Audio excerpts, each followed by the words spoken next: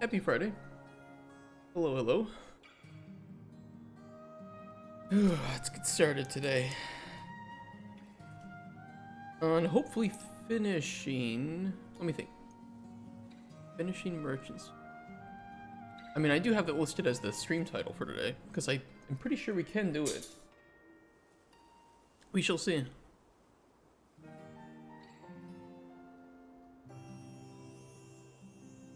Oh, that's tasty.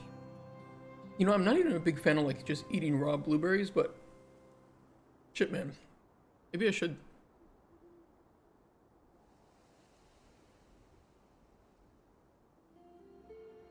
Nose is a little runny too, but nothing to wipe that with. Whatever. Whatever. Let's get settled today. Okay, so yeah, finishing merchants would be our primary goal today. The number one thing that we got to work on is making that greenhouse purchasable from the merchant. So it'll be a little bit of work. We'll see. I don't think it'll take me more than 2 hours though. That's my estimation. It might even take us less time than that. But 2 hours is the conservative estimate. Okay, so it would be considered a junk item. So let me go take a look at the junk data table. Now, I could always just add in a, you know, like a row here of something that does something when you purchase this item. And I could also make it so that you can only purchase it once. Let me think here. Yeah, okay, so when we build the merchant's inventory, we filter for books that the player already owns, right? Let me go take a look at what we do for that. Because we could easily do something similar. I think it's update merchant book inventory. No. Get merchant books, filter owned books. If true,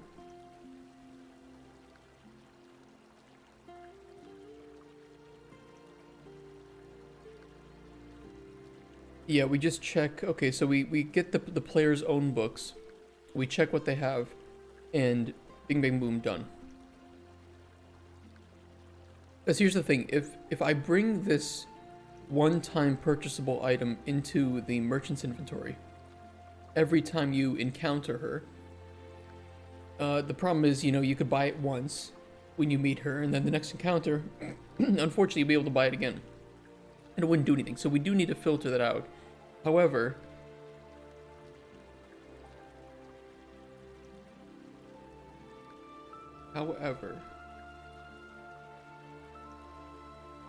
right now junk is stored in the player's inventory as fname and integer, similar to, you know, like ingredients, right?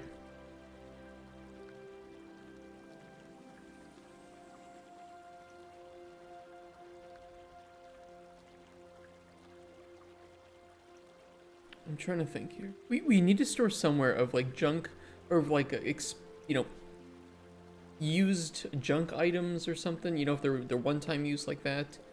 We just need to store that so that we have some way to remember which ones have been used and grab that, because I don't want the player to necessarily own the item. I'd rather they just you buy it. It gets read here as some usable thing. We do play the script of whatever happens. And then it just goes off into nothingness, right? We don't store it in the player's junk inventory or something. Because that would be a whole lot of other annoyances. However, maybe it could be stored and it could be used from the player's junk inventory.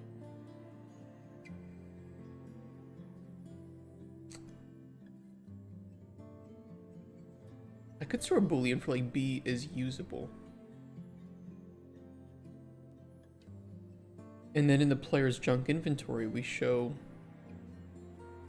just like with potions, it could be a, could be like a little button for use. and you click that and it uses it and then it's deleted. However, we would still need to store essentially just a list of item IDs in the game instance of what the player has used, which is easy to do. And you know what, maybe today we should organize the variables in our game instance finally. It's horrible. Okay, let's do this.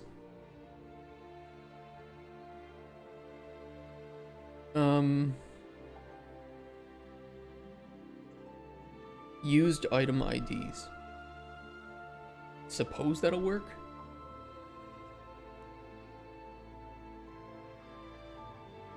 And we'll need to make a whole bunch of functions for updating that, getting it, you know, the usual, right? Probably just 2 for the start. So we'll do update used items. This will be get game instance.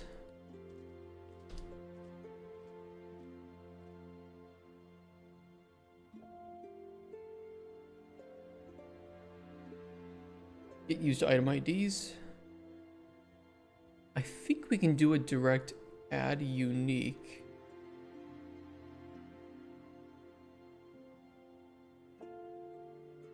I'm trying to think if that's a...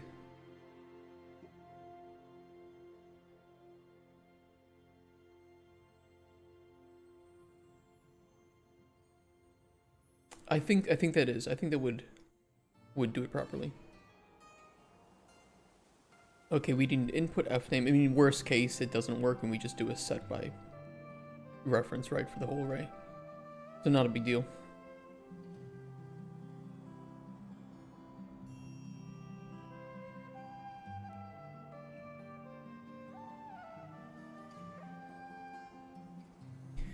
Okay, let's get ID. Now, if it already existed, it passes index none. So let's just do if greater than or equal to 0. Because I just want to do a return note if it actually added it or not. Or if we ever want to do a test on that. B was added.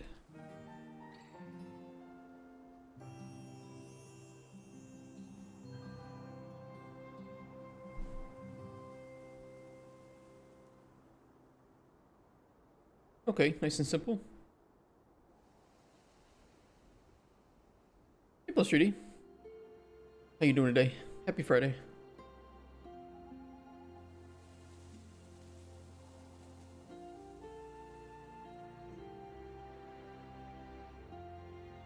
Okay, and get used items is also very, very simple. Get the game instance.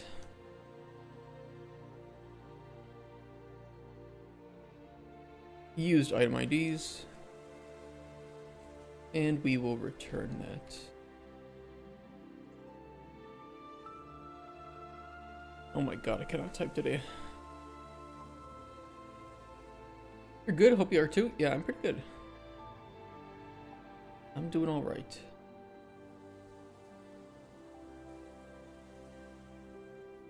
Okay, we'll put both of these in the inventory category. I wonder how many functions we actually have in our function library at this point. Quite a lot.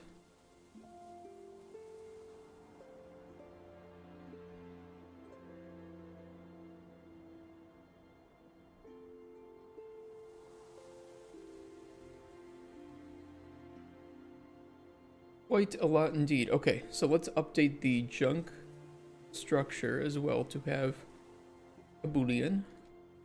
B is usable.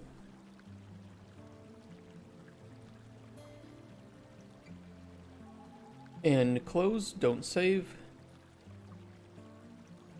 Wait a few seconds. Reload.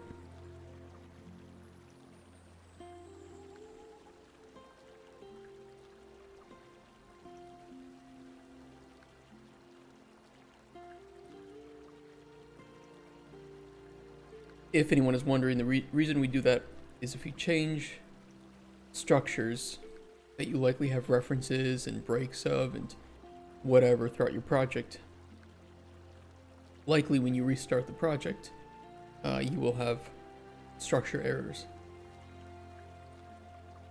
And the game won't tell you that you have those errors.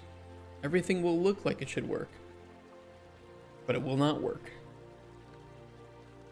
And apparently stuffed down deep in some random form that I found, if you change the structure, you save only the structure, you close everything else without saving and then reload, you will not have any of those structure errors.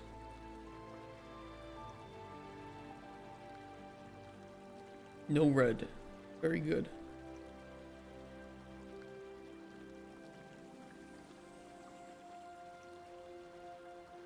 Okay, what do we need to do with that? Let's add the junk item so that we actually have something to work with here.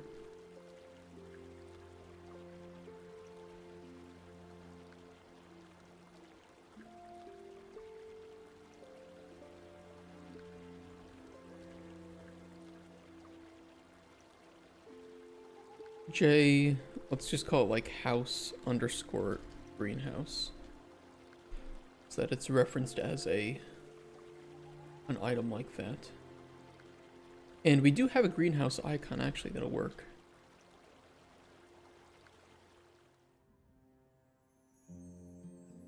That saves me time. Description. Oh, that's for the string table, I think. Is that what it's for? Yes, I do not have the string table description in there yet, though. Let's do that.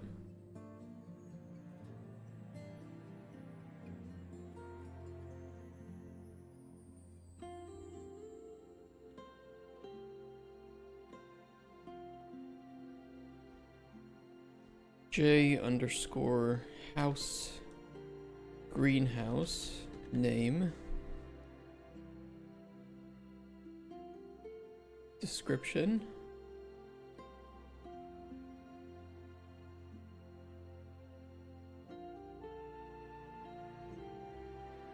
greenhouse add-on or greenhouse maybe addition, or just call it greenhouse that we can explain in the description what it is.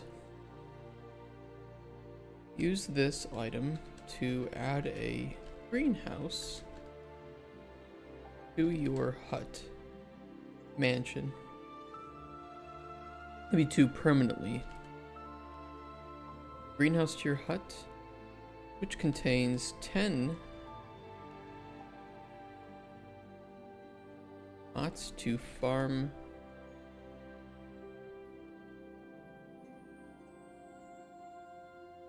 in. I was thinking of something better to say, but I don't know, whatever. Sounds pretty good. Okay. Let's pull it in.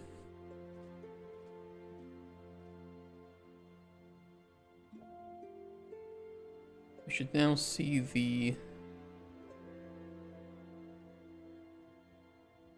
greenhouse.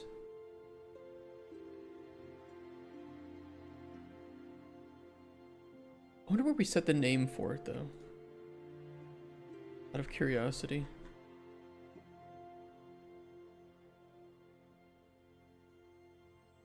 Okay, so we don't put underscore name. Just the same ID. Sorry.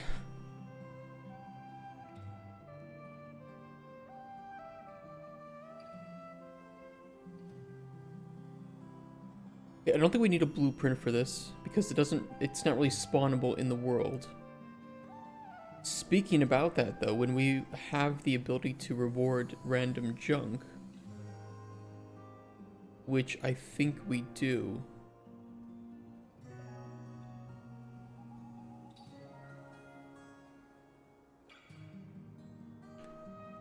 maybe I need a new boolean for like is included in random loot. Or just, maybe exclude from random loot.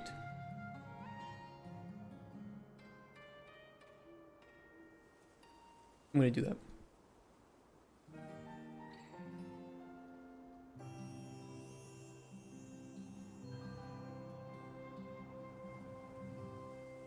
Once again, close, don't save. And reload.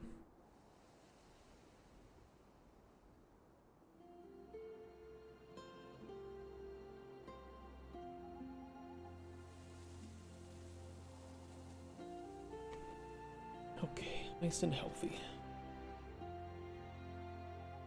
I'm trying to eat healthy. Oops.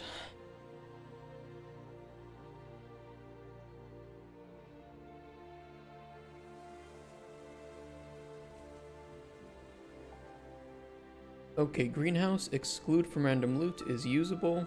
Value of...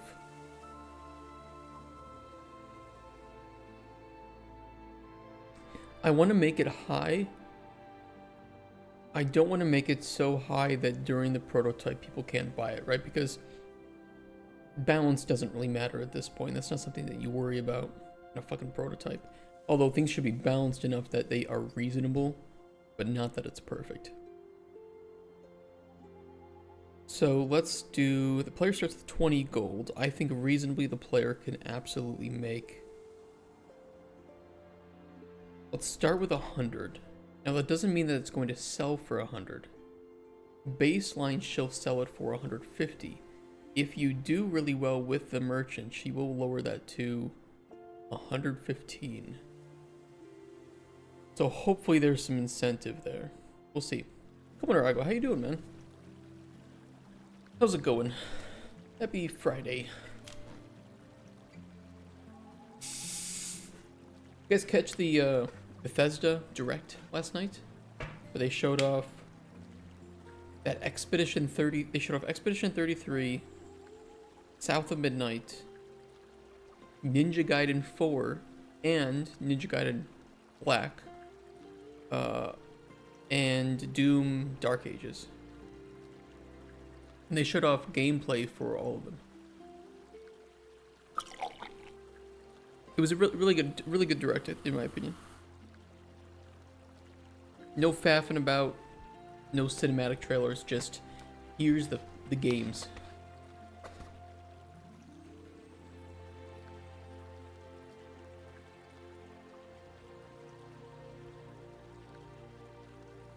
A little sick? I'm sorry to hear that. I'm thankfully not sick, but I hope you get better over the weekend. It's always the worst time too. Who wants to be sick on the weekend? Let me miss days of work or something.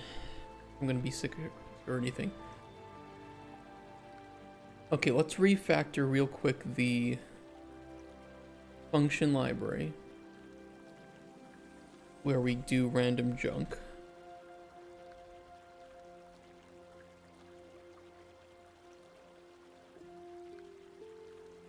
Do I not reward random junk?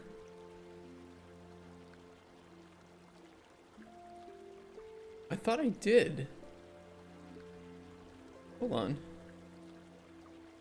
When you loot a chest, loot junk table. Oh, I just have a separate junk table.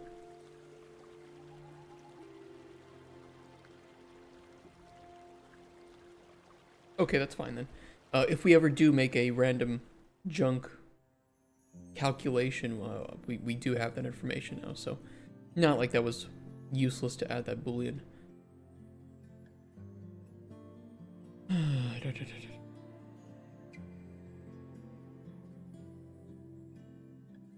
We think. Okay, let's go into the player's inventory. Inventory item.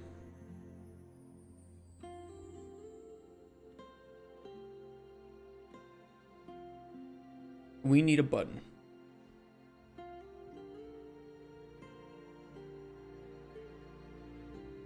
Hey, Lazy Fangs. Almost absent.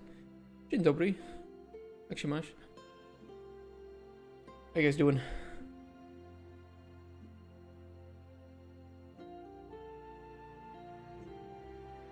Which is the one we hide? It's this one, right? Yeah.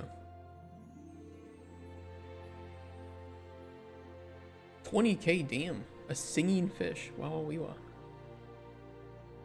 Nice catch.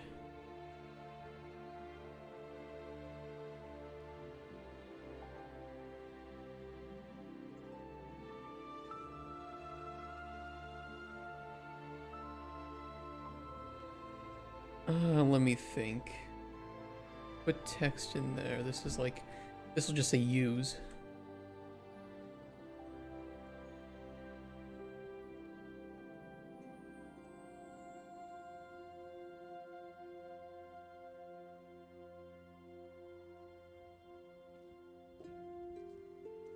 Ooh.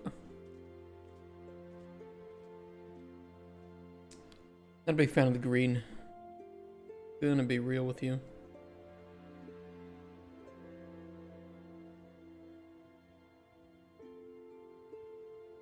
We'll try that. Heard that Raptor will allow us to change that gold into real money later. That's true. So true. Also, do you guys want to talk about grass? That's why I wore the green shirt, you know. Surprisingly, it might be I do have more than 3 plaid shirts. I actually have 4.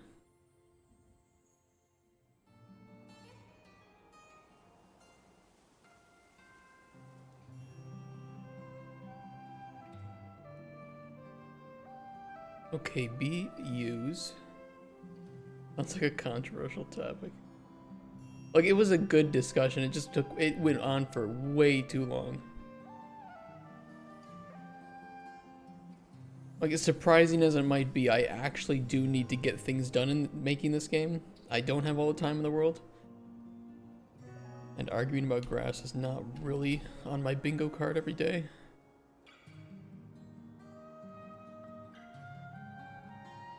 Okay, it will never appear in one of these extended ones. This button is only going to appear here. So we need to make sure that it is of reasonable size.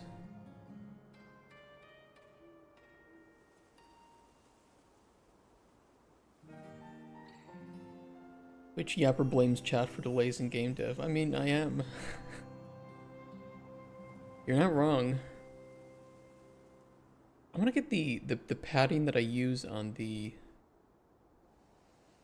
buy and sell buttons in the merchant inventory.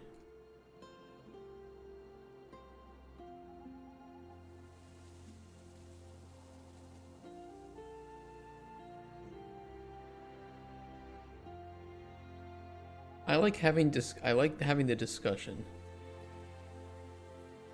And I understand that you know, sometimes it's important to explain the reasons why I will look at something that is clearly in a shitty state and just say whatever.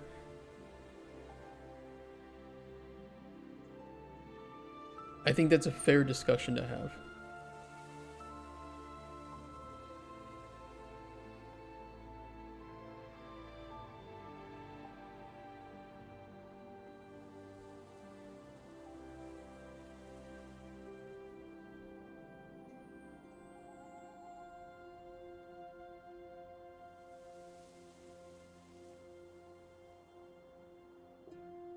Okay, let's see. Let's do...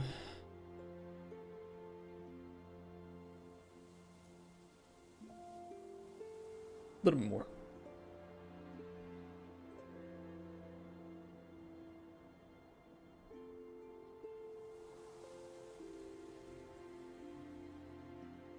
Should work.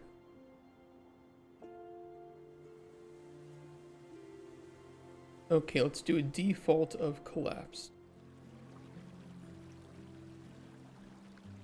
And make it not focusable. Now when setting up the item, this will only be for junk. So our other category.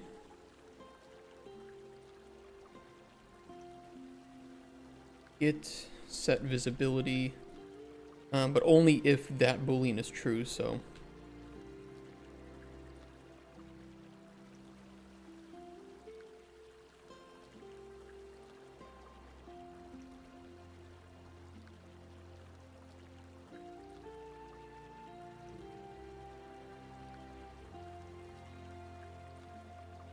Guys, you have money invested in something? I do not have any money invested in anything. I only know how to lose money. Sorry. Hey, hunting for sport. What are we working on today? We are making it so that this this greenhouse edition can be purchasable from the merchant. Because right now I just have it so you can walk up to the wall and interact with it, and then the greenhouse gets built. So we're gonna make it purchasable from the merchant. So I'm doing a little bit of reconfiguring.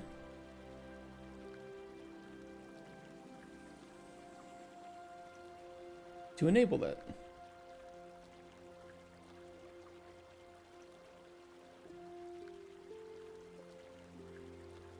Okay, on B, use. On released. Let's think here. Right now, this will only ever be visible on the junk. But what I can do is get the item type. We can do a switch on it.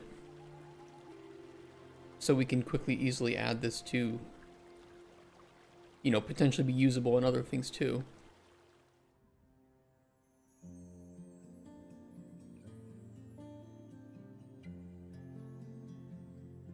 Who's Pinky? Investing in Raptor with all the subs. Yeah, thank you again for all the subs that we get on this channel. Hey Thatney, recommend a beginner course? In what? In like Unreal? In game dev? Blueprints? What are you looking to learn? Also welcome. Hope you're having a good Friday. There are multiple aspects of everything to do. We could be doing a variety of things. Yeah, today we're starting with this and we'll see where we go from there. Yeah? Unreal? Okay, Unreal beginner courses. How confident are you with like just using the basic interface so far, or are you completely new to any sort of game engine and software that's similar?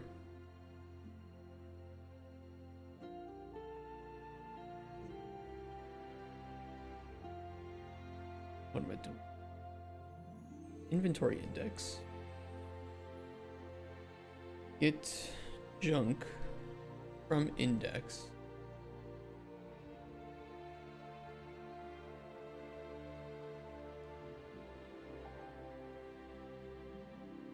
Just download, don't know where to start, been 2 days only. What are you hoping to do? Like, you know, here's one of the goals that I will give people who are completely fresh to Unreal. Although, just note that this, if for somebody who's completely new like you, this might be, you know, something that is considered quite challenging, but that's good, right? You do want to challenge yourself. Is to probably start up the engine, load up the first person template. If you don't know how to do that, I can show you how to do that on stream here. And just play around with like the boxes in that template level. Maybe, you know, pulse them in, you know, duplicate them, change their size a bit, just kind of play around with that, jump around on those boxes until you get familiar with doing the basics within the editor itself. Used Unity before for 2 years. I'm interested in 3D game dev. Okay, so you're probably not starting off completely fresh.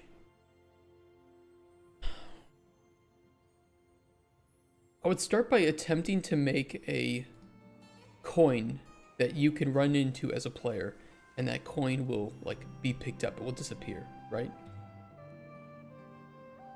And I think that'll get you just getting started with blueprints and you know, making a class of this coin and getting familiar with the workflow of, you know, checking for collision boxes and stuff like that. I've been wanting to make a small tutorial video that shows that and how it would be done. Some people have expressed interest in that, but I haven't made it yet.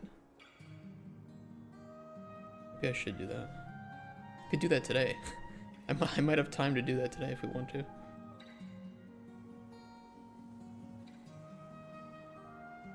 If there's an outpouring of support for that, I will do it. Any YouTube channels? Here's the difficulty is that when I started learning and using Unreal, there weren't a lot of YouTube courses, so I never really grew up on Unreal using those courses. However, there is a fantastic series. This guy makes a whole bunch of these what the fuck is or how the fuck do I do in Unreal that are really, really well made, well structured, that go over, if there's anything in the Unreal where you're like, what is this?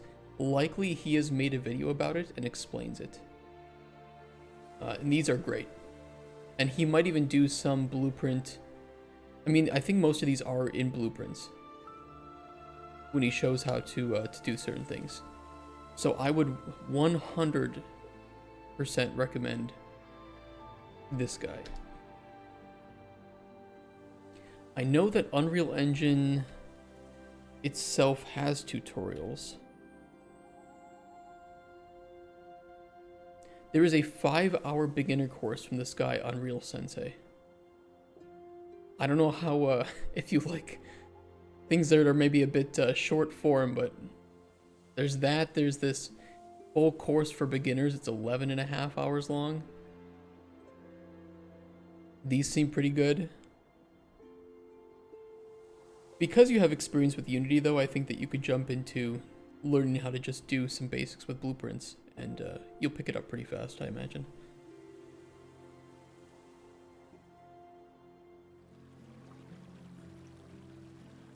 And you know what? Maybe today I will make that blueprint tutorial, because why not?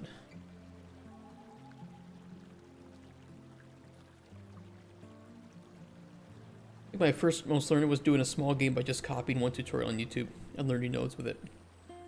My first one was learning like Unreal Engine 4, how to open a door with a button.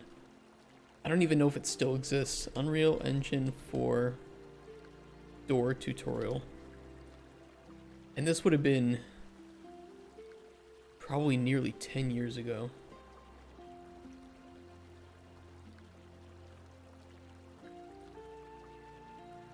It's like door blueprints, and it was so difficult for me. I struggled so hard with this. And now it seems so, I don't know, it seems so easy. But it's kind of fun just jumping back into making like a door like we have here in our house. And how much easier it is just to kind of get the basics of doing that.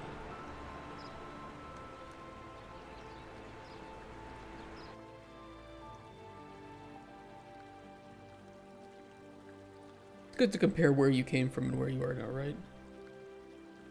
Gives you a bit of confidence. Okay, we will double check that it is in fact usable. It's kind of a redundant check, since the button will only be visible if the item itself is usable, but better safe than sorry. Update used items.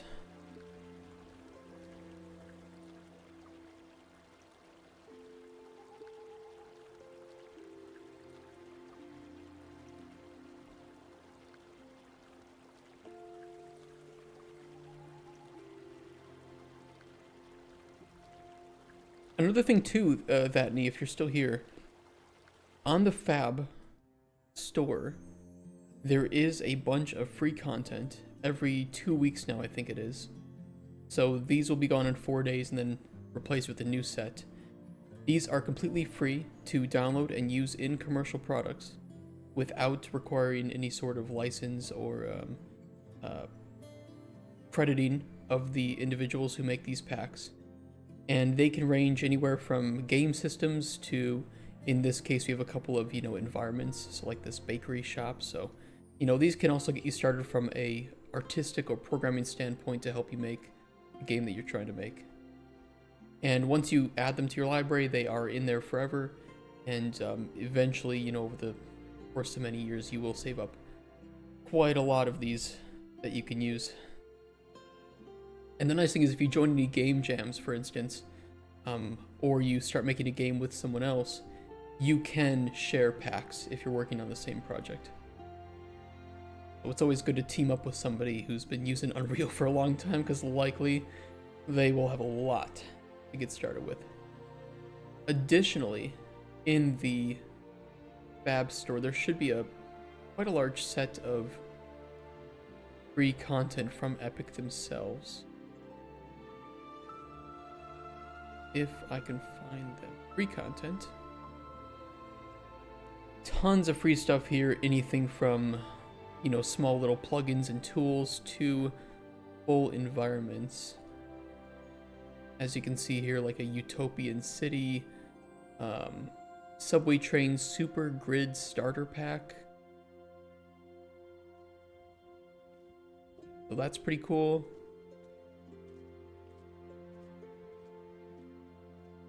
And these also follow that same trend where anything in these packs are completely free to use in your own commercial projects. So don't sleep on the free content. They can really help get you started if you are not an artist yourself. Like me, I'm not an artist. Stylized nature pack. Ooh.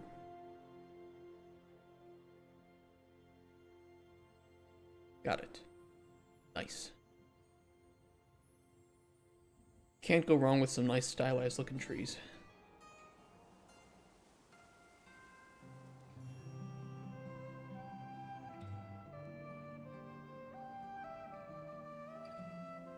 Okay, we'll do another check just to make sure that it was added.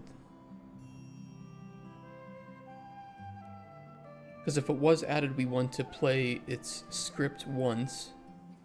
And regardless of that, actually, we would want to remove this item from the... Let me think here.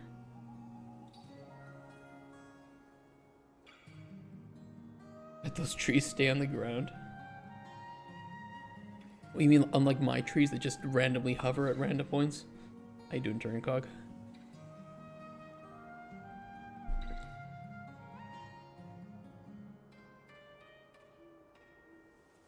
Update junk inventory.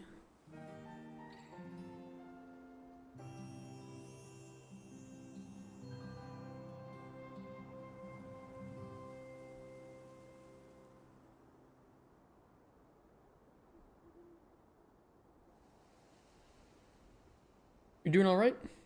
Good to hear.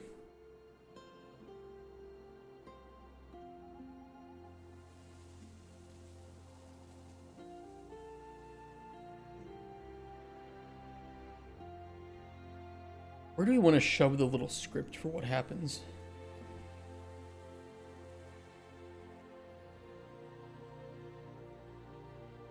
I could do it in a...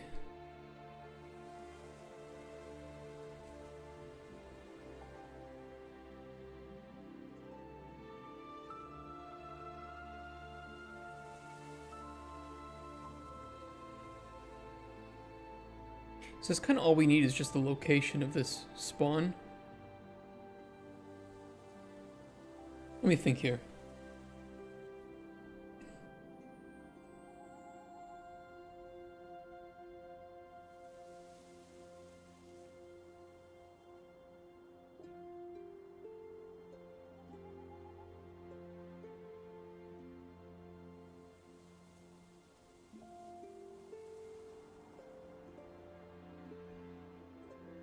Okay, I'm not a big fan of what I'm gonna do, but refactoring it would be really easy because it's not really that much data.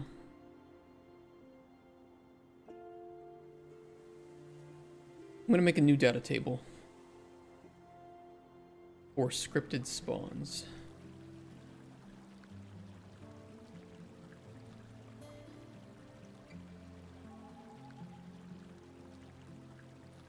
Now the good thing is because these might include that blueprint reference,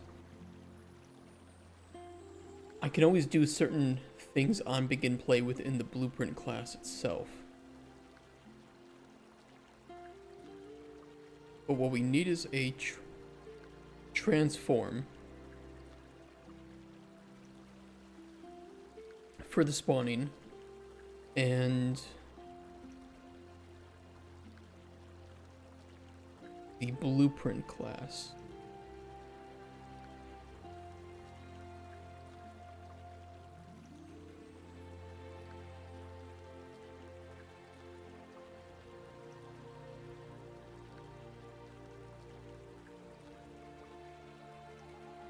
BP to spawn.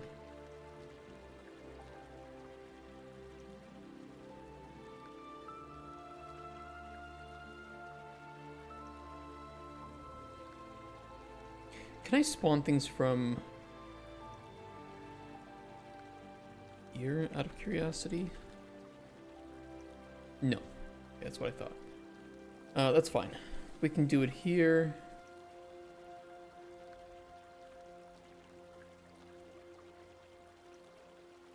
Was added true.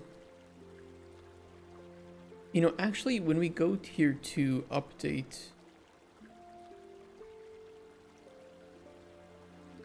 used items. Okay, it does say index of the newly added item or index none if the item is already present. So, okay. Good. Spawn these nuts. Shut up.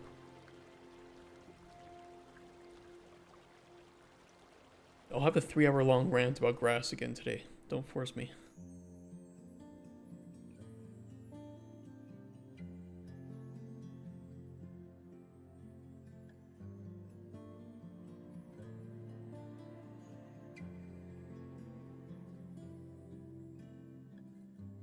Hold on, I need to add something else.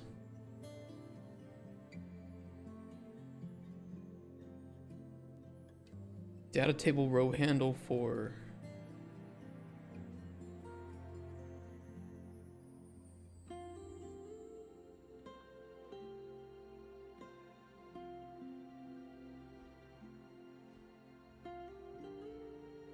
usable spawn data.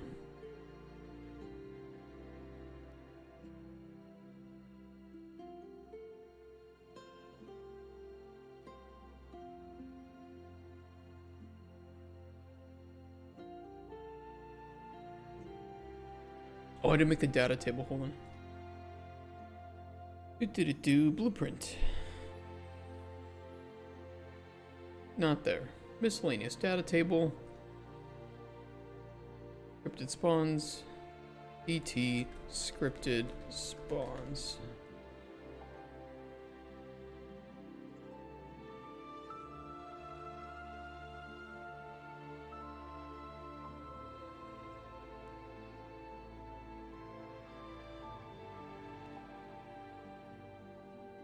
Scripted spawn greenhouse.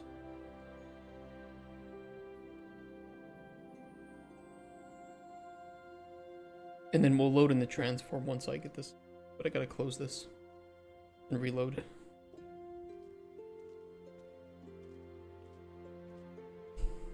Yeah, how you doing today, Rex? Waiting for that rocker tree discussion. Maybe skybox discussion.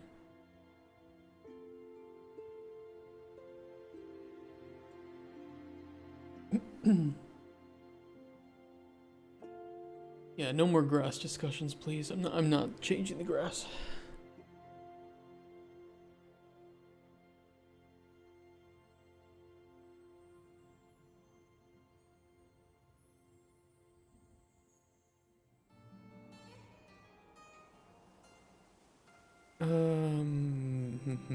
Okay, I'm getting the actor transform of the wall itself.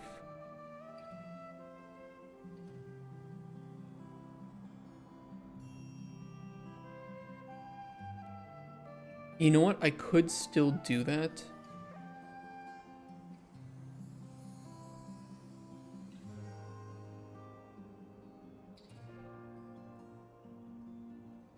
Let me think here.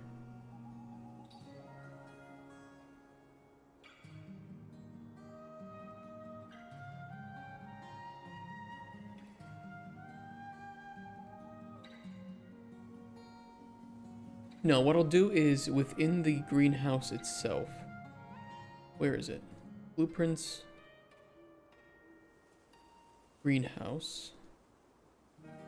On begin play, get actor of class. greenhouse base wall, and destroy actor.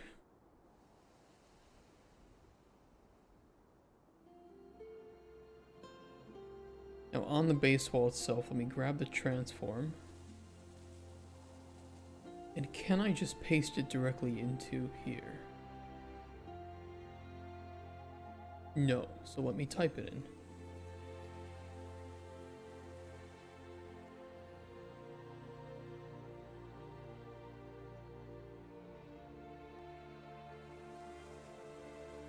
I don't think we want to include the rotation though.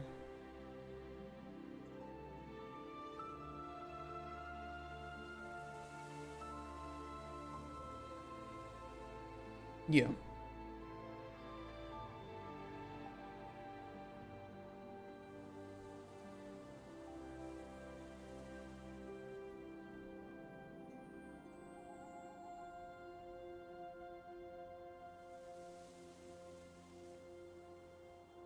I could also, because it is possible that it could glitch out the tooltip. Hold on, let me think here. There's a few considerations we need to have with this.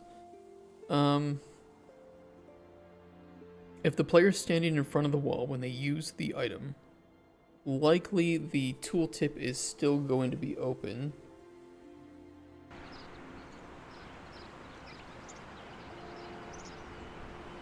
Electricity went out? Oh shit. Yeah, see, that's still open.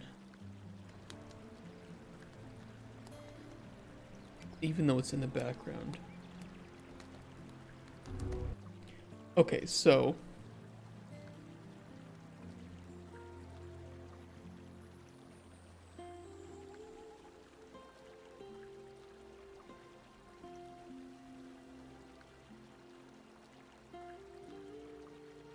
we'll throw this in the begin play as well.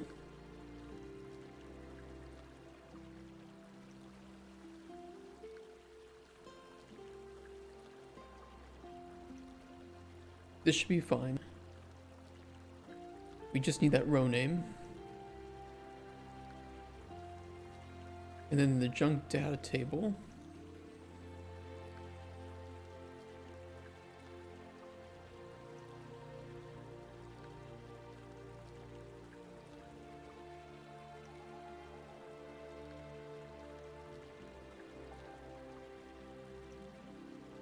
I wonder if changing that might also cause the structure issues. Well, better safe than sorry.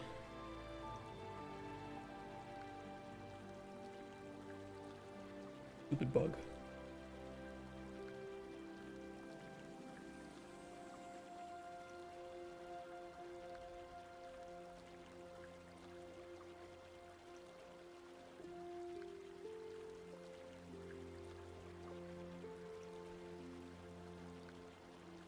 Did you guys see that last night Ubisoft was showing off gameplay of Assassin's Creed Shadows, and the game glitched out on them, and they couldn't pet the dog.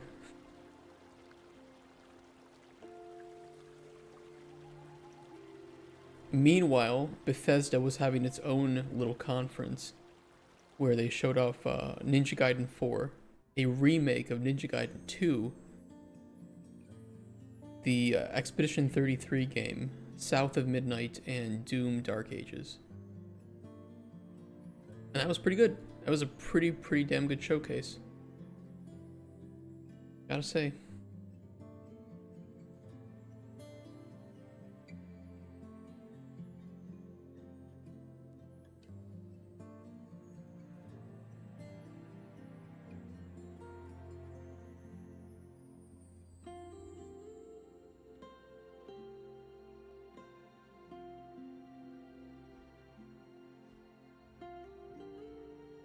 Okay, update junk inventory.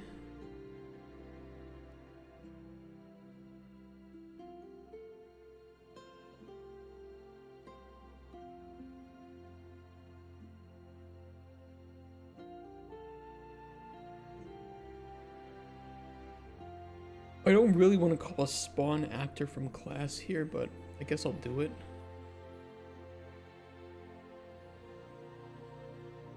It's kind of awkward.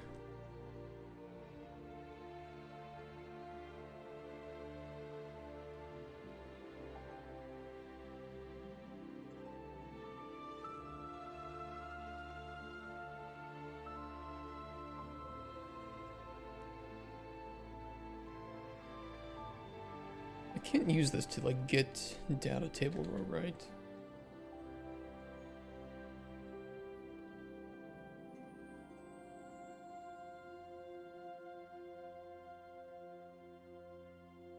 Kind of a shame. I wish it was a function where you could just throw in the data table row handle.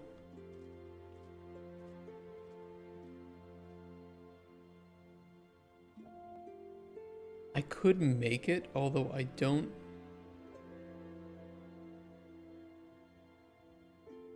know if you can do a wildcard out row.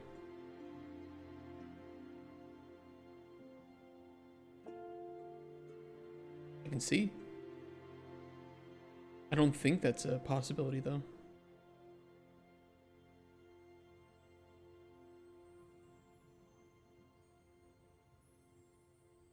Okay, it is. Okay. I stand corrected. That is very nice.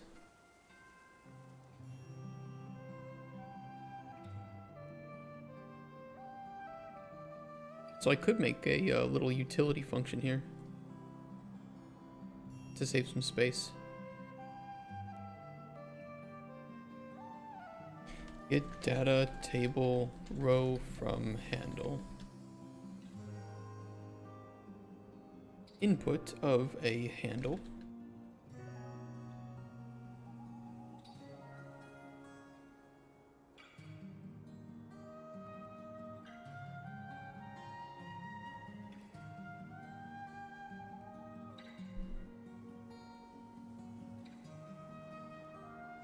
And we need that wildcard out row, so hold this. Break. Get data table row.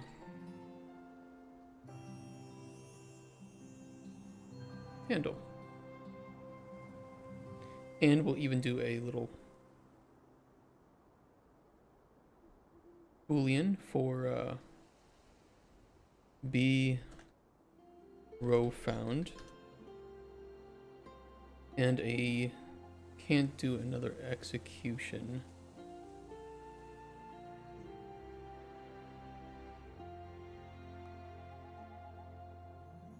That's the only trouble.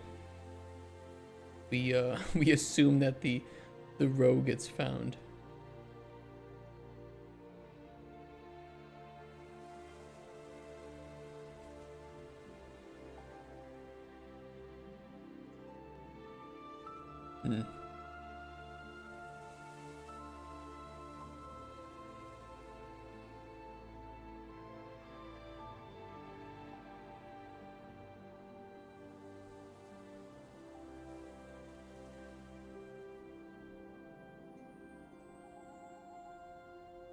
Well, we can use the Boolean as a out row is undetermined.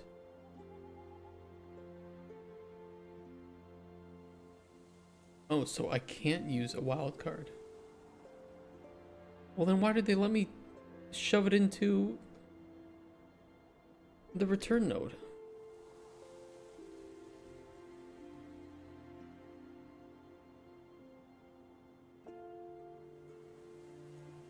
Never mind. I thought I was going to be clever. Apparently not. I don't know why they let me do that then.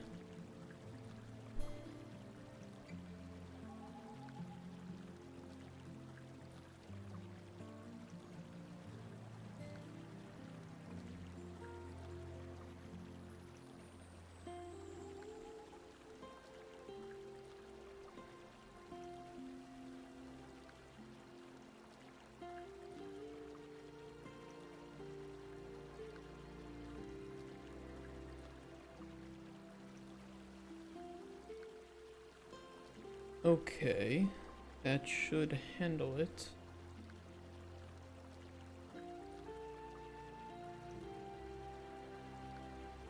Theoretically, is that everything? We do also need to run a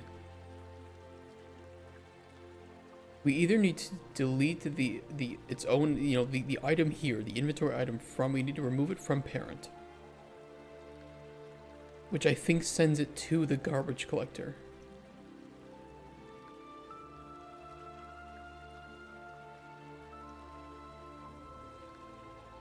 Or we just need to trigger a rebuild of the list itself.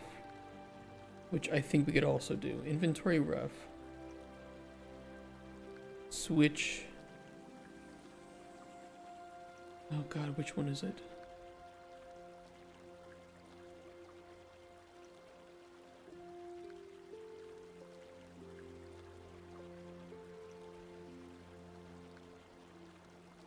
Not the info panel.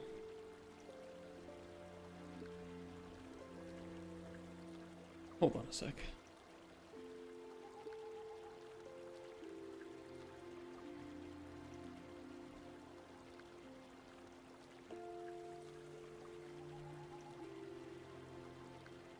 That's right, it's the inventory list with the switch tab. On inventory tab selected.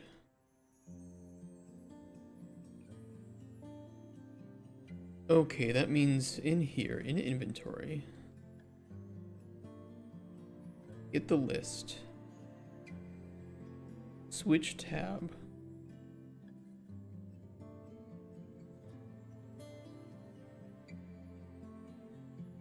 technically I could just get the current tab, I think. Get selected tab, just rebuild it.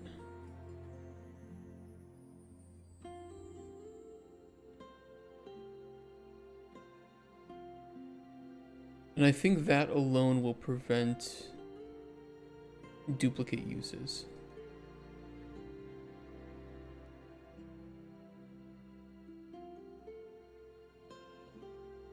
Except that when we are building junk, we now need to, on only grab owned items, we should automatically filter out junk that has been used. So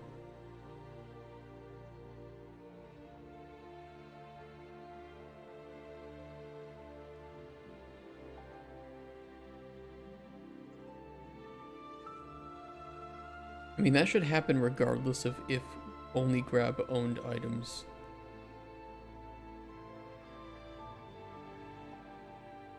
is true or false. No, granted, we hold on.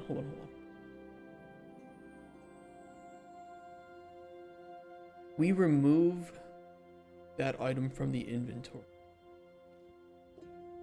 But we should still do the filtering. It's redundancy, but it's safe. Yeah.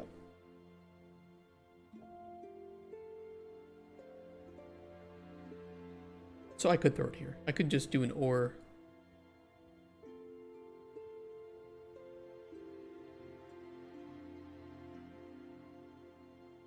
Get used items contains item.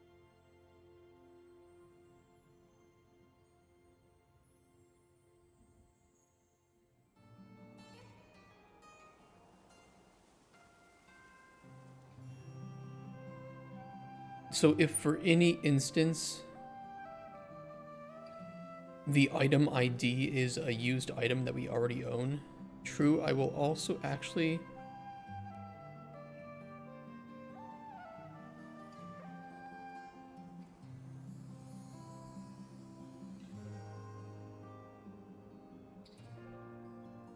on the separate boolean, I'll remove that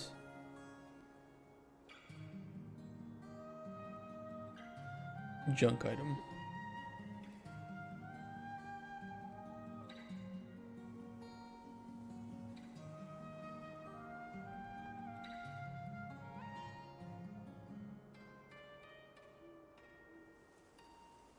I know, there's a little bit of spaghetti.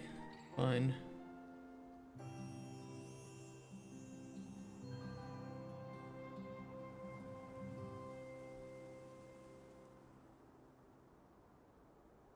What?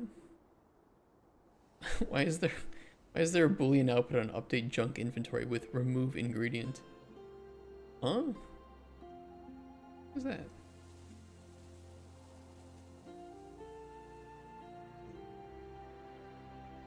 Not even used.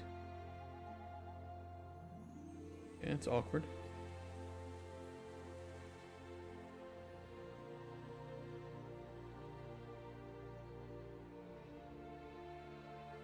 Okay, so we're checking two things. Now we check whenever we only grab owned items. We're first checking, does the player actually own that item? So it might be set to like -1 or 0, whatever. If that's true, we don't include that in the inventory indices. We also do a check here if it's a used item ID, if that's been used. So in this case that maybe the player was able to obtain 2 usable items, even though they're only meant to be used once, at least currently in the prototype, then we filter that out as well. And additionally, I just remove that from the player's inventory. Now, realistically, the player doesn't obtain more than one of these things. And we can ensure that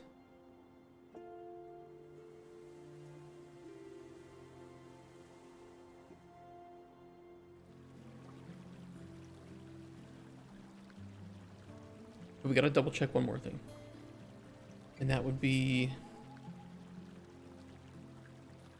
in the merchant's inventory when we build the junk for the merchant. So get merchant junk. We do need to filter out the player's owned junk. Like the usable items, I should say. Not the owned, but the usable. That should be pretty easy.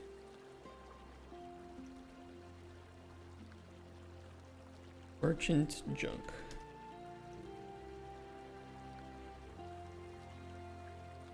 For each. Right, actually, I will for each through the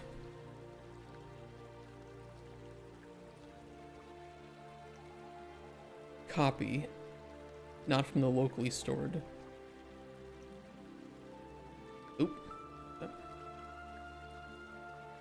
Break. And all we need to check is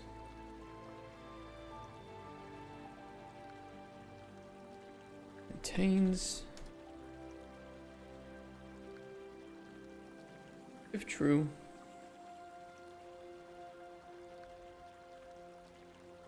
remove index of the array index, which I will just promote to. For ease of use.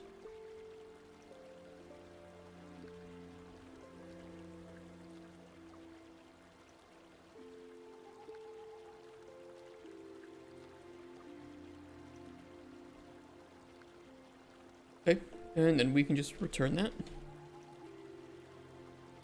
Because I'm pretty sure we do rebuild the inventory every time the player buys or sells something, which,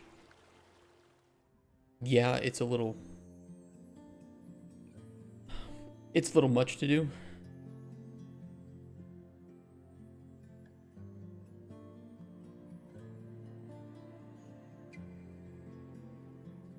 Son of a bitch.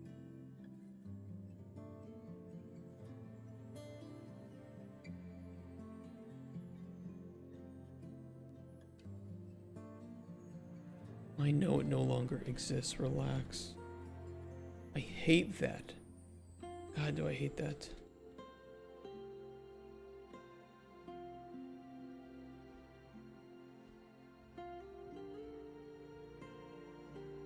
I hate if you delete a return node, it just forgets everything that you had attached to that.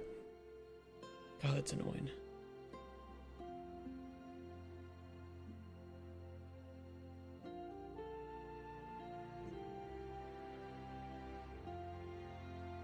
I can't even rename it back to junk.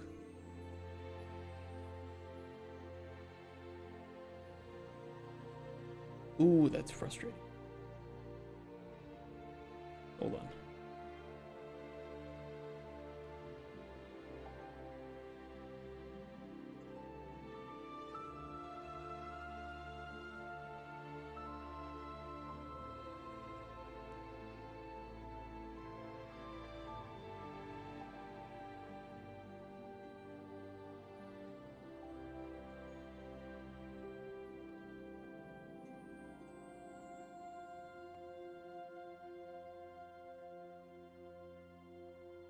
That's so frustrating. I can't even rename it back to just junk.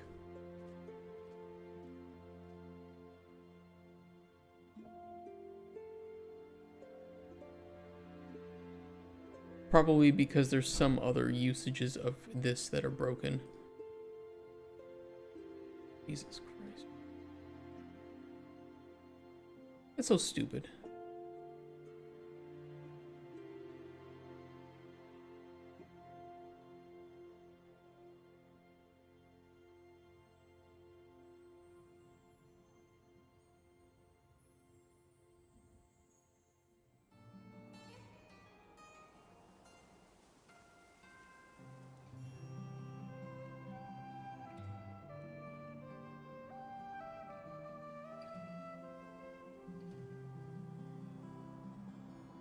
Where is that broken?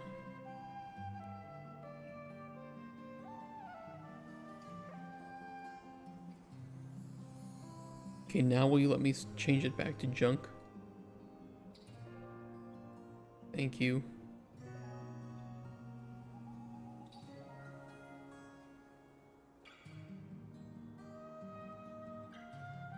Stupid. Okay, this should filter out the usable indices. So, if I'm not mistaken,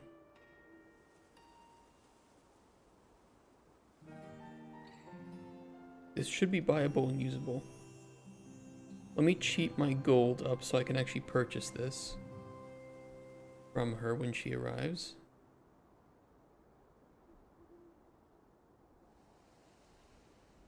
And we'll remove the interaction functionality from the wall.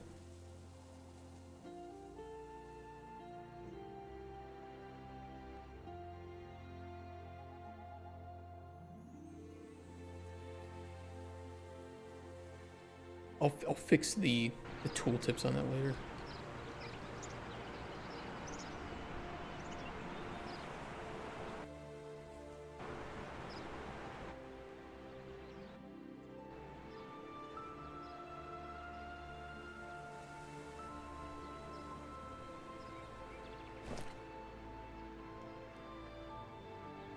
Okay, we just need to get him killed.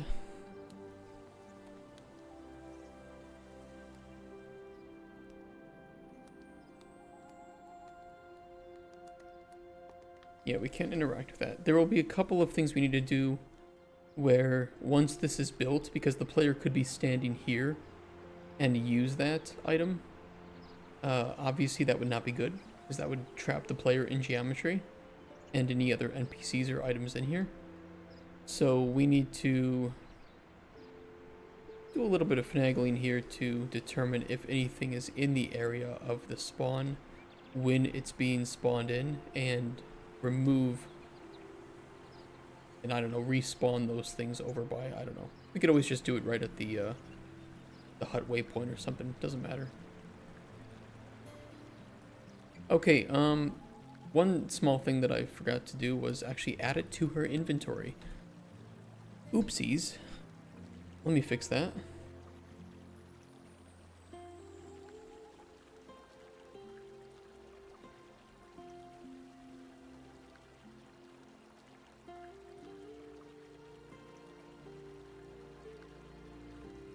Add it to her forced inventory.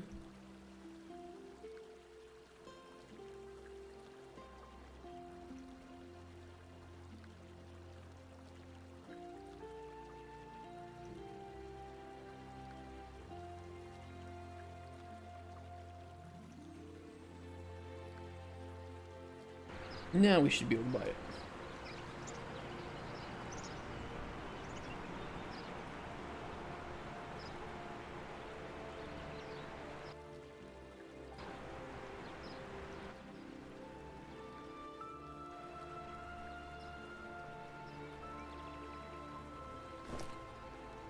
Alright, Spoony boy.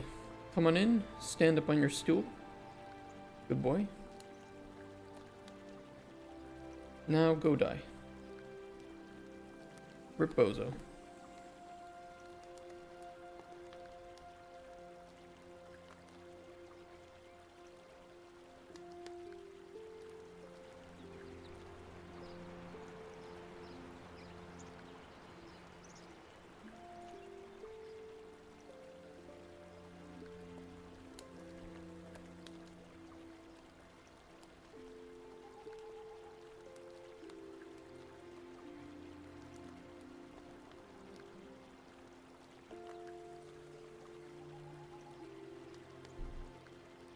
Okay, here she is. Will we see this in her inventory? I do see it. The icon looks really, really weird. I can fix that. Use this item to permanently add a greenhouse to your hut, which contains 10 pots to farm in. Purchase. Okay. Everything for now, thank you. Now let's see if this functions. It does have the use button.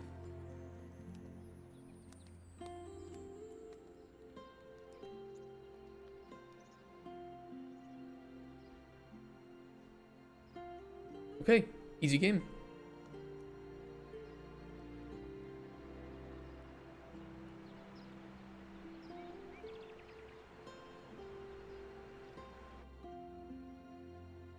Well, that just works.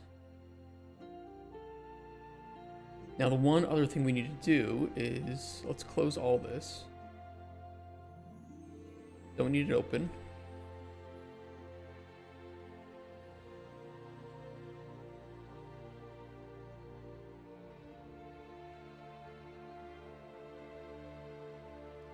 I think what I'll do is I'll just place a giant box around this entire thing. And the moment we spawn it in, I'll detect... what?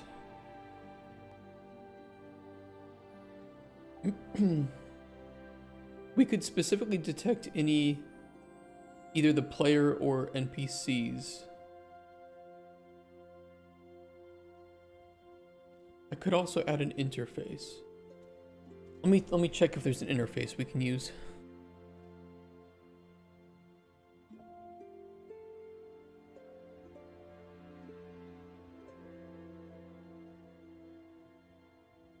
Now, it's doubtful any sort of NPC like this would get in there. I don't want to use interactable, because unfortunately, anything that derives from interactable like these will get caught up in the mix.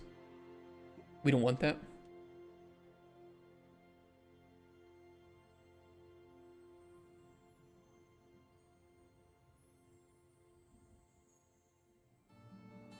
You just hard code it for now to check for players, animals, and the beach ball.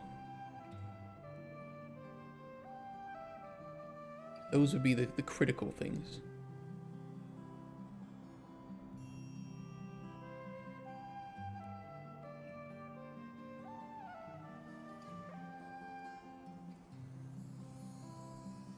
Okay, we'll call this spawn detection.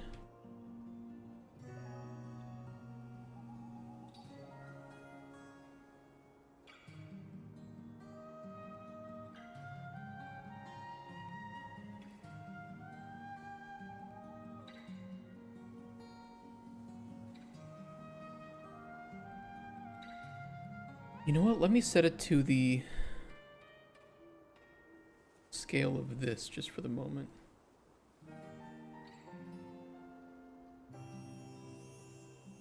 Or not. Let me set it to the scale of this for the moment.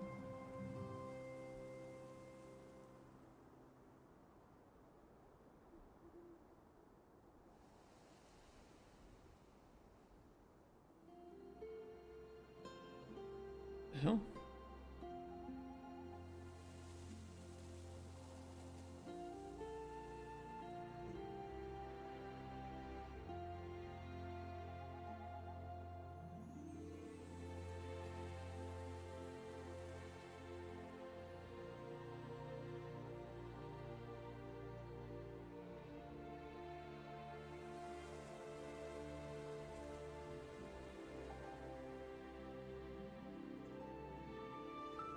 We'll do that. This can be a bit taller than it needs to be, that's fine. We just need to make sure that it goes into the ground a bit too. That should be okay. What we don't want is for the player to be right up against this wall and to use it. What zone are you making? I'm making this so that when this greenhouse spawns, it's going to grab any specific actors in this larger box and move them away.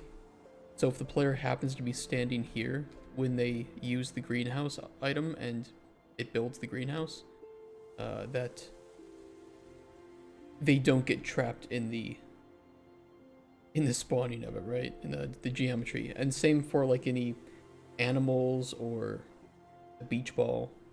Those are really the three things: player, animals, beach ball. Be an animation or fade to black. I could fade to black. Right now it's instantaneous, but sure, I guess we could.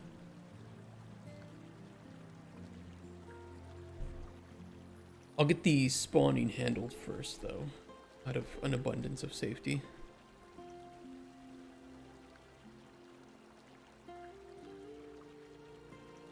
But probably not animation. I don't know what I could do for animation that would look good.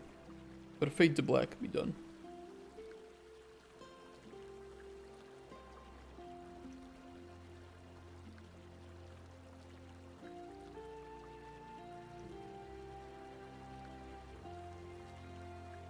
Contact lens.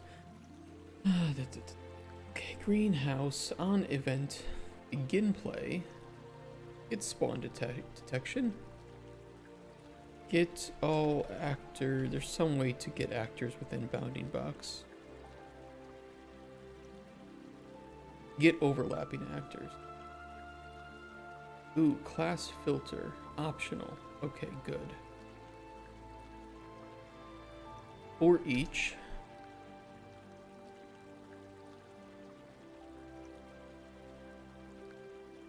Then make sure that spawn detection at the end of this is destroyed.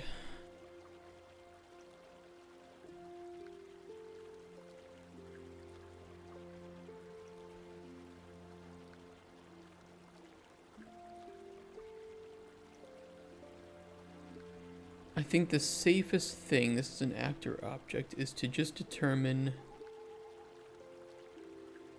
It's not really going to hit anything, right? Because right now I made sure not to put any actors, so honestly, it at most will hit one or two things. So even though get overlapping actors is probably a little bit of it's a little more expensive than I would like, it realistically in most play times will not gather any actors anyway, so shouldn't be an issue. The only thing it would hit would actually technically include the landscape. Yeah, it should only check for hitting an animal, player, or a ball. That's only if it actually detects one of those things. But the only real likelihood is that there's an animal or ball here, and only one or two. Magical hammer goes to town on the house wall and then stuff materializes, but then first you need to fix the grass. Wow. Always the grass.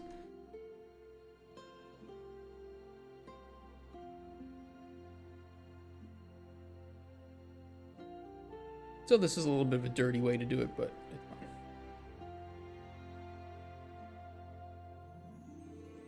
The grass, you think the grass is the blocker?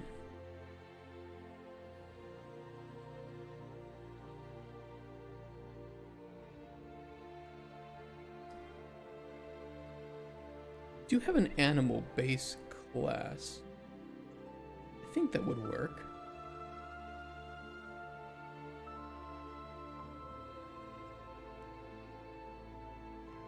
What I can do is I can trap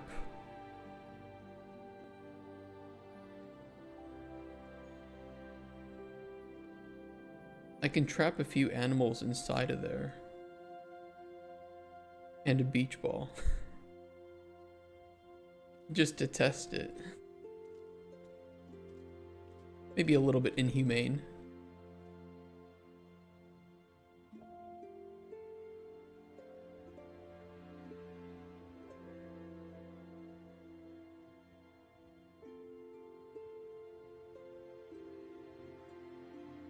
Okay, where is an animal that I can use?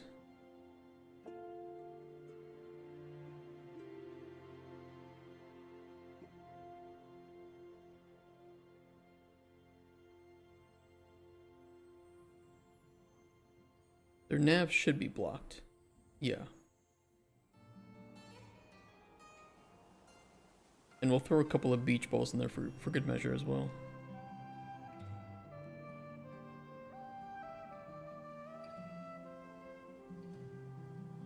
Or 3.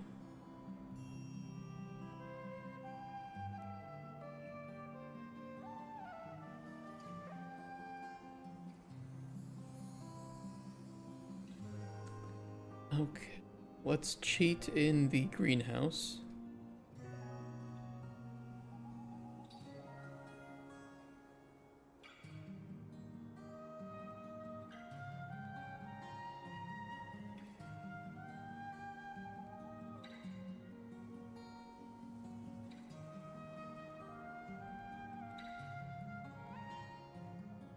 And I'll move the player's spawn point so we can kind of look down in there.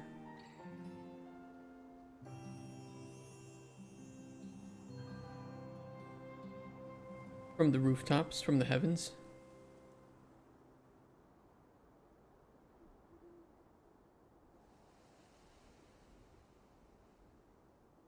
And lastly, we need to actually tell them what to do with the actor. I think what I'll do for now is to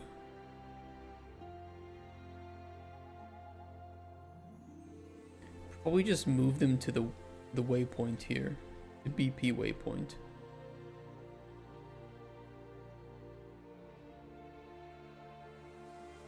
That's it.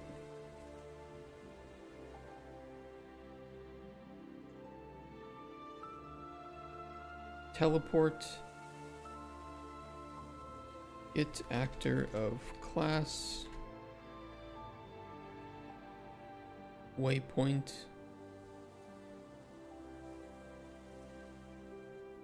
Get actor location.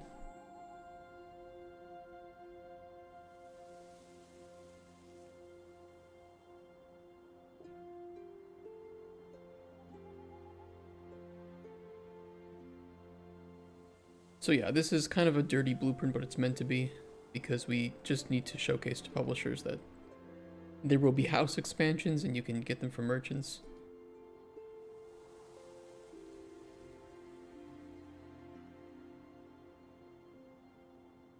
Or maybe even as a loot from like the dungeon. Maybe you get like the basement. That could be doable. 100%.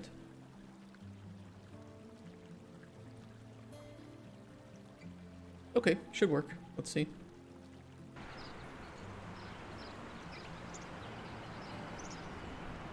I'm playing down there. That did not work. Incredible. Absolutely fantastic work here.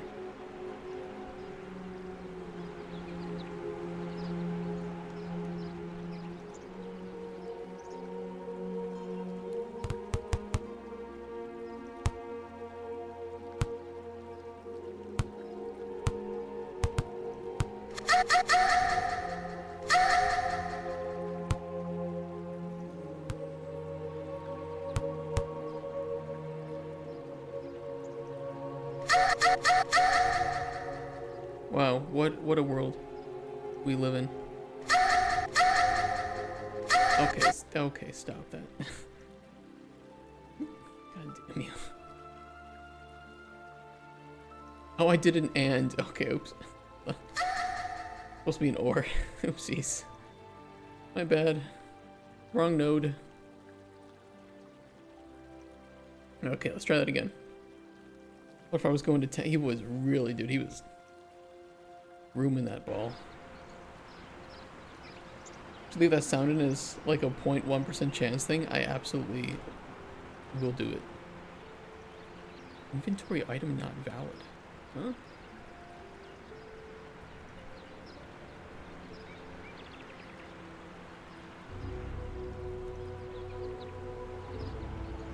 That's crazy. It again refused to work.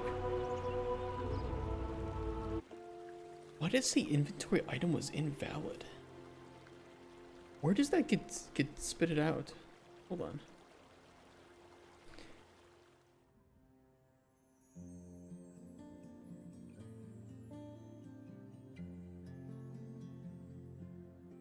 Let me search for it. My armpit is itchy.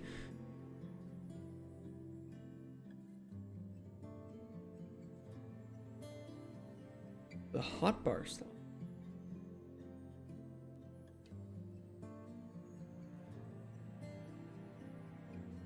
What?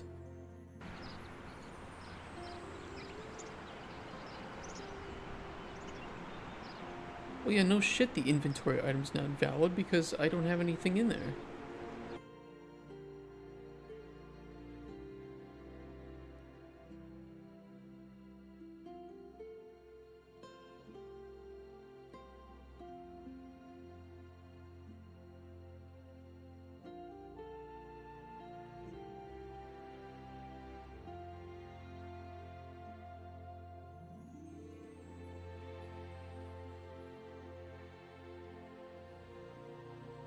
I don't remember that.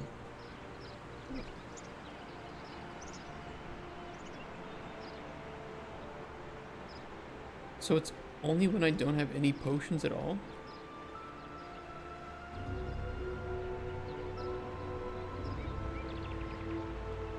Oh.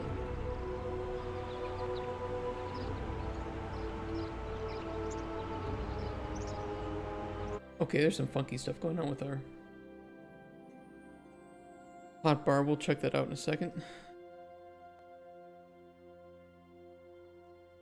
Hotbar being shitty. We'll get to that. Why is this not being nice, though? Is this actually returning the right actor? Let us determine that first.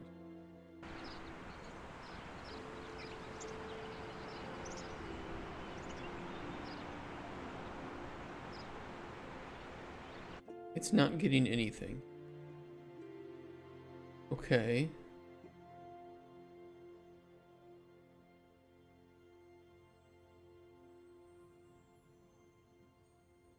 That's weird.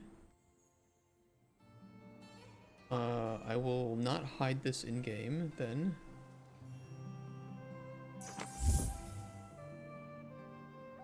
I like my suitcase. Thank you for the follow. You have a nice suitcase? Great name. Yeah, it's not returning any actors. There though, I see the box.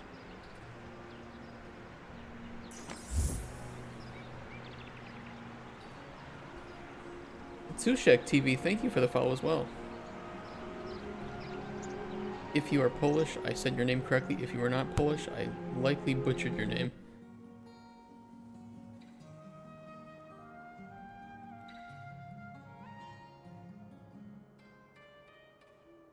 Why are we not getting any actors?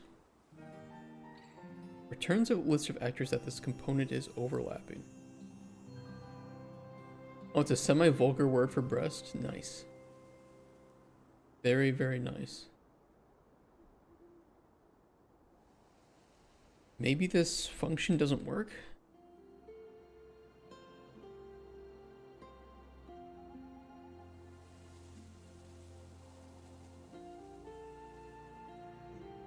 Component overlaps. Returns an array of actors that overlap the given component. Maybe we have to use this one. Let's try it.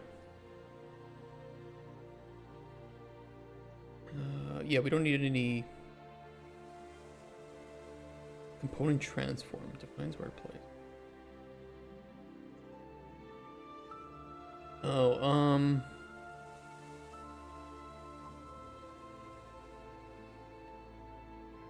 well, wouldn't I just use the transform from the component itself? Do I need to even plug that in? Apparently, and I do need to use object. Okay.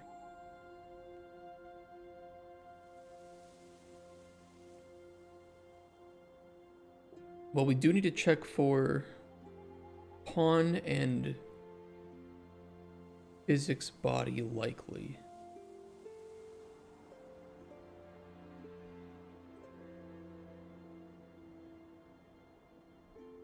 Well, we'll start with that.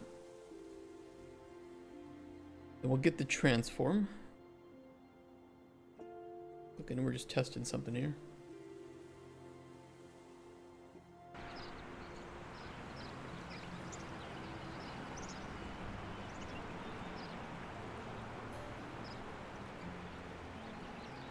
Greenhouse, butterfly, platopo, beach ball, beach ball. Okay. Let's let that run.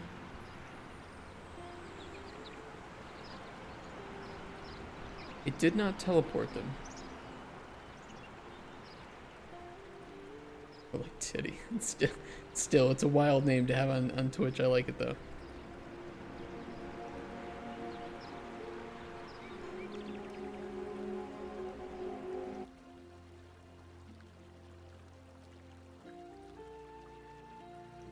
Okay, well, it is getting the right things. That is the primary importance, I suppose.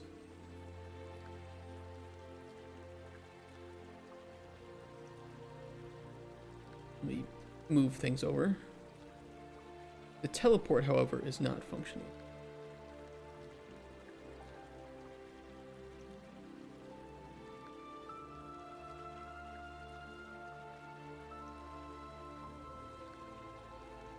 We're doing this blueprint in a really dirty way because I only need this to work once. I don't need it to be like repeatable or modular or anything. This needs to be a one and done.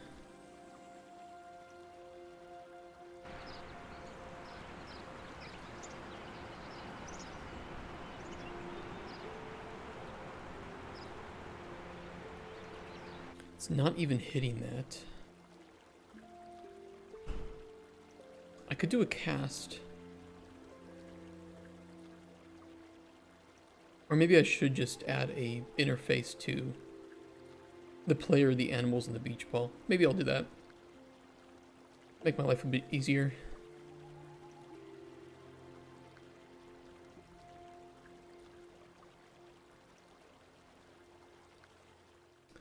I'm gonna add it to the data folder. Maybe a stupid place to put it. BPI scripted spawn respawner.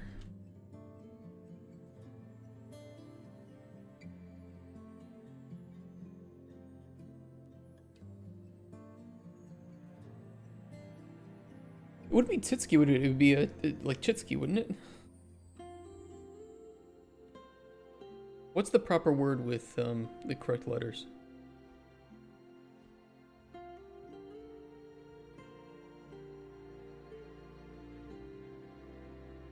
Or is that correct? Teach me some Polish vulgar words.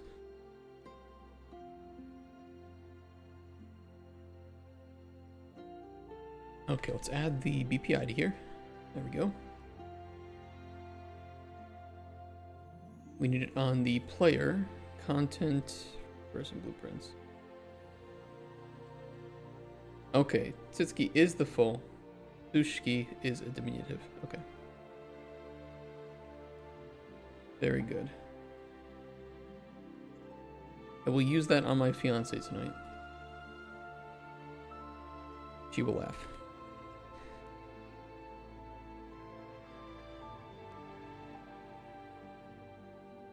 Okay, let's add this to the beach ball too.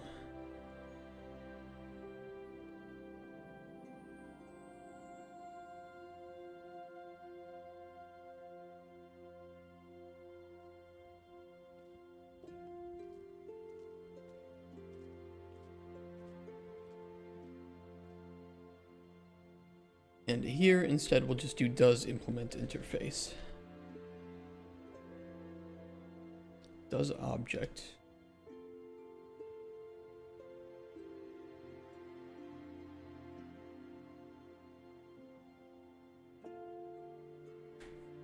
Boobs and boobies.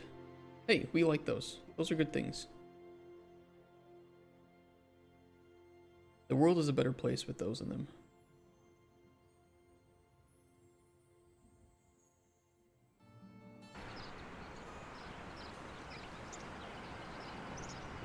Don't hit the ball at me.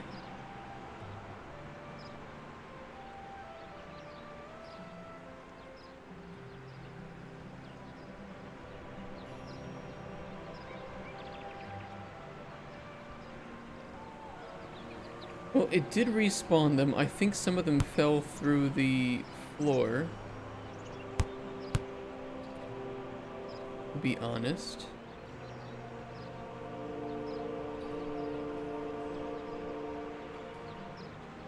Oh no, it did only one of them.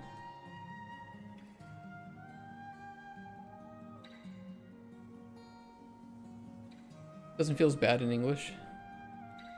Yeah, boobs and boobies are not, it's not too vulgar in English. I think maybe in like elementary school and maybe middle school you'd get in trouble for saying it.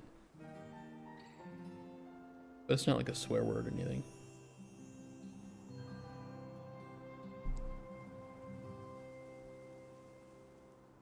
English doesn't have like Polish level vulgar swears.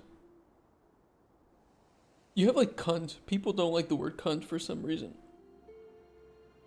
It's usually the biggest cunts that don't like the word cunt though.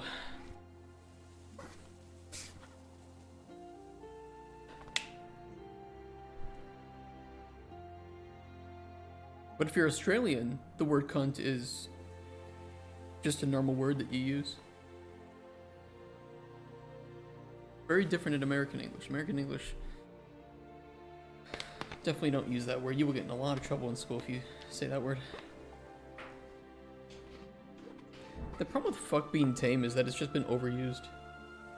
Most swear words in English are just so overused that they've lost all like weight behind them, unless you're like a kid.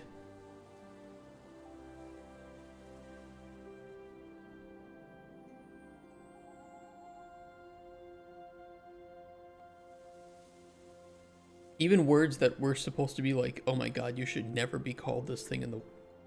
This is the worst thing you could be called, like fascist. Has now lost pretty much all of its weight in the US too. Because everybody just keeps calling them that. No, you're fascist, okay, whatever. And Polish is the way to go, or Russian. It is weird seeing kids, like really young kids here in Poland, running around saying English swear words because it, you know, it just doesn't have any weight in Polish. I see some kid who's like 5 years old who just drops the F-bomb. I'm like, the hell? His mom doesn't say anything.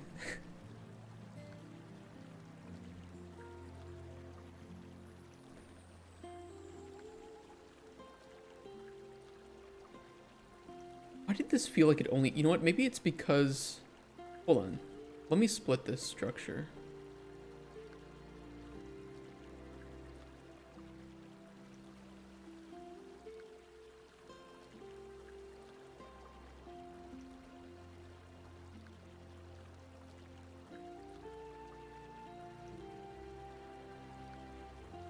We're gonna teleport in a random range.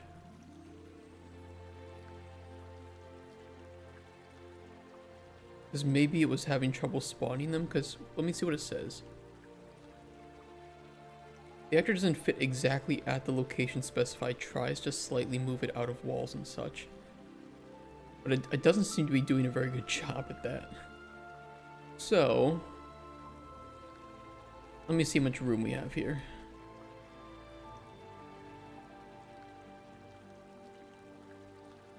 Realistically.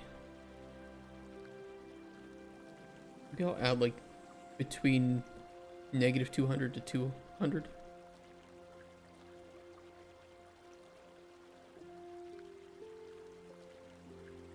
Swearing in German is good too? Oh yeah. Then again, saying any word in German sounds angry. You ever watched German porn?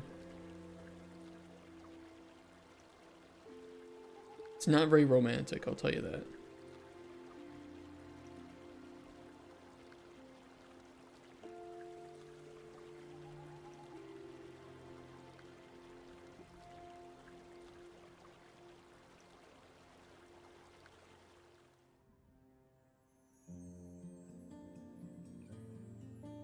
You prefer the Japanese scene? Wow, no hesitation on that one. Go translate butterfly. What, from English to Polish?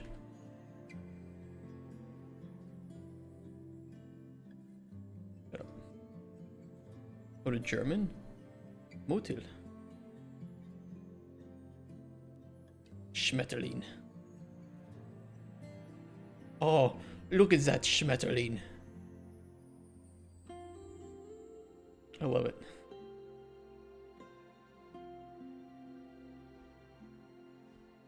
Let's do some Dutch though. English to Dutch. Spank me daddy.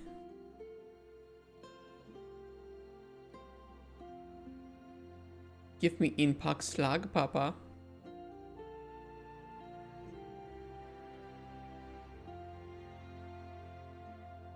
Have it speak it? Okay, hold on. It might be pretty loud, though. I know it's gonna be loud. Geef me een pak slaag, papa. It doesn't even sound like it. Okay, maybe it's more funny to read Dutch than it is to speak. Because reading this is just the most... Yeah, it's just the most wild language to read.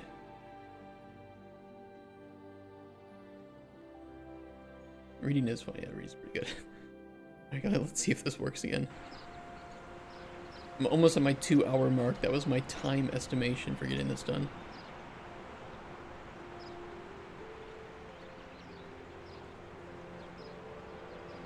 It moved the beach balls. The balls were moved.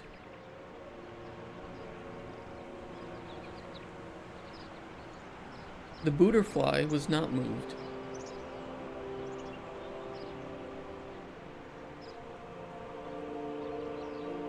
Hey, Tencrado.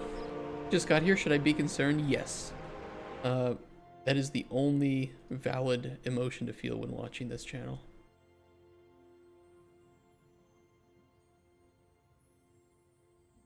Where did it move that? Wait.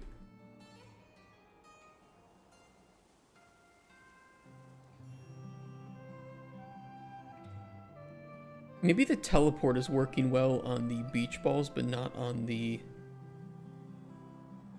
other things.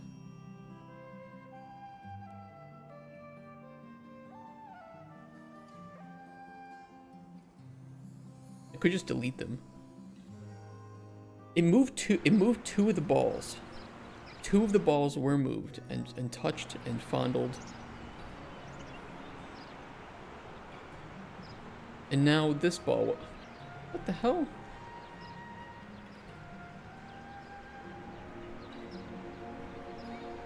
Yeah, we're iterating through all of it. I'll double check just to make sure it's actually hitting all of them.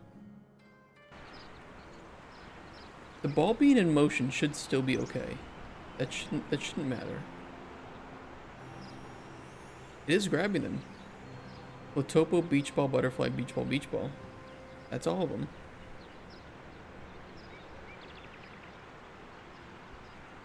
This one will be false. Hold on, let me check. Should be false, false, true, true, true, true, true. False, false. Which one is it checking? 1, 2, 3. It's weird. Wait, hold on. I did make sure that the... Oh, wait. I added it to the NPC base. Hold on, hold on, hold on. I don't think I added it to the animals. My bad. I just missed that.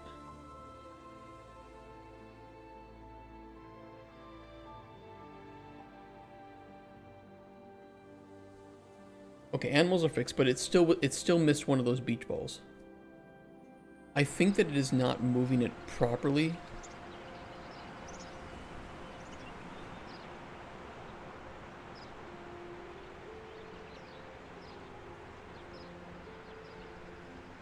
I mean, I'll double check. It definitely moved the animals and 2 of the beach balls.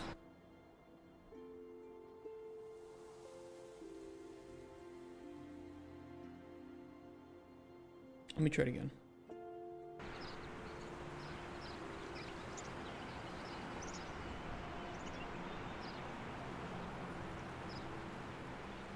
That time it worked on everything. I think what it's doing is that it is not adjusting the spawn well enough.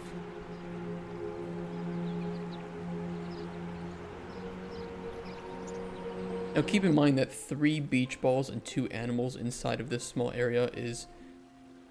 It's like the maximum possibility that will likely never happen. It's okay, I guess, if a beach ball gets stuck in the house. Or an animal, it's not like it's gonna kill the game. And they do have the nav mesh in here to get out if they wanted to. So it's not like it's...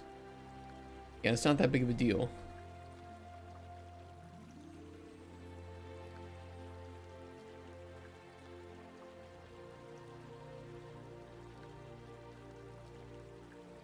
I'm thinking that if it tries to spawn them nearby the same spot and it can't adjust it enough, I mean, what I could do is...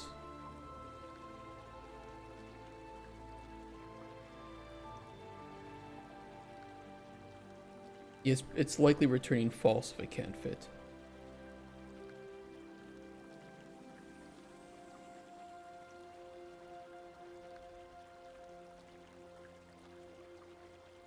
I can just try to do the teleport again if it's if it fails. Except this time with a Z edition.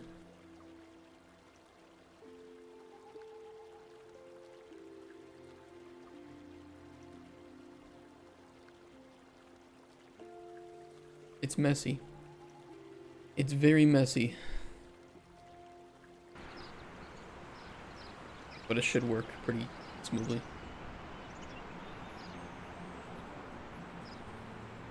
Okay. Looks good on the animals. Let's try it if the player is inside of it too.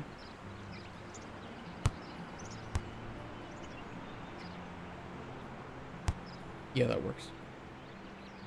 Okay. Cool. That's working. Let's get rid of all this stuff.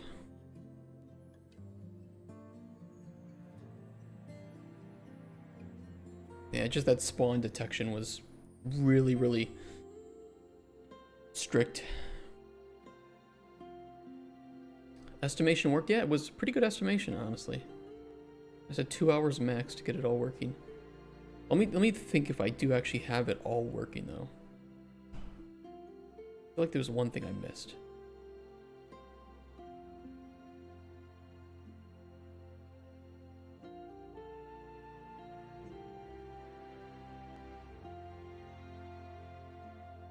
Well, okay, let me... yeah, there was one thing I gotta touch up. Number 1, make sure destroy component. Beautiful. Let's close all to the right. I need to add the blueprint to all of the merchants' inventories. You have 10 minutes to think, yeah. We're on a timer here.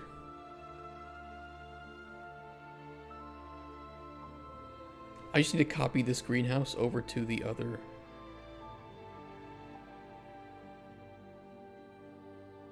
forced inventories.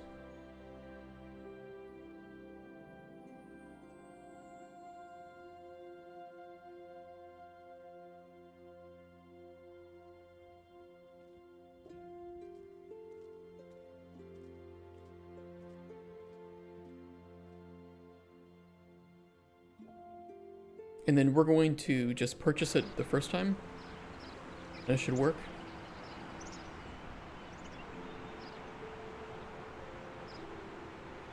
Let's get Spoon to show up. Hello, Mr. Spoon.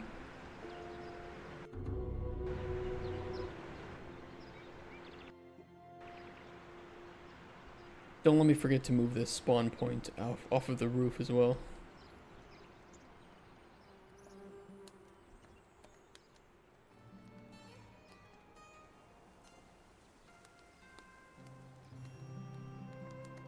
And we need to change the tooltip for this. It would be nice if this only showed up when you had that in your inventory. And told you, you know, use the item from your inventory to turn on the expansion, to enable the expansion. Okay, here she is. We're going to buy it and then tell her to go away. She should come back again, and technically it is in her inventory, but it will filter it out, so the player shouldn't be able to purchase it twice. However, I think I put enough redundancies in that even if the player could purchase it twice, they will not be able to use it twice. Pure Lonko, thank you for the follow, and welcome. Hope you are all having a great Friday.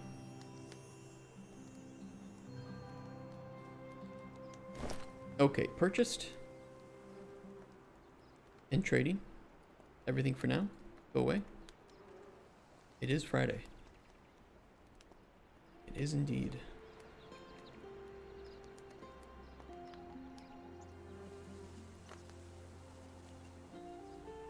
That means you're probably behind on something. Same.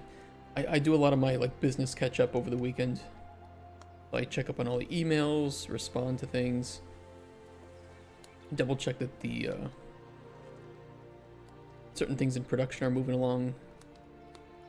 Today I should have a call regarding the production of Cauldron Chronicles.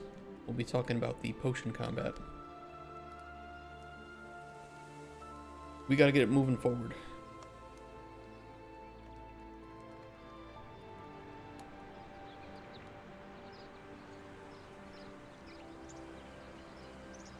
At least you get to play D&D later. That is nice.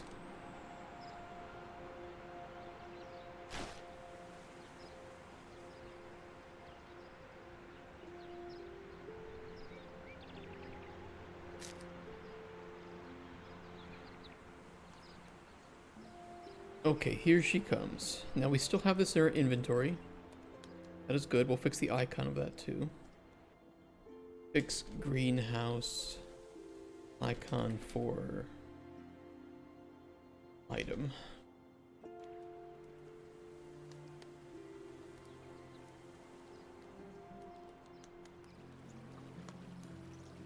Shit. It also says the player has two. Wait.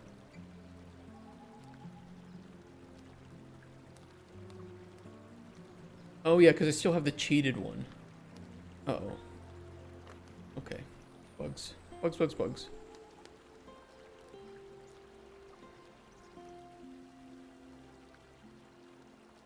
He's cheating. I did cheat, yeah. I forgot I forced one into my inventory. But that should mean that we shouldn't have been able to purchase the first one in the first place. I don't know why we could. I will double check on that.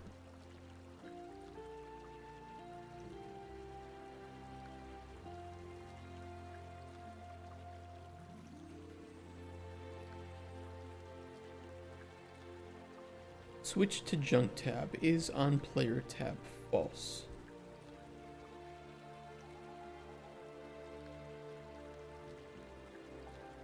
Get merchant inventory.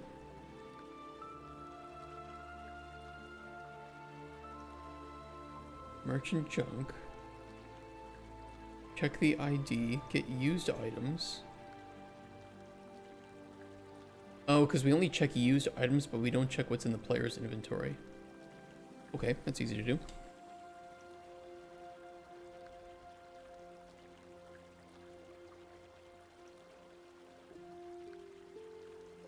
That's annoying that I don't have just a return of IDs.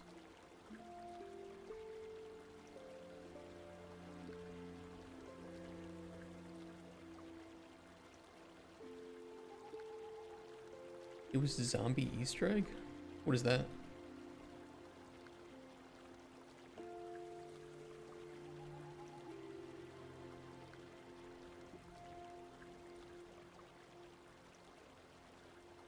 Get junk, get merch. I'm gonna make a new function. I want to use that function for it. Get all junk IDs.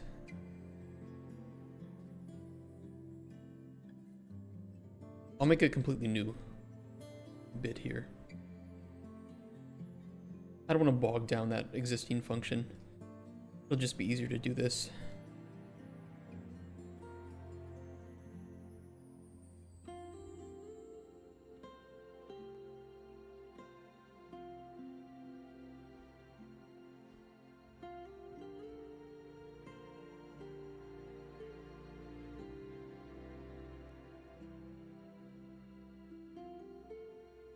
Okay, break. Local variable. IDs. Array of F names. Git. Add unique.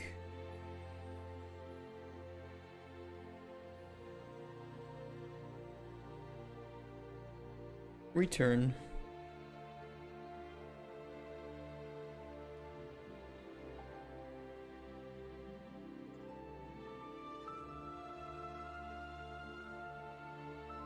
Return IDs.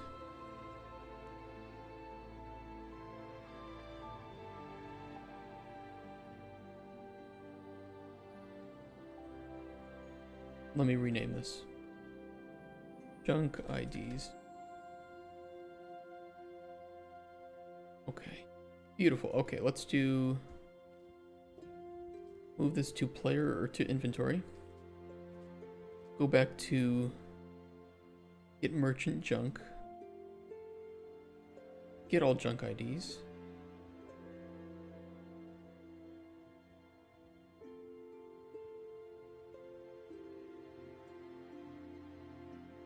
Or Boolean.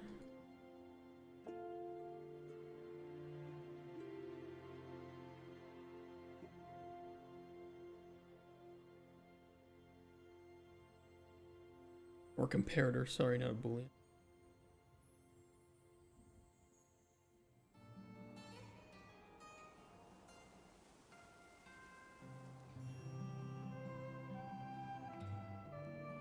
A little bit awkward spaghetti here.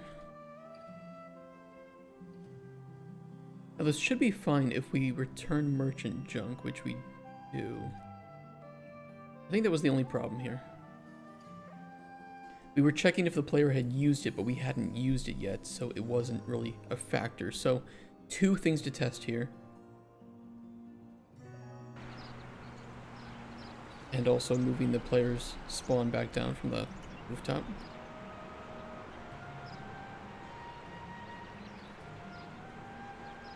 We need to double check. Purchase it from the merchant, but don't use it. See if she has it in her inventory on the second return trip. Reload, retest. Or we can actually probably do it in the same one too.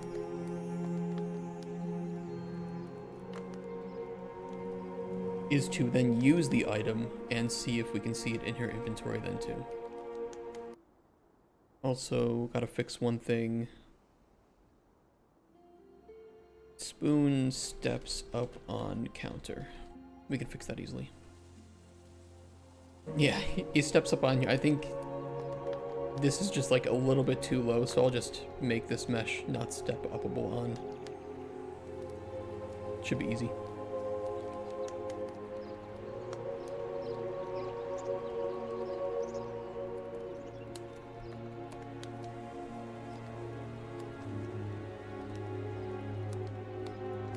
Okay, does she have it? Yes, let's buy it. And trading.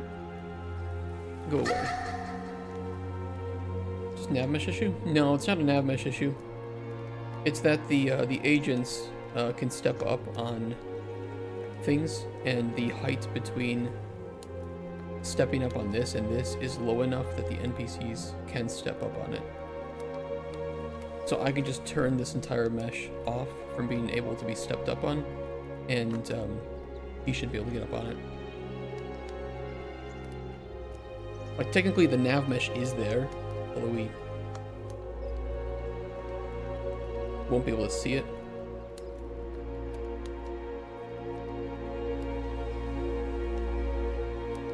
Okay, it is not visible. Awesome. Perfect. And let's use it. Not visible. Okay, it's working. Working as intended. Sweet. Now that that's done, let's fix up some of these bugs. This one will take a longer time. Don't know about the hotbar, I need to look into that. Greenhouse icon. Yeah, let me take a look at this icon.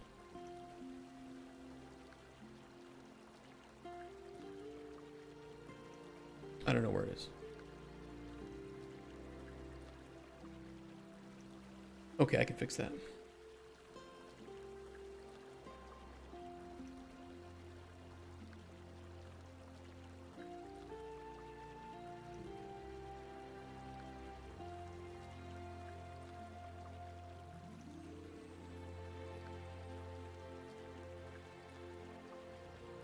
The full game should be something you see being constructed for a little while would be nice. Yeah, I agree. It's just something like either you, I don't know, some animation or something would look really nice for it.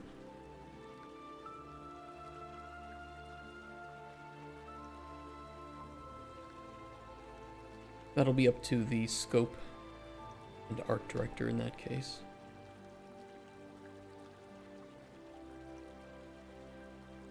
A little aggressive, wasn't that?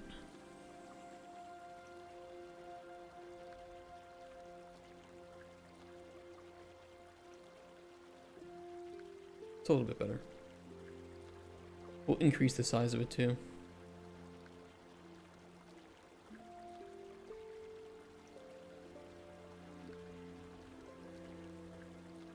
T greenhouse item.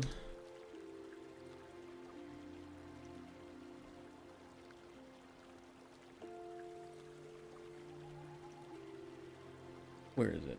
There it is.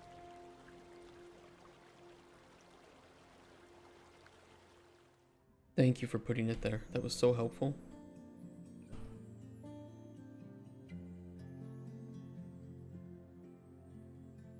Not the source location.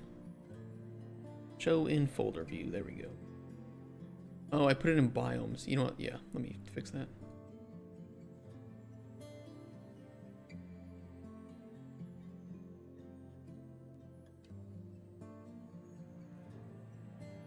Okay, data, junk, ET junk, greenhouse. Greenhouse item. Perfect. Much better. Take my ideas of house fairies. In my world, wizards will have house fairies who clean, repair, and maintain stuff. Mostly non-verbal and rarely seen. House fairies. Yeah, I don't hate the idea.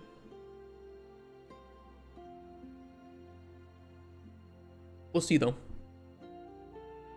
See, that'll depend on the person who keeps the lore, which probably will not be me.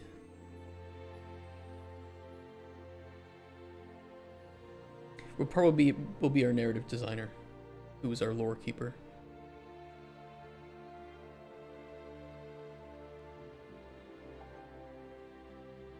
House furries. Okay, that should be fixed. I don't even need to check it, really. I just know it's working. Spoon steps up on counter. Let's fix that.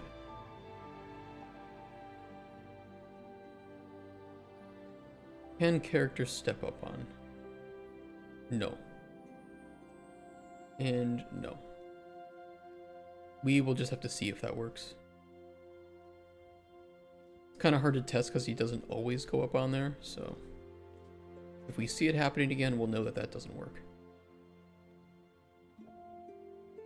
Hotbar being shitty. Yeah, I noticed this when we were starting the game up, actually.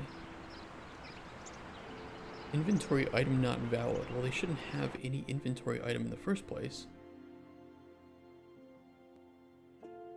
So let me find that. UI.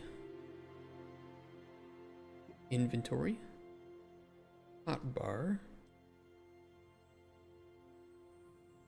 I think it was in the hotbar item. Spoon will step on desk 20% of the time. Chance to happen 100%. Sounds about right. Get all widgets of class. Inventory item. Is not valid. Hold on.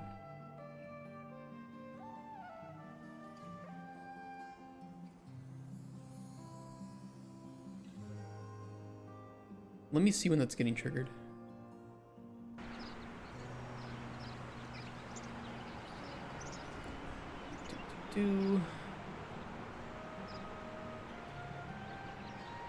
Yeah, it's not valid, but why does that not happen when I throw in an item and then remove that item?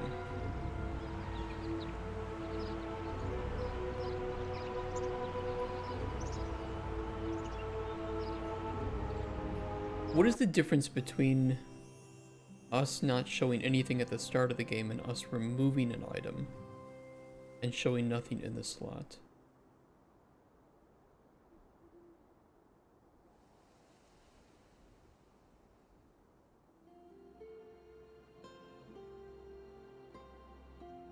Oh, it's simply because it is... Yeah, we just don't have any inventory items. That's why.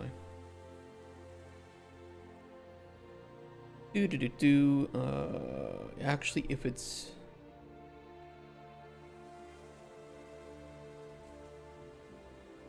Why do we print if it's not valid? Like, we just don't have any inventory items. That's weird to print. Let me check one more thing. Let's make sure I'm correctly identifying that.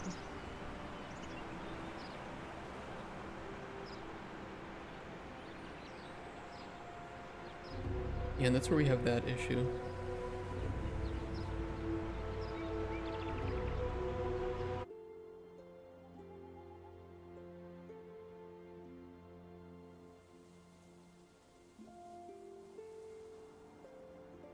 That's weird.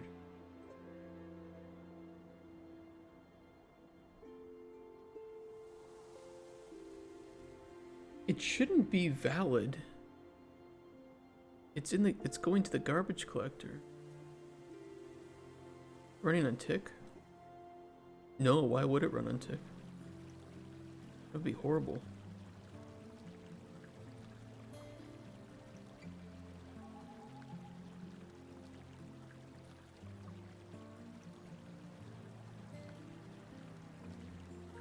The debug made it? No, I was just it happens whenever the mouse leaves, and I was just doing it fast. I mean, technically nothing is malfunctioning. I don't really know why I put the print on the invalid.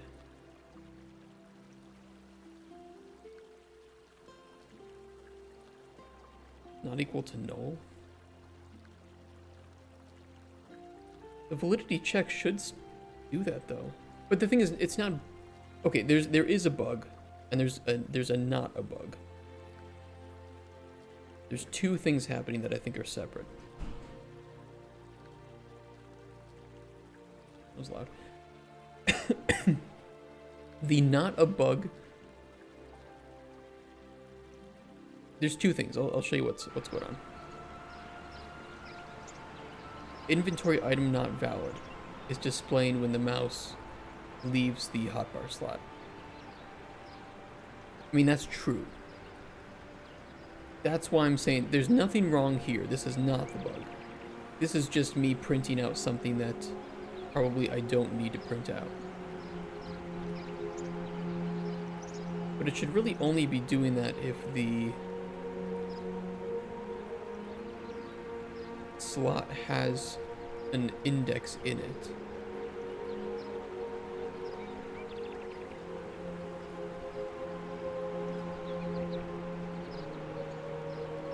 Well, that's also not, we're not updating slots at any other point than when they need updating. So that's not the issue. The issue is that I'm not checking for it. It's kind of weird.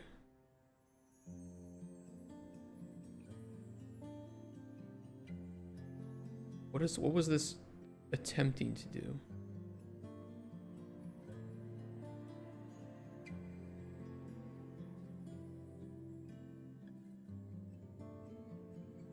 Oh, I know what it was doing.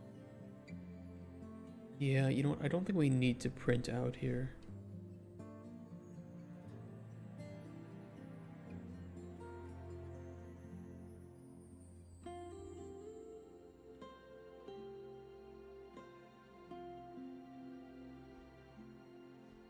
That is weird though. Let me do a potion making real quick.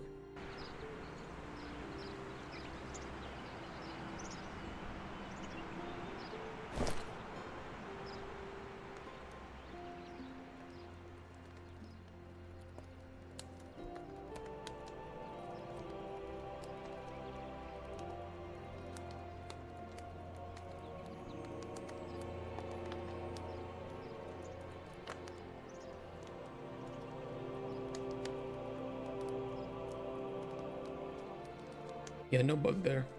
I don't know why I'm printing this. I don't think we need to. You zero out the index? That's not the issue either.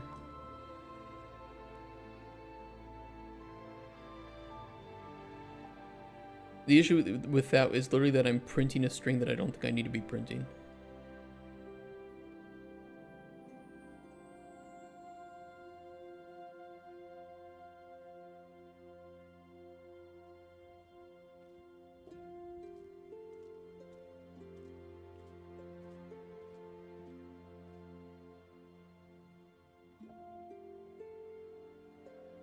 Yeah, I don't know what my intention was.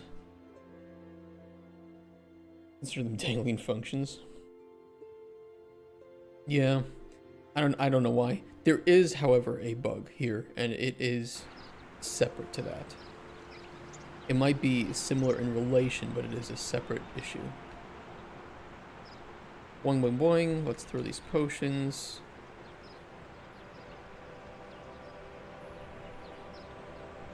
And we have that hanging info panel. Leomotech, thank you for the follow.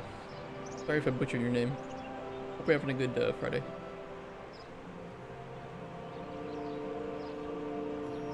Okay, is it happening on the 5th one? It is. See, and that's where I'm... Ladies and gentlemen, we got him. We got him.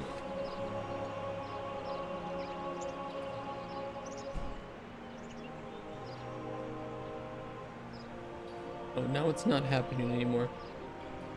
Probably because they went to the garbage collector.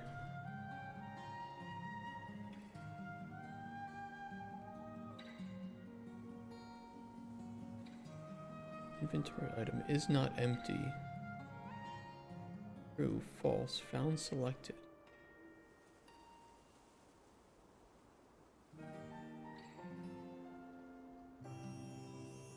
I could have sworn doing the validity check will return invalid if it's waiting to be collected by the GC.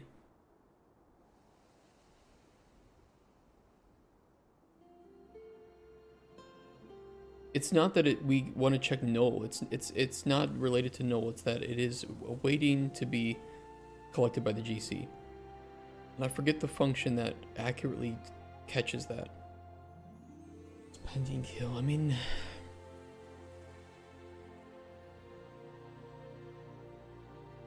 I could have sworn that a validity check does do that.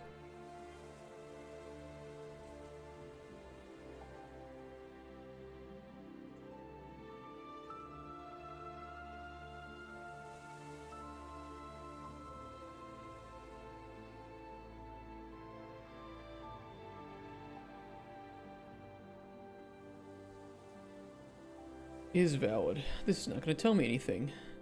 Return true if the object is usable, non-null, and not pending kill.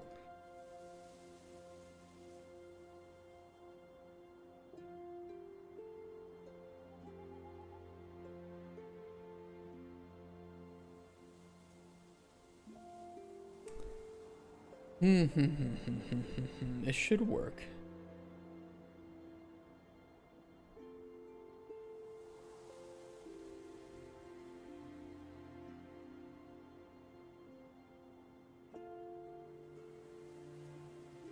Testing is not equal to null. Can you even do a null on...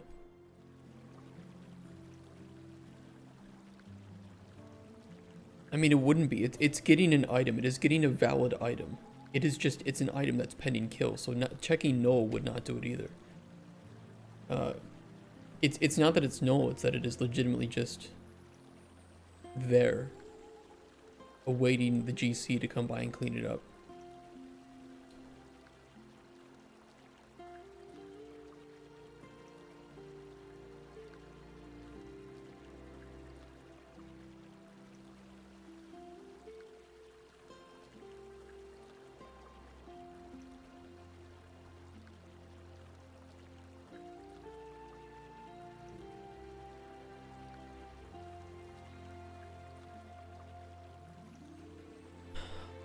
I know what it's doing. I just need to...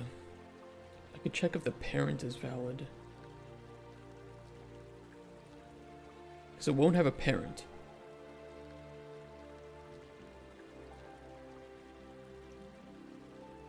Kind of stupid, but it's not like it happens every tick or something, so it's not really that big of a deal.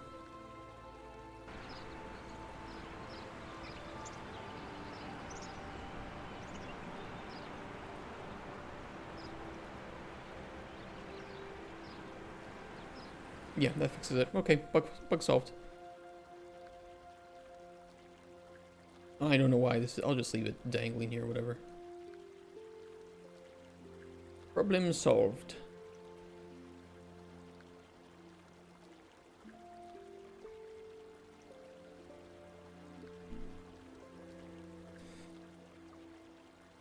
You forget I have quite a lot of experience with Unreal.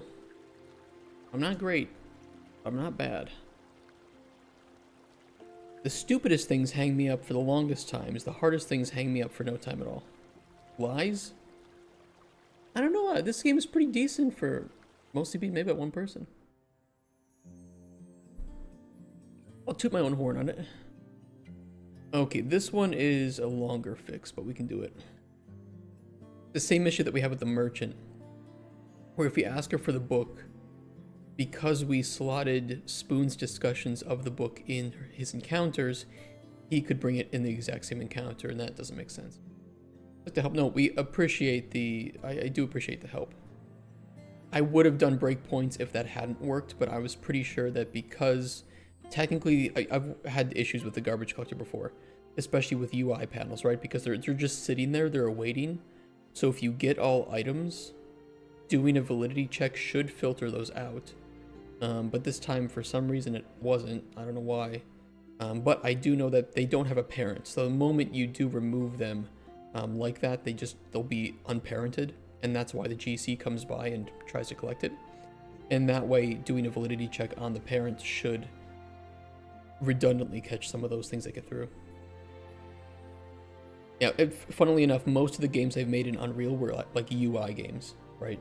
Just with UI. So I have a lot of experience with all the widget shit. Update item slot during the draw phase? I mean, like, whatever works, I suppose.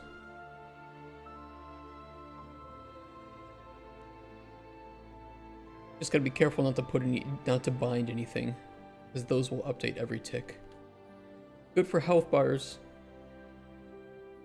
or for things that you want to have updating every tick. Bad for everything else. And it's too easy of a solution to, oh, I'm just gonna bind this widget's, value to a function. Dangerous, dangerous. Don't do that. Or if you do that, do it, well, I just wouldn't do it at all.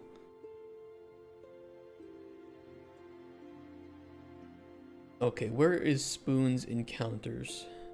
Where am I looking? Data, story files, thief 1. You hear that? Someone's being loud. It's not easy, but it's nicer. Objects can't be placed, so it's great for data storage. Oh, yeah, it's kind of loud. It's like a sander. Oh, I think somebody had one of those, I think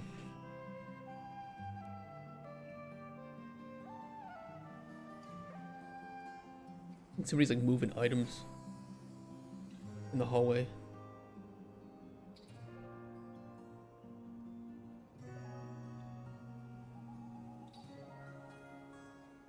(3A, 3B, 4, 5, and 6.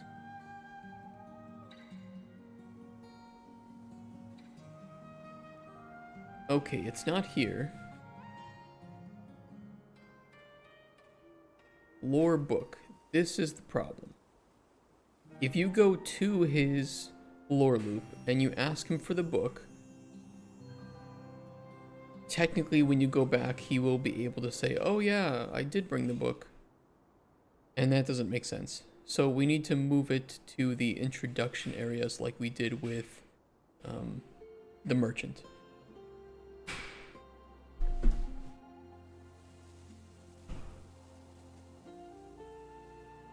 the fuck are they doing out there?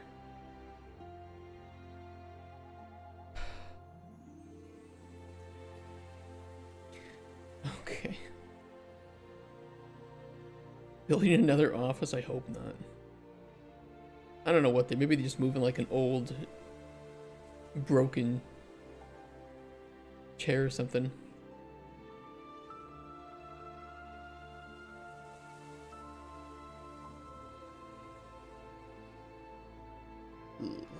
Okay, we know... Okay, I know for sure I can say 2C, not gonna matter. 2B should have the lore book. 2D should have the lore book. 3A... 3B has it. 4, 5, and 6. Great. Did you have a flowchart for this? A little bit, yeah. But mainly for the ways that I wanted it to work. Let me see if I can find it.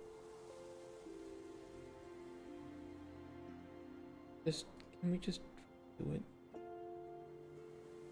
I don't have it with me. And Draw.io is being a bitch. But yeah, I just wanted to flowchart. Okay, he wants this potion. What happens if you know, give it to him, if it's successful or if it's unsuccessful? And then there are, some smaller possibilities in that too, right? Like, okay, this specific effect on the potion will kill him. Thankfully, we don't have to do anything for that. We just tell him that he's dead and he won't show up again. More specified reactions will be a lot more difficult. So that would be like in here. He has completely different reactions and responses to if you provided Fear of Frenzy on a potion, if he got disqualified for cheating, if he lost the race but the player included a water breathing effect, if he didn't win, didn't get disqualified, you didn't have any water breathing, or if he won. So this is where it gets really, really nasty from a logic standpoint, and you have to do a lot of conditionals to make sure that things are being asked in the right order, since some things take precedence. Like if you provide Fear of Frenzy, but he had a water breathing effect, obviously Fear of Frenzy takes precedence, so we need to place those checks above anything else. So it's hard to flowchart that just because of how many little things could occur. Just be a simple one-liner, which just feels hollow. Yeah, I mean, I like games like that too. I mean, we talk about Mass Effect all the time, and Mass Effect is very much a... it's like this, right? You have maybe a couple different flavors of the same line. Are you an asshole? Are you not an asshole? Do you get an extra line, or does it just go straight to the next one? And it's okay, it works. When the story is good, it works. But yeah, we're trying to do something deeper than that.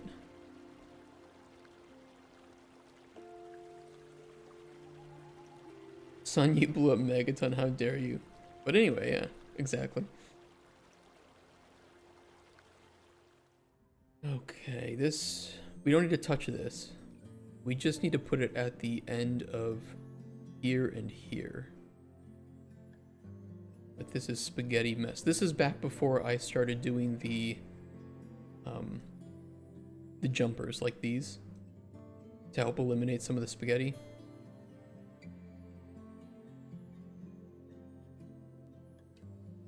I could modify that to work here, actually.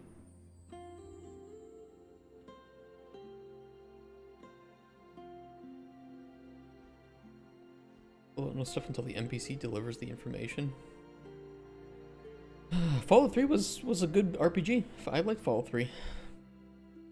That was back when Bethesda was still actually making certain choices have some impact. And more than just yes, no, but yes, sarcastic yes. I'll come back later to say yes. Which of those four do you want to select? 1, 2, 3, 4.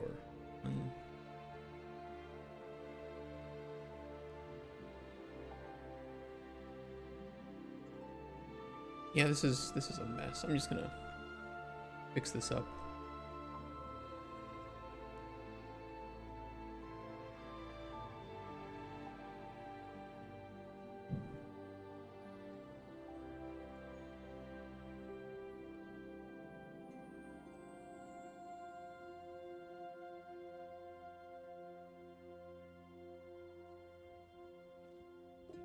Might as well refactor this a little bit. Make my life easy.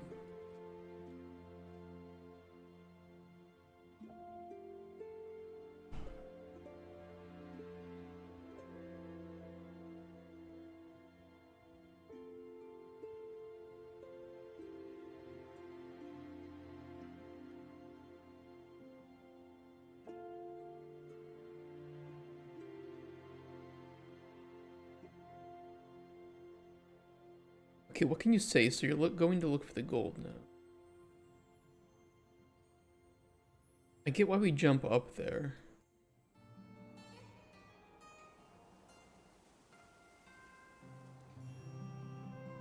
Do so. Can you help me?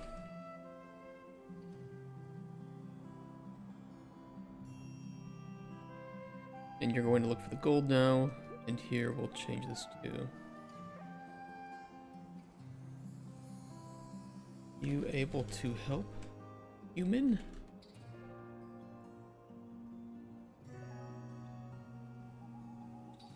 And we'll connect these up.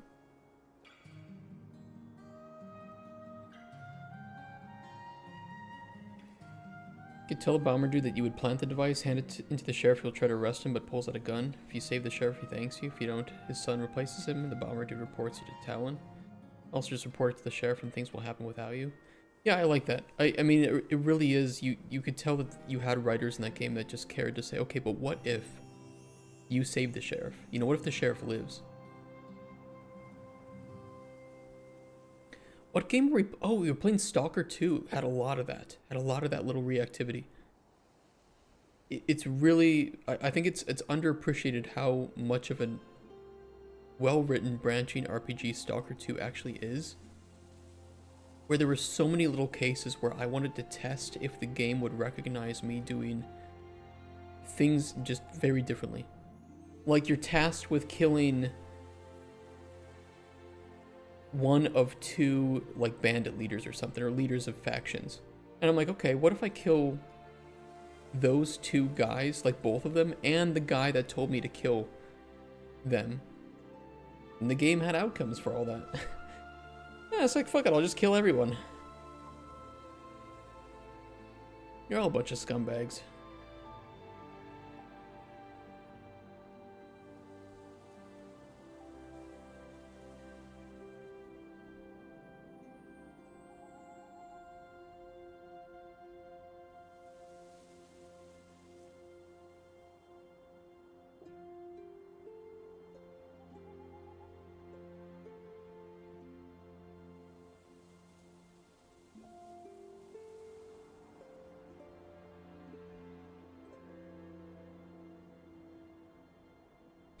Just a bit of a shame that I think a lot of the discussion of how good Stalker 2 is gets marred by some of the technical issues.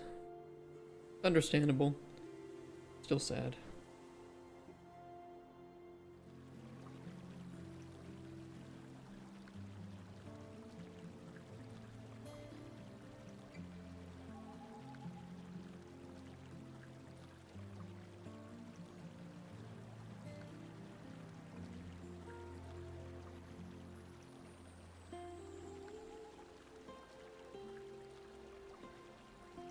Pushing Fred worked decently enough that asshole told me where my goal is, couldn't move a muscle the whole time.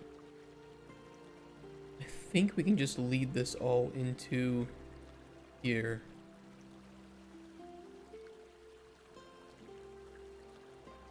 And then in here we will lead to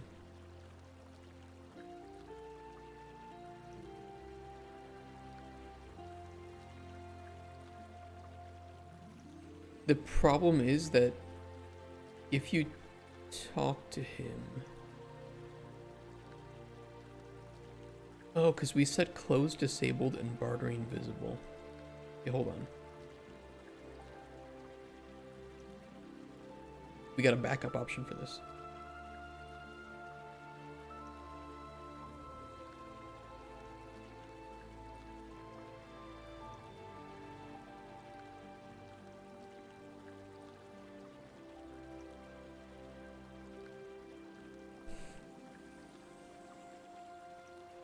We want to show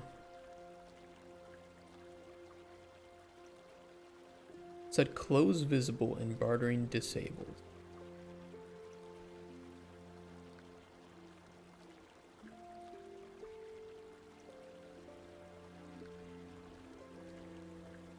Set here too, and here we do set close and bartering visible.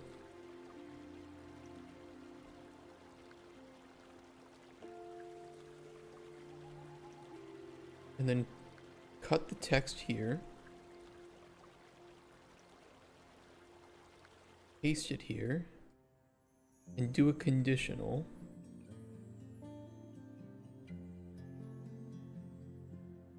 Learned about Potion Thief 2A.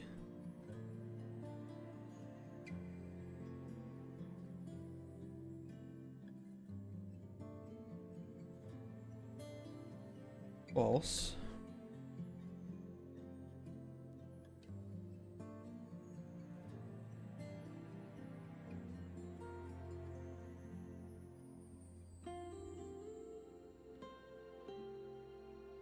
True.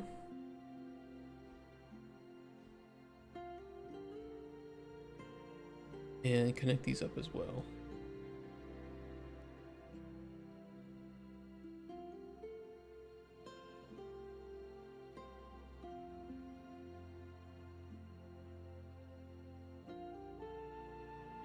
And then we can jump from here to delete this event. Begin dialogue. 2A. We've learned some better tips and tricks as we get better at writing these. I don't want to spend a whole bunch of time refactoring older dialogues though. No point. Do much in the way of tool designs? How would you design narrative? I could do tool designs. I like making tools. I think narrative is generally fine.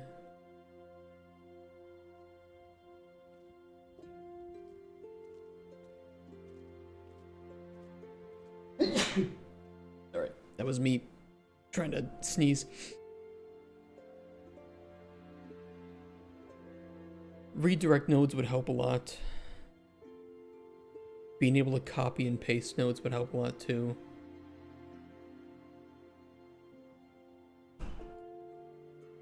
It's hard to say how you could perfectly make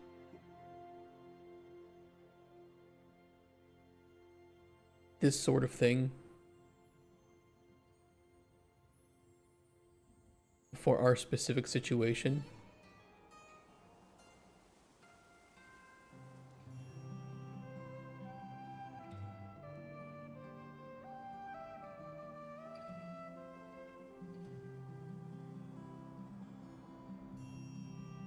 Okay, this should function better.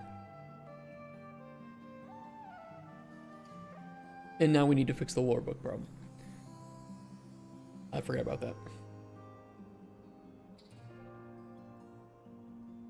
But because we all lead into this one continue node, I could just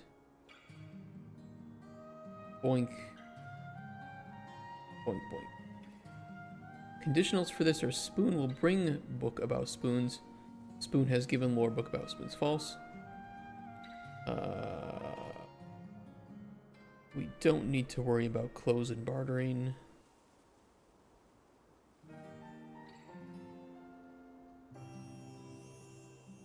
Reward one item, keep input on UI, that's fine. Spoon has given lore book about spoons. Okay.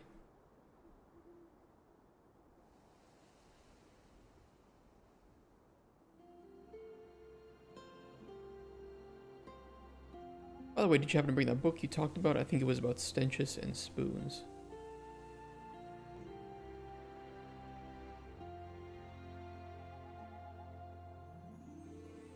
And then this jumps to node 16. That needs to be changed to this node. Or, nope, sorry, this node.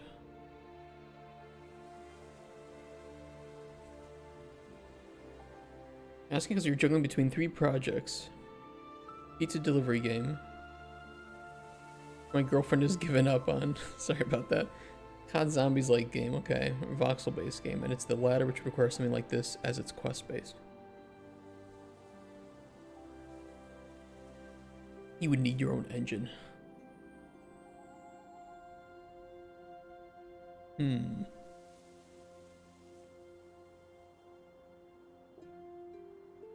I mean, how deep would the dialogue go?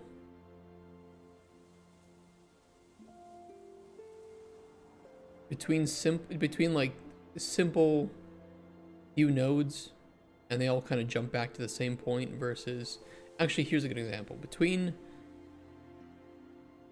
this, which is Blue Dick Boy's original dialogue and branches, and something like this, what would you be looking to do?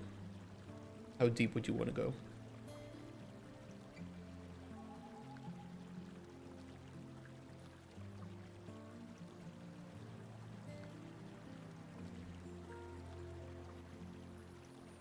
Something more complex.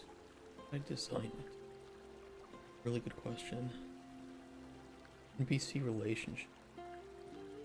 How would you define relationships? Would it be like a numerical value? That's saying the right thing, doing the right thing will increase or, you know, decrease in the opposite way?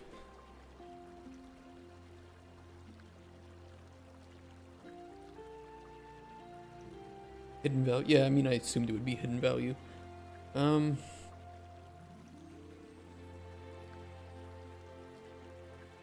I think a visual editor helps 100%, or some way to, you know, building a bridge between some other data like Twine, for instance. I'm pretty sure you can export from Twine. I know a few games that have done that. So people will build the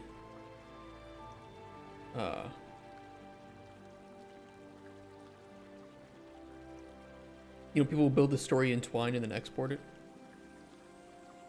And the nice thing is it's open source, so you can modify it with your own needs. You have Artisy Draft. Man, I've tried to use Artisy Draft in the past. Expensive and, I don't know, kind of bloated. I don't like that I mean, maybe it's better now. Back when I used it, though, it was like they said it was the best. They used to call it the game design tool. Now, at least they say narrative design, which is more fair. Loaded is what you would say too. Yeah, it wasn't bad. It just like, it felt like it had so many things that were unneeded, and getting any little thing done felt like I could just use a tool that already exists. Like narrative. And it was pretty expensive back when I used it too. I don't know if it's still that way.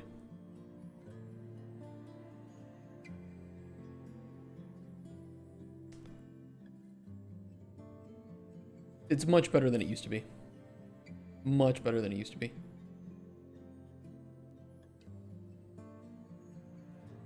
Although this is wild. Feels too complex sometimes and not complex enough in some areas. Yeah, I 100% agree. And I know that one time when I was using it, they were like, it was like custom data structures. It was with Unity at the time, so if that makes any sort of difference.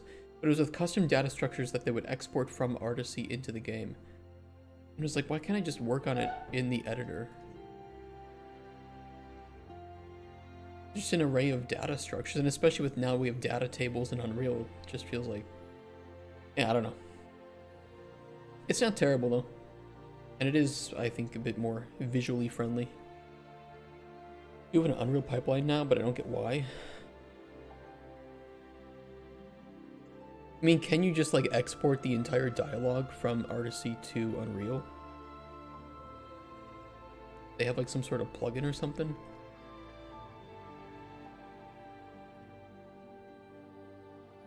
Importer.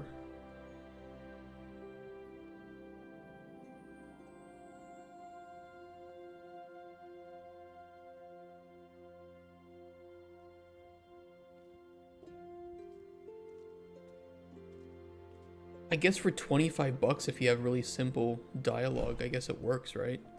And I believe in Artisy you can set custom data and conditionals too, so. Yeah, you're like making the game an Artisy draft. I mean, for like a super simple game like it shows here. Sure, I think that, you know, for buying it for 25 bucks, getting the free plugin, more than usable. But of course, you don't have like the extra benefits that you have with narrative, right? Like the camera angles, the lip syncing, the connection to the rest of their ecosystem if you want to use that.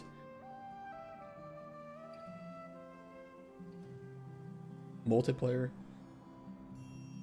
It's always nice too.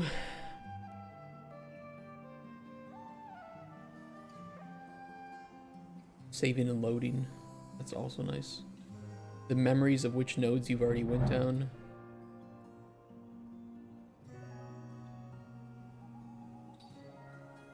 We need 2 here. Let me think.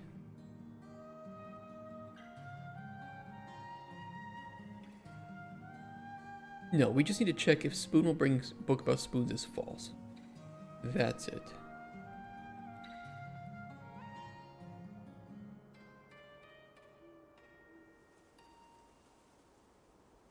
They used to call Artisy the game design tool, and I never got that. They used to have like the mapping. You could make like a map within Artisy. I don't know if you can still do that. Does Narrative support NPC memory? In what way?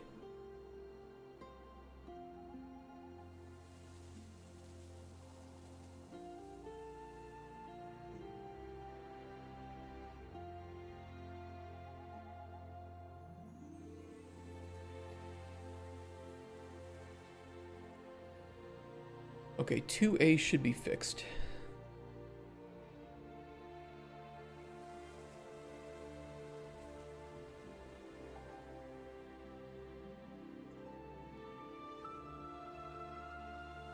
Now we gotta do the same thing with 2B. In case you ask the merchant for the book, it can be stored in the NPC memory, which then can trigger next time you spawn her. I store that sort of info on my own. Maybe Narrative has its own system for that. It does have system of whether or not a dialogue node has been played, and those are stored indefinitely and are unique. So I suppose you could do it that way too. The nice thing is that it uses that as a way to determine, you know, if I've already asked this question, for instance, and then it grays it out, which is pretty nice. But yeah, I use my own memory storage for certain choices. But it's super easy to make new conditionals and events that happen. It takes like 5-10 minutes max. So you can kind of augment it in any way that you want. Okay, nice thing about this is we only have this one output. So we pretty much can just connect up the lore book talk to that. And then jump the player to the right node.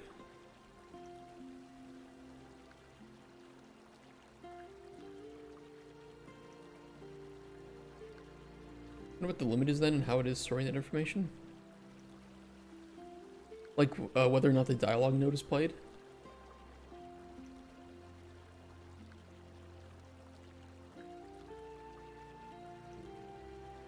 Yeah, I don't know either. I know that the really nice thing is because, you know, I have like multiple beef encounters and they all can funnel into one encounter technically, which is the lore loop. Because it keeps those ID nodes, because this is one encounter and those ID nodes are unique. If you ask like one question of Spoon's lore in one encounter and then a different question, it will remember that and gray those out. I mean, IDs are hashed. The IDs are F names, so these are hashed. So it should be a very, very quick and efficient lookup on those. I hope it is, because we're going to have you know, thousands upon thousands of these nodes in our game.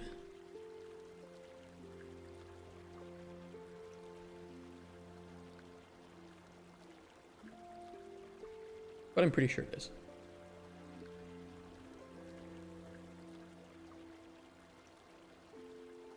Okay, delete that. Delete. Spoon will bring the book about spoons. True.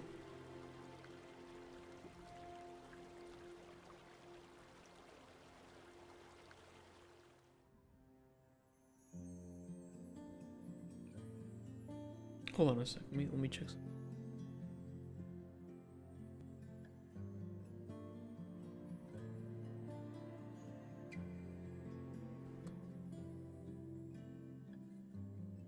I think I'm using the wrong check here. I don't want to do the conditional of spoon will bring book about spoons false.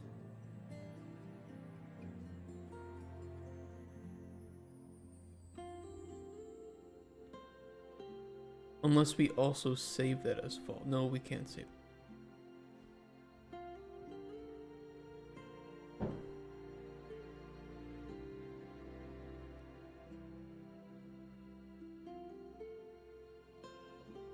How did I get around this with the merchant?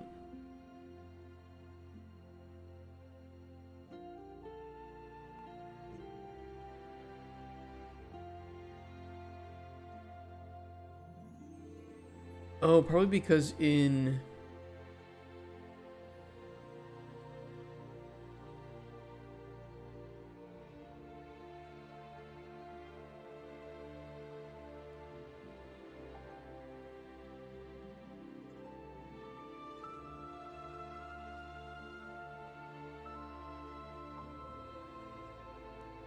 Hey, Forest Bug.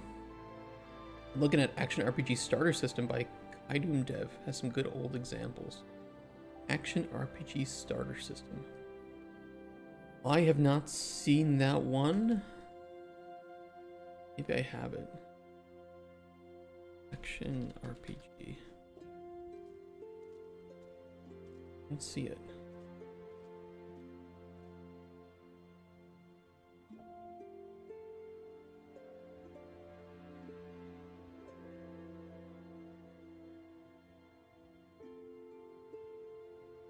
Interesting, that's not it.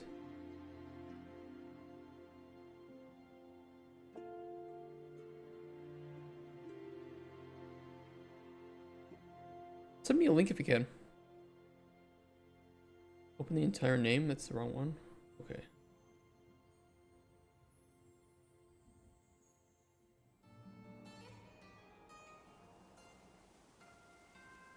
Thank you for that. Yeah, must have missed that month. Weird.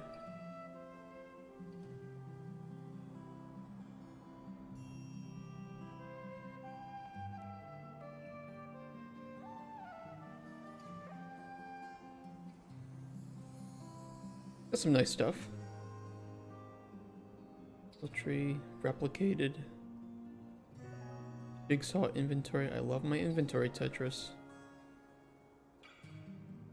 That's pretty nice. Pretty good price, too.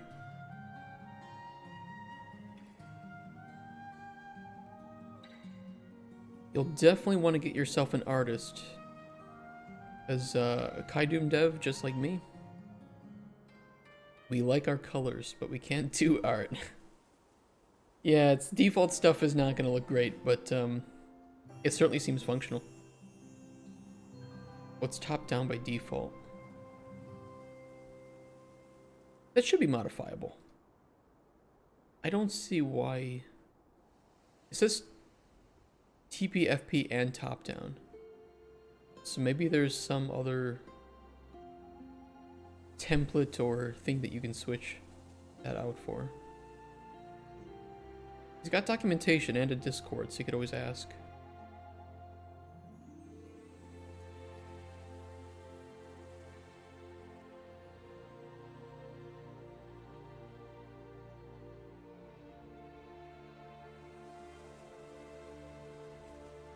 I'm sure it's somewhere in here. But if not, he's got a Discord and you could always ask him there probably.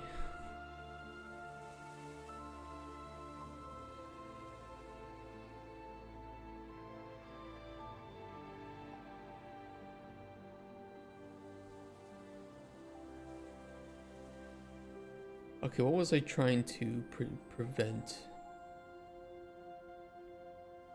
Spoon will bring book about spoons false. Problem is I don't update Spoon will bring book about spoons to true. And once he's brought the book, it'll be true. And I can't do an or conditional on this. So what I could do instead is check only whether Spoon has given the lore book.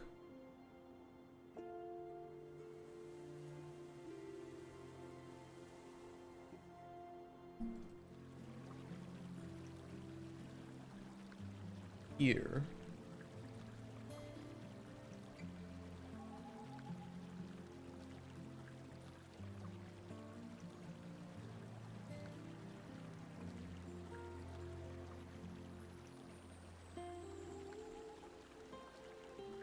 Oh, it's kind of shit too.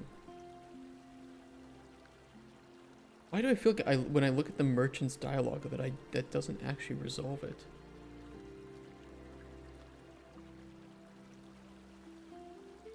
Either she will bring it or she won't, but once she's brought it,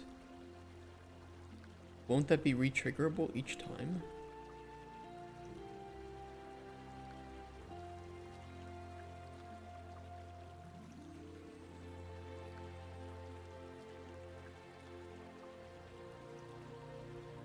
I think so. I think there might actually be an issue here too. As I'm looking at it, I'm like, what? Hold on. I don't check if she's already brought it or not. So if she promises to bring it, she's going to bring it each time. We need 3 nodes here.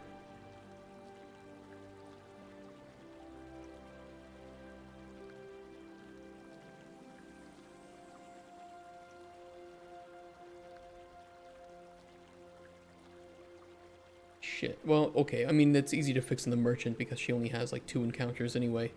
The more annoying one to fix it on will be on Spoon.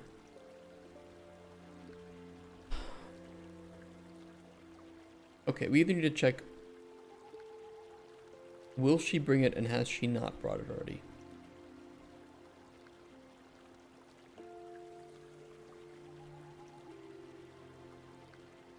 In which case, that's the only case that you should be able to obtain it.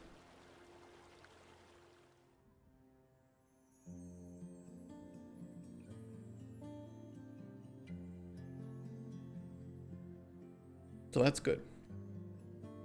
The other 2 cases,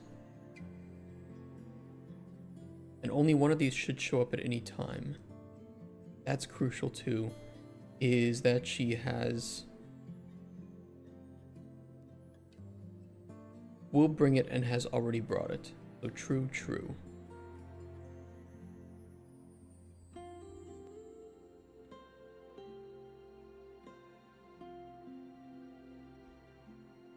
In which case we can copy this.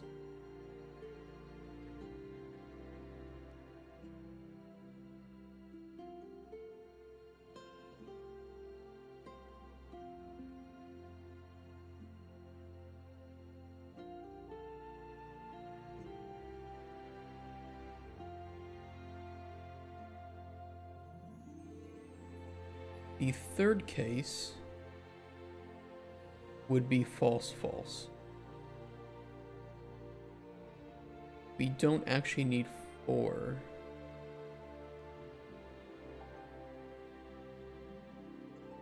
Because there's no way that it can be false true. If Merchant 1 brought Sunlight Book as true, then we'll bring Sunlight Book has to be true.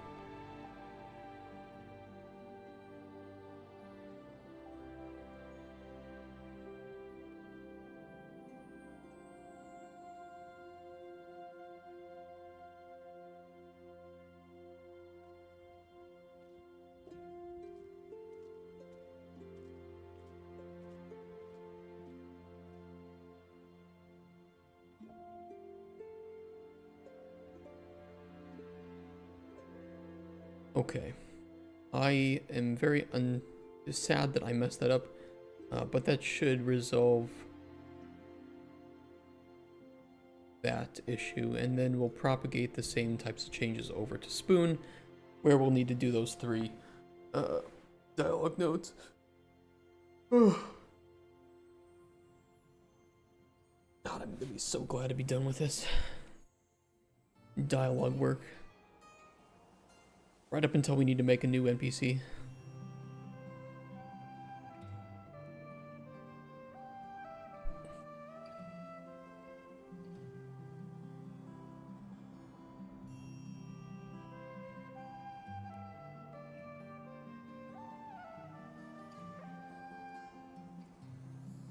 Okay, which one is it? Not that one. This one.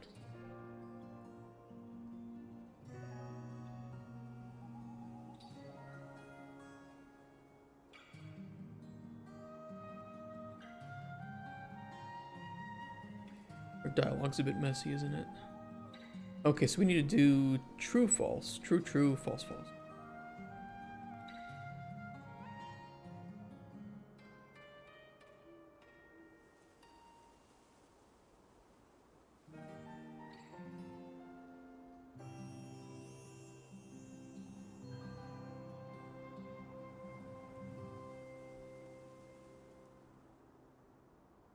Save choice. Brought Sunblight book. False.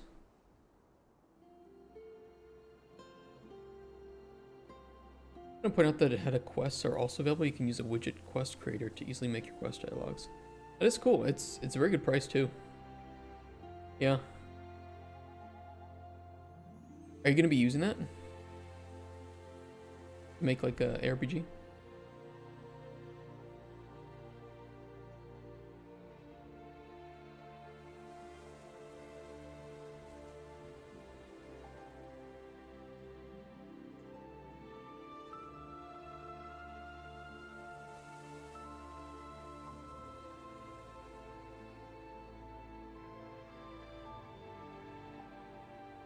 WAV file for the dialogues.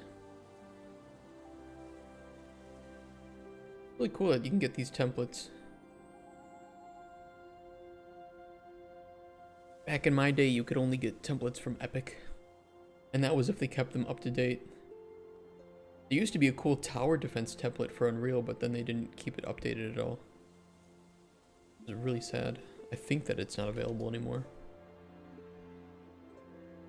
Tower defense template. You can get other ones for cheaper now, though. Pretty cool. Well, you can get one for $5. That's wild.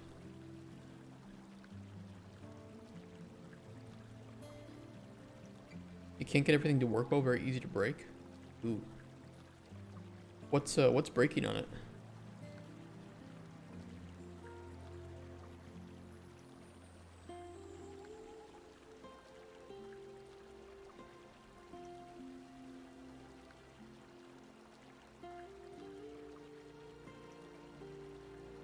Ooh.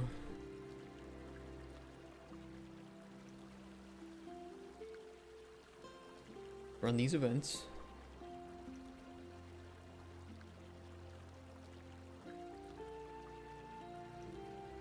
Copy that in. Okay, that looks good.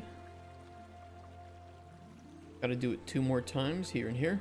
And then we need to do it on E3.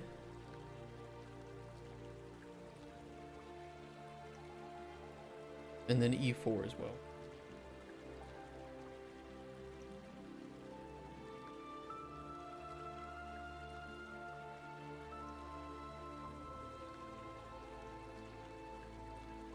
We'll see the inventory data table. Yeah, what's happening with that? Is it, if it's on blueprints, you could debug it.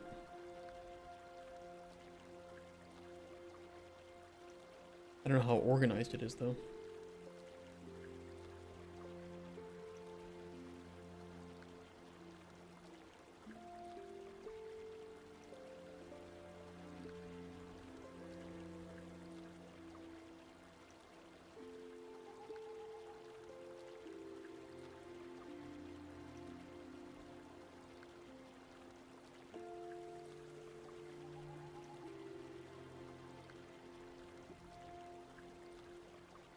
Okay, copy the events.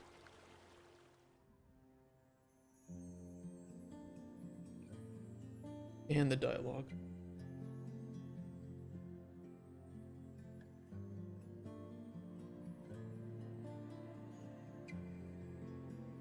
And last but not least, do this too.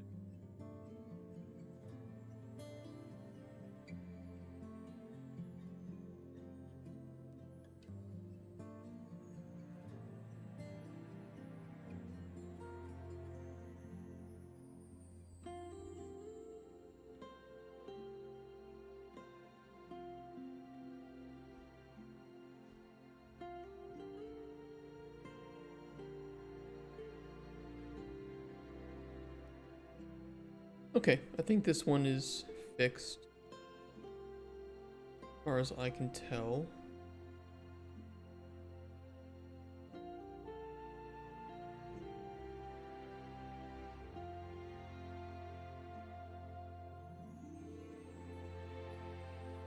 Merchant E3.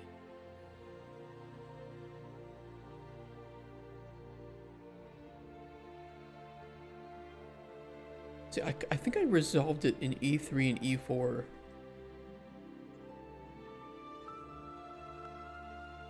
False, true, true, false. Not really. It's half fixed. From this perspective,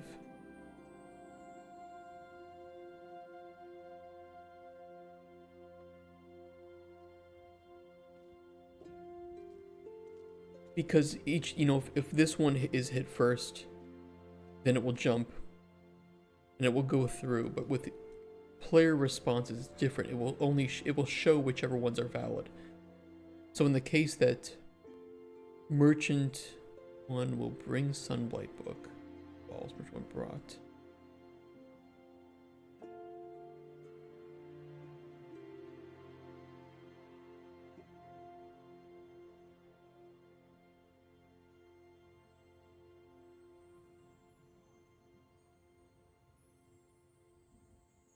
The skill tree that's linked to the weapons, by default the sword will not slash. The player has to go into skill tree to turn everything on.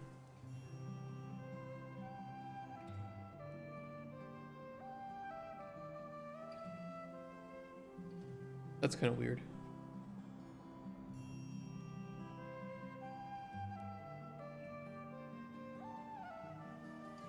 You can't like give the like make a class have a starting set of skills or something? I suppose what you could do is on the blueprint for the player on begin play, you could unlock those skills, right? There might be a blueprint node to unlock those skills. So that way you just give the player some skills when they start the game.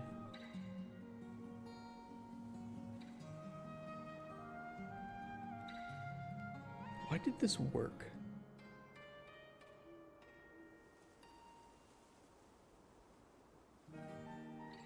Will bring true, brought false.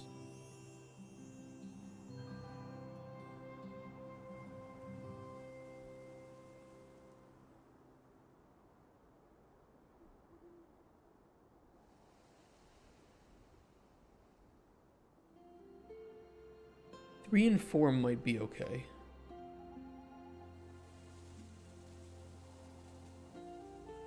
I think this is working fine. Handled in a slightly different way, but it works.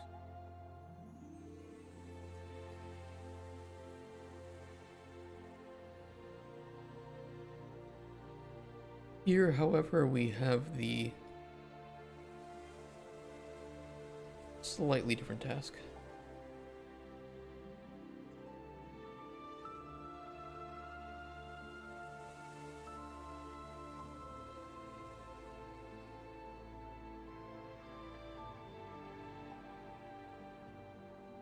True, false.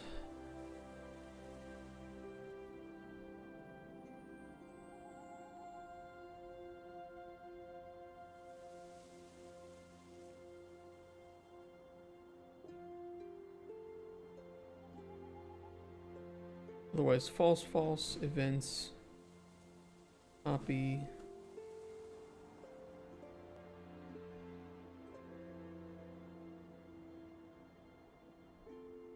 And we need this conditional set to true.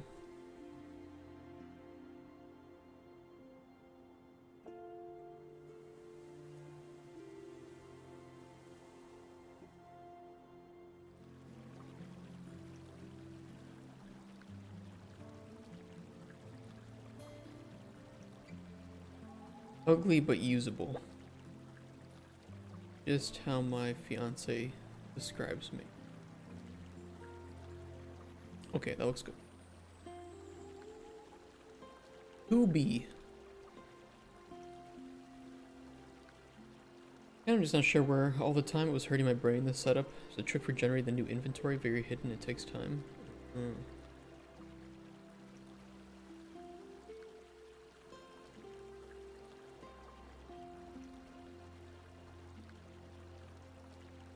Well, if you ever need assistance with something,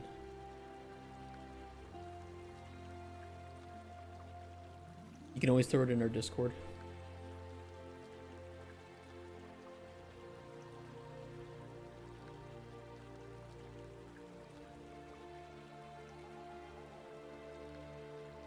It's the only place where I'd want to hook up the lore book. I think so.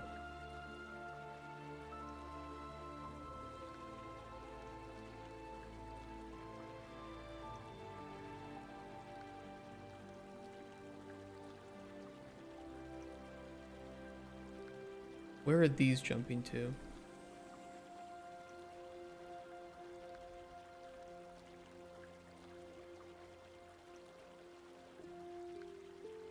Two and three?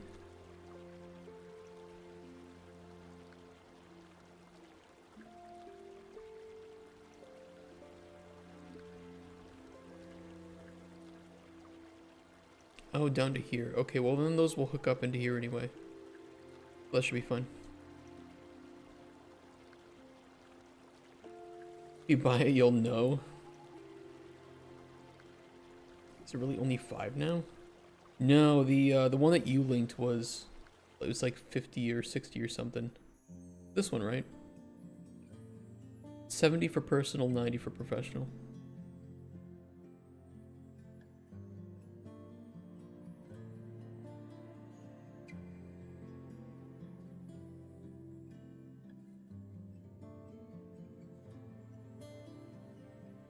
I'm surprised I didn't get it, but there are like a few months in the last 10 years that I've missed grabbing free content from. Unfortunately.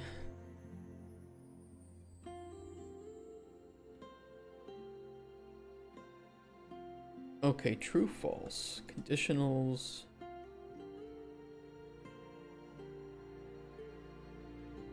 True, true, false, false.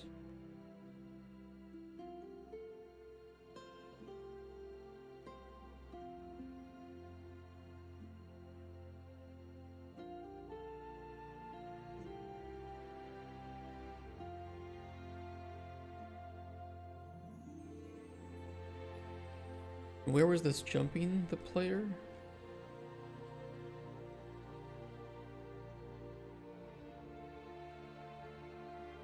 Probably down to here. Would publisher care if you use ChatGPT as placeholder dialogue? Usually no, but sometimes yes. Sometimes yes. Would it... In most cases, I'll say it this way. Hey, Yanis. Using ChatGPT for your dialogues indicates that you didn't even have enough care to write them yourself. That doesn't look good. So depending on what you're making, it would probably be just save you a lot of time to write the dialogue nodes yourself, even if they're not great.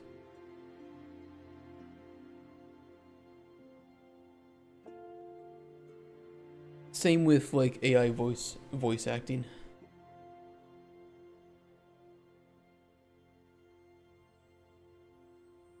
Writing dialogue's the best part. Well, better polish up that resume and portfolio for when Cauldron Chronicles gets some funding. Because if you look at this and this excites you, that is your type of game to work on.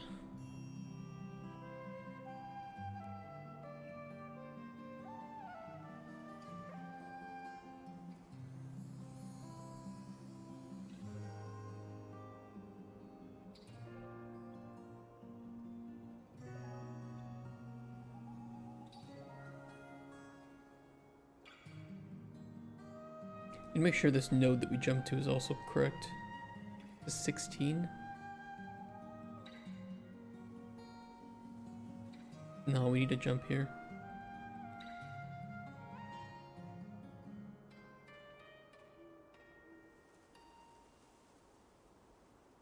And 16 I think was this one, right?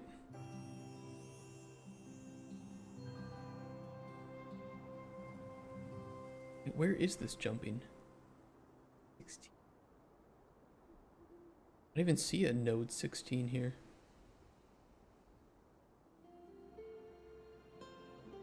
Oh. Okay, well, it needs to jump here, so I'll just update those to 69. Ooh. That's the funny number.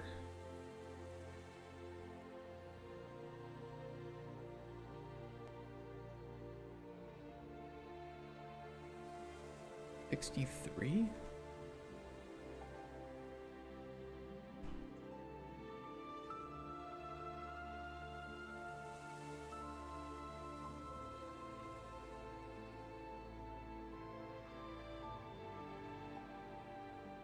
Oh, because it jumps. Okay, yeah, that's fine.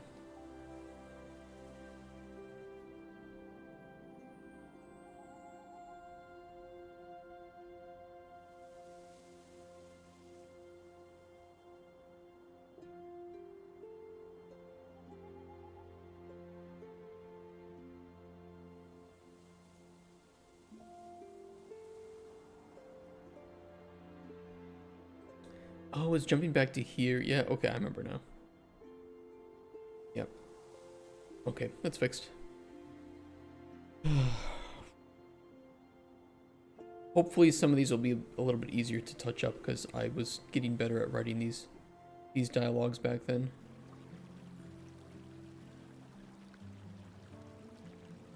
It's just everything in the 2A, 2B, and 2D are really meh.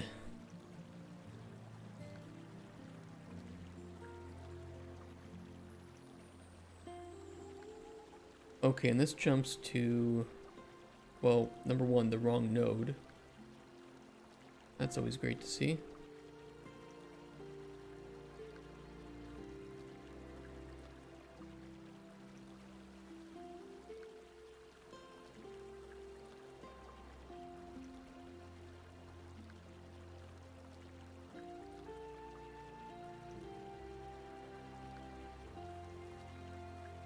Thief 2B, node 17.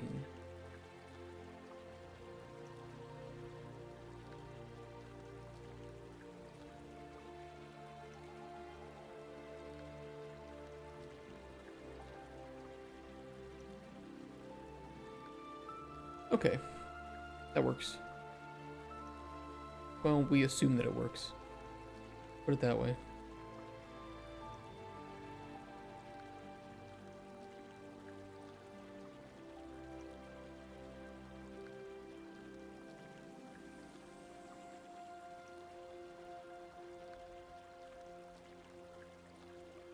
$2D we want to clean up as well. Also with 2B, we need to make this jump.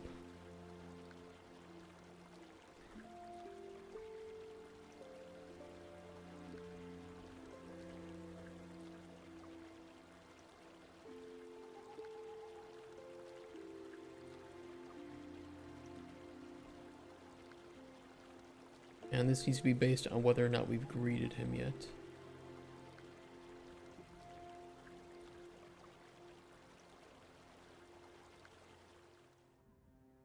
True.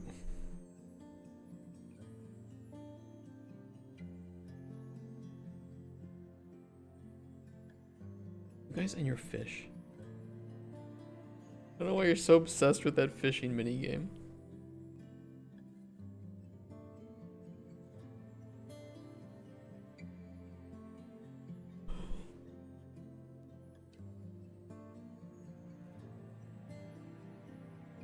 The ooh emote? Which one is that?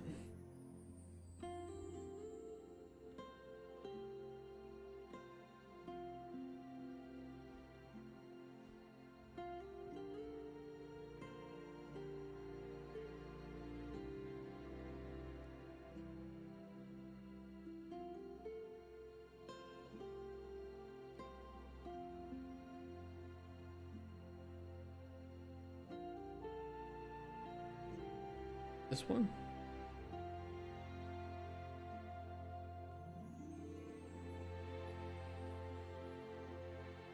Okay, we can put it in there.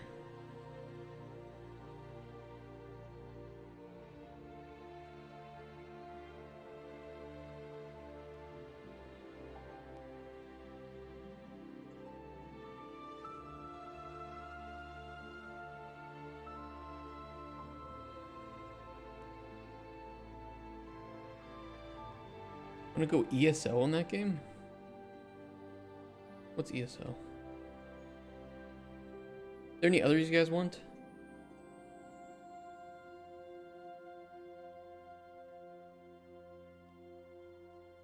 Dumbass bitch idiot.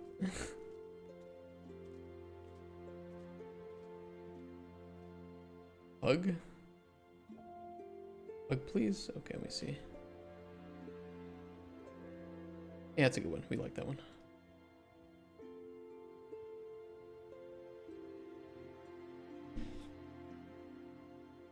Electronic Sports League of Chat Fishing. Oh, yeah. People still interested in esports? Is that still a thing? Like Monka Giga, okay.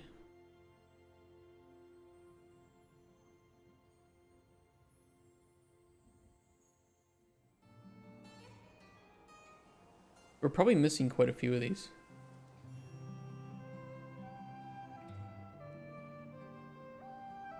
I wish I could just, you know, add like a whole bunch.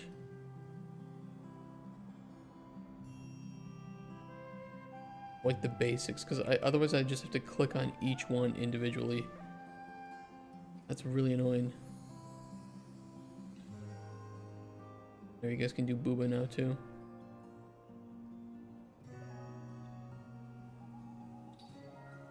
I like to watch sometimes a few matches and watch.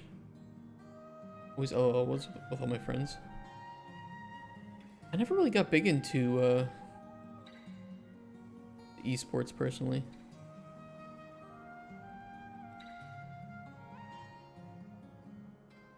Get some classics in here. Here you guys go. If you see any more, if you have any more, just send me the link and I'll add it. I think I can also authorize somebody. Hold on, let me check.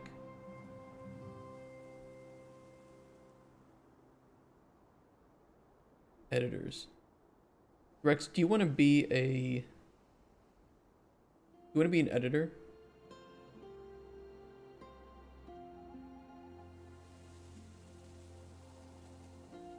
Okay. Go ham.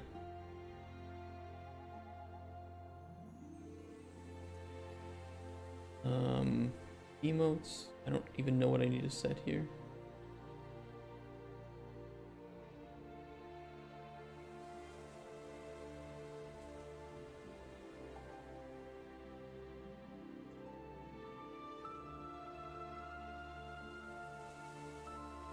Okay, you should be set as it's pending. I don't know how it sends that to you, but figure it out and go ham.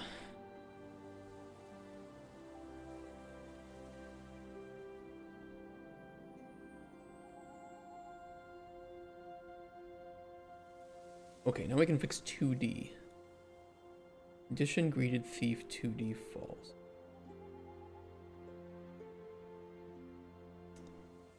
I'll make a new one.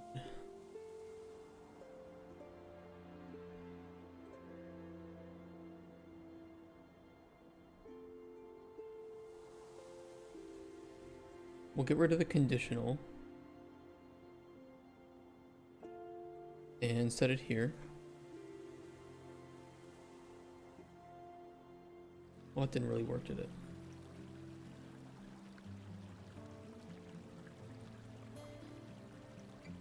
Oh, okay. Let me go into that. Do that.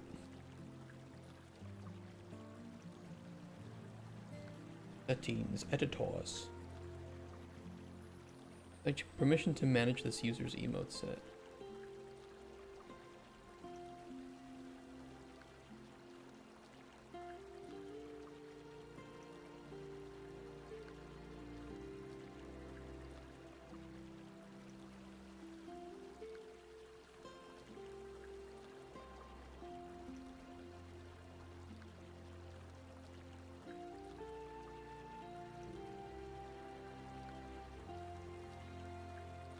It says you haven't accepted. It still says you're pending. Maybe that's why. Again, I don't know how to I think it's in your settings. If you go to editors and then editing for, there might be a way to accept it from there. I can't change your permissions until it says that you've accepted.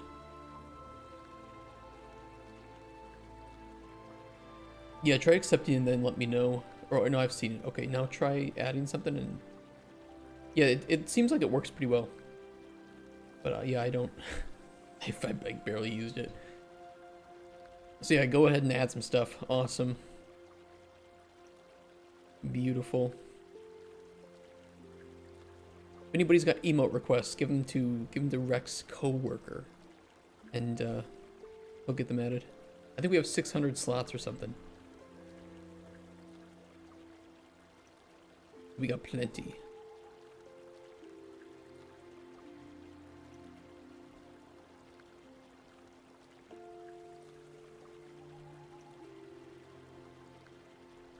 Save choice.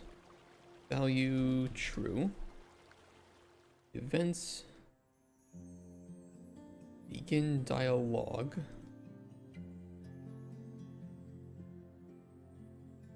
Jump to this node.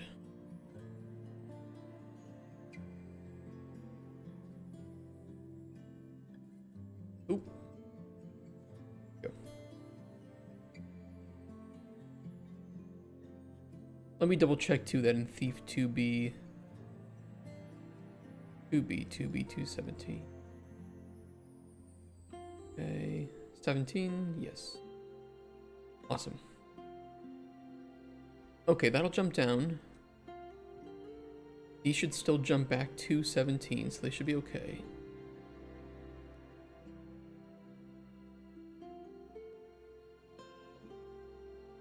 And then rather than connecting these up,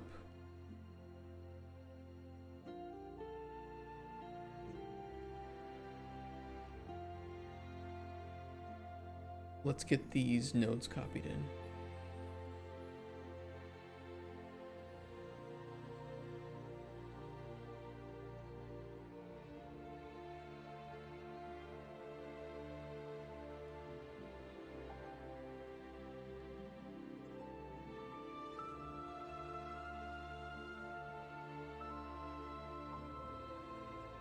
What the fuck?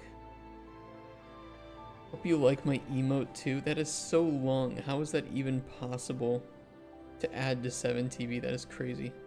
If you guys don't see these emotes, by the way, I think you have to add better TTV to your browser. And I think it automatically enables 7TV. Might be a different one. I made a joke with that.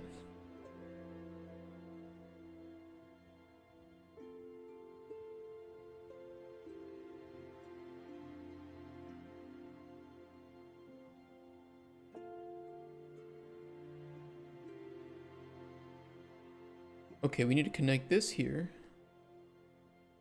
Or response 1, response 2.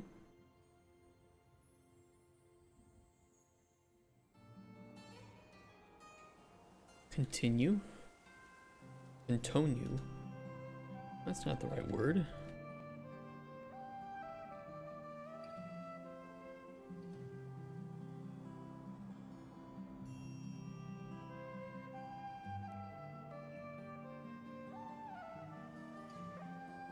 And then we'll check true, true, and false, false.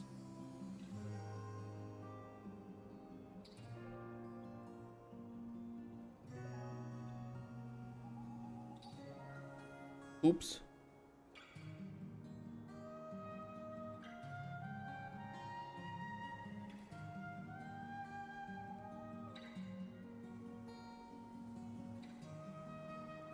Okay, and same event here, we can just copy. Boink, boink. We should also save that the player has greeted the thief. I do not see that anywhere.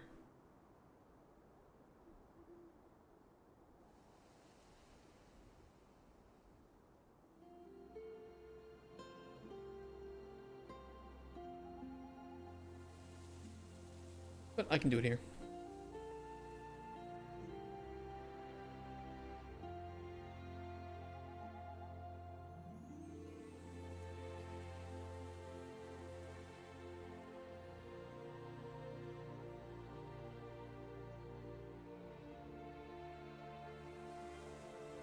Yeah, this one was messed up too. It's like I copied the event over, but I forgot to copy over the actual the right node to jump to.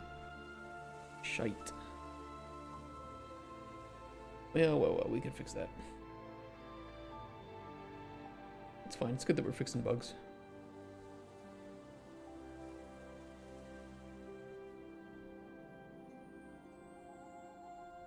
Sometimes there are so many specific conditions and checks that it's so hard to...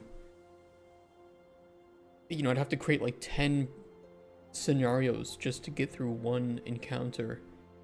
And then that's not including any choices that you might have made in the previous encounters.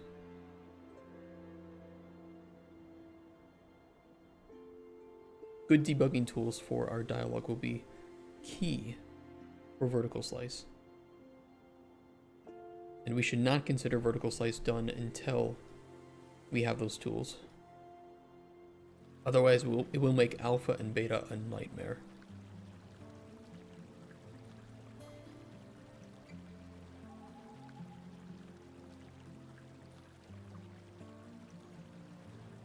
I would love if Larian Studios released like a talk about their debugging tools for dialogue. That would be great.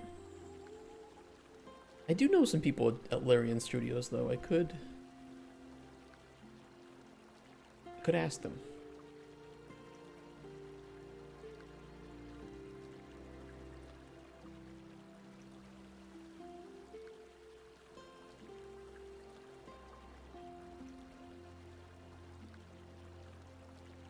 Okay, the rest of this should be good.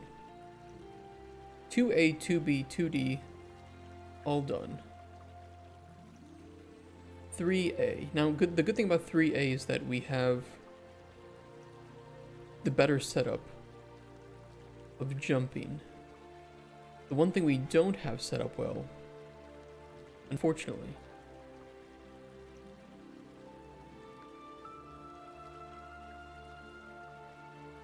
is the number of... Oh, this jumps to the lore loop.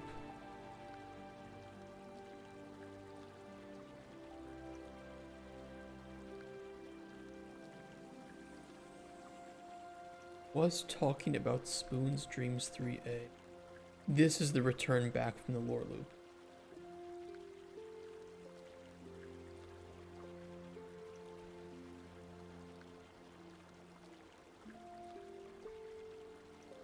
Okay. So we'll put it here.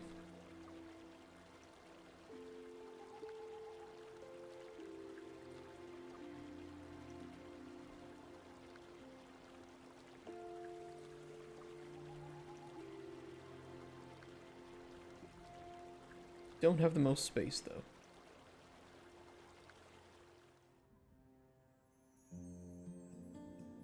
Okay, this is going to jump to this node, and it's going to look a little bit weird. Primarily because we don't have anything written there.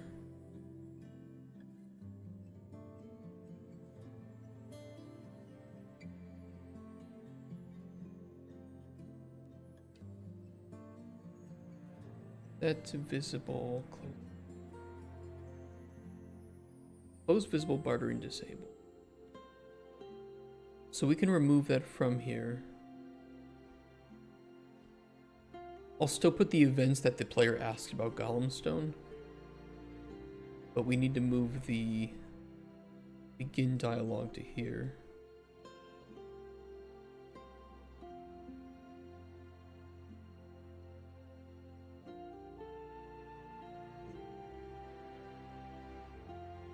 Okay.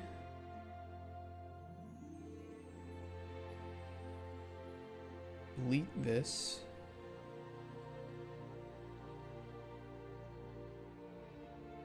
And this.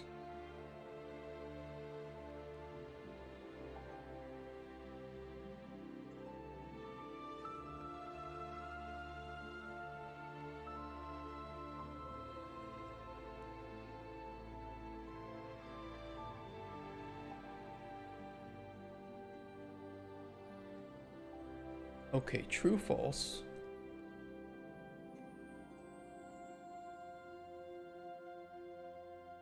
True, true.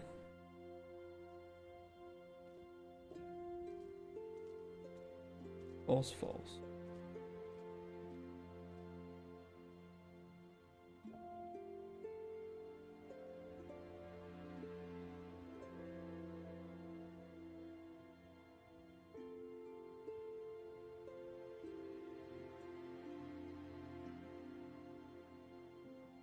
Should be fine, except we need to put something here.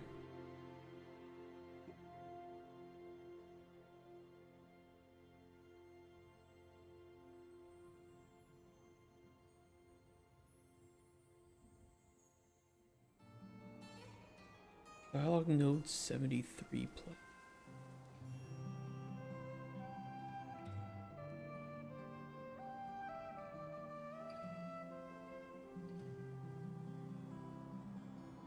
What is that checking?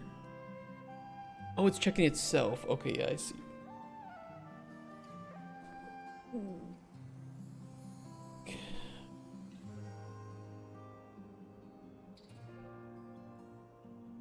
The funny thing is, I believe that none of these 4 sections are actually visible if you haven't gone down certain dialogue paths. So if you don't talk to him about any optional lore, none of that's visible, and the only thing you can do is tell him goodbye.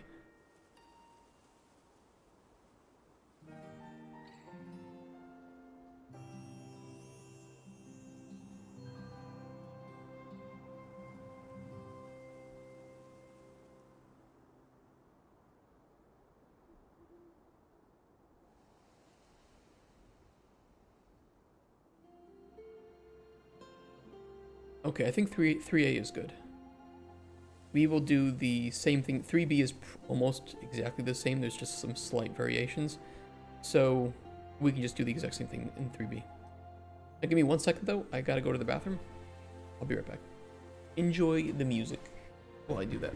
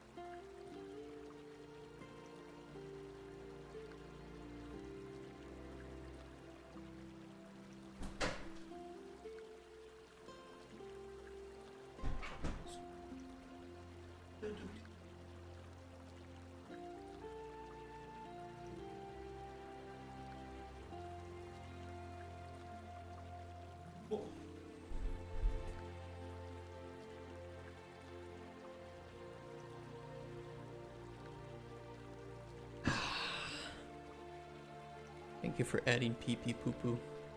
Peepo poo poo. Yeah, I don't know what's going on, but someone down the hall is doing some shit in their, some loud shit in their office. Thankfully, the walls are a lot less thinner here than my old office. Jesus Christ, I could hear people just like, if you're, okay, if you play like music off of your phone at like half volume, I could hear the people in adjacent office rooms doing that at my old office. And I'm pretty sure, and you know, I feel kind of bad for it, but I'm pretty sure they could hear me, and that's might be why they were playing the music. They're shitting in their office loudly? Yes, exactly. That's exactly what I heard them doing. They were going like this. And then I heard this. And then I heard this.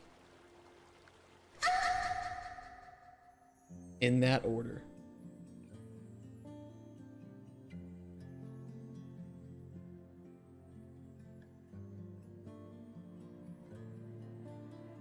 Okay, lore book disconnect.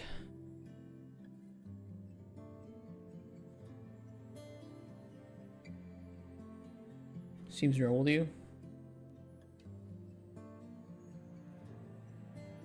I concur, sir.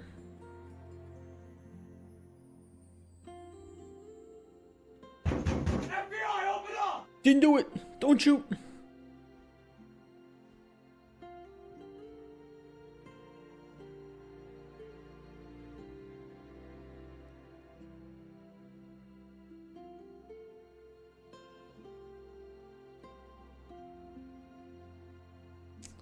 B 29. Is that the right one we want to jump to? 29. Okay. Glug. Okay, delete the begin dialogue. Delete.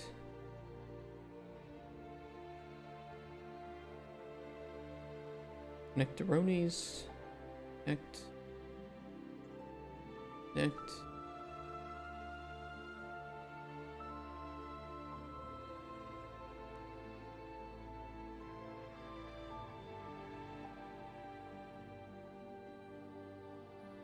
So I tried making a new dinner last night. Something that I normally wouldn't have. The problem is that, you know how like green shit in your food tastes horrible? Like anything that's green and doesn't come from an animal?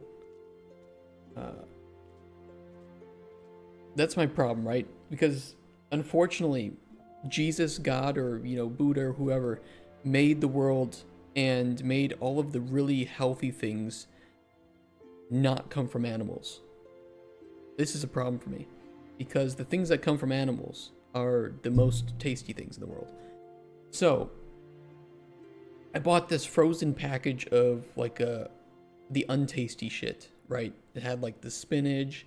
Okay, it did have potatoes. Potatoes are good. You know, potatoes are like the animals of the ground. And like it has some like carrots. To be fair, carrots are pretty tasty too. But that's because they're not green. But it did have some spinach. You know, a lot of healthy shit, right? It was like 450 grams, 54 calories per 100 grams. So, yeah, pretty damn decent. You know, 450 grams of food. And it's only like 250 calories in the whole package, if we're lucky. But that's the problem. It didn't have any of that animal food. The animal food, that's the food that I want. I bought some ground turkey and like 500 grams of it. I took 250 and I added it to that first. Actually tasty. I could eat that. It was good. It was good. It came with some seasoning too. And the seasoning was pretty tasty, so. It's not the cheapest. You guys are gonna sound, you know, it's gonna sound really cringe, but it was like a $3 meal. Which I know if you're in any place other than Poland sounds like, dude, you're eating your meals for $3? That's insane.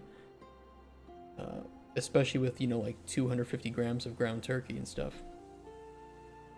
But for a Polish homemade meal, it's a little pricey. It could be worse, it could be better. It's okay. I can get a, you know, a frozen pizza for $9.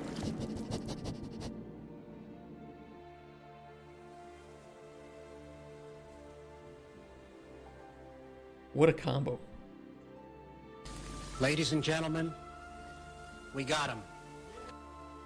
Did you set up a macro Ice Krieg on your keyboard just to accomplish that? I think I did that a bit too fast. Yeah, put like a 1 second delay between each. Oh, you just opened 4 windows. I mean, all's fair. I respect the attempt.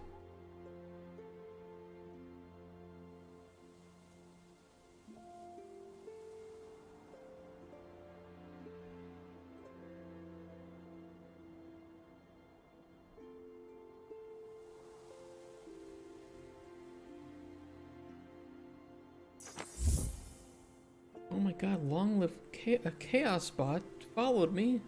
That's never happened before. Whoa.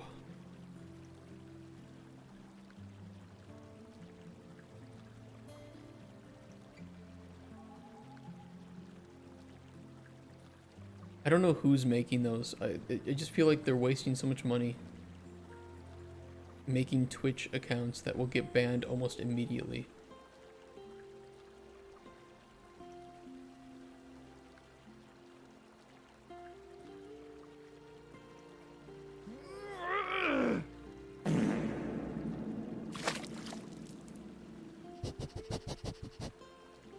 Yeah, that was good. Yeah, that was good delay.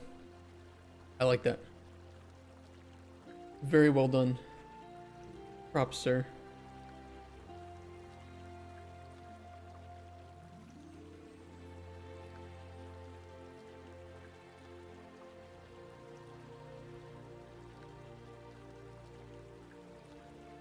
Okay, 3B should be complete.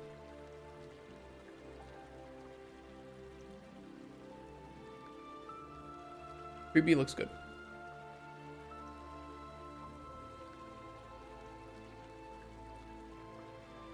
Now for 4. 4 should be quite easy. Oh, you know what? Let me double check too. Just abundance of safety. Okay, that's the right event. Like those sounds were meant for each other. That is exactly why I added them. I like you guys being able to have this like soundboard that you can string together different scenarios with. Very entertaining.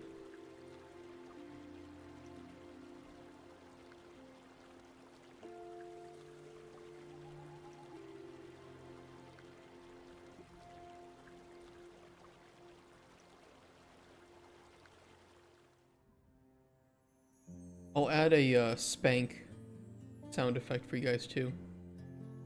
I feel like that one has a lot of uses with our existing sound effects.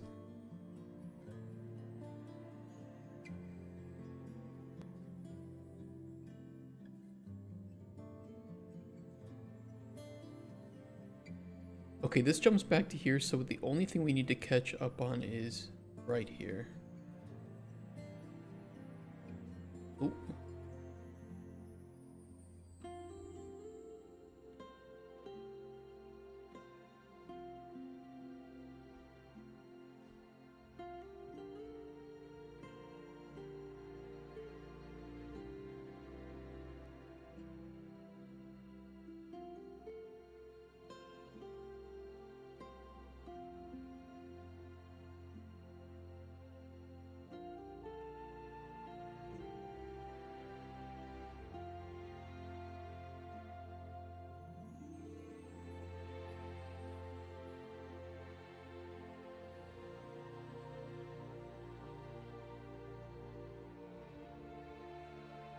Oh, are you able to help?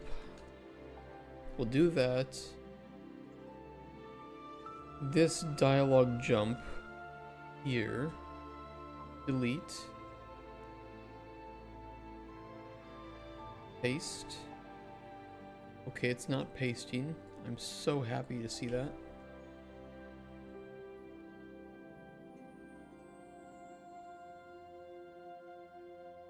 B4. Dialogue node 8.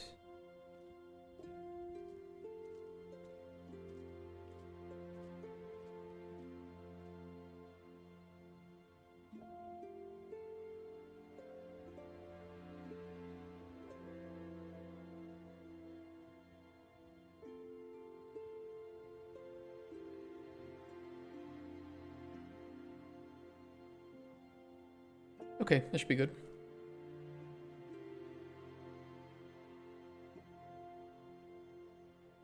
Ooh. Co to kurwa jest? Deal with this one.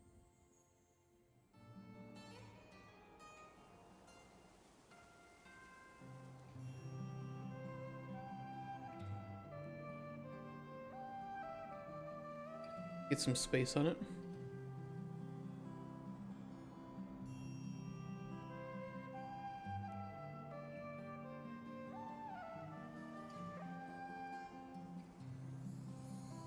We'll have him say anything else. Here.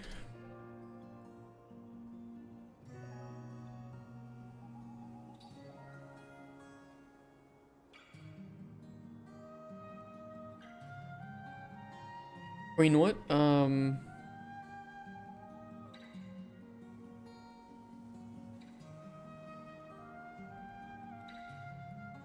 Yeah, cut that. Put that here.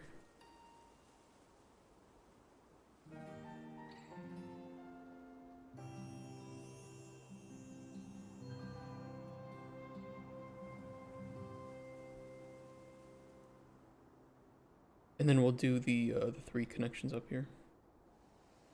These all lead to 16. They have the same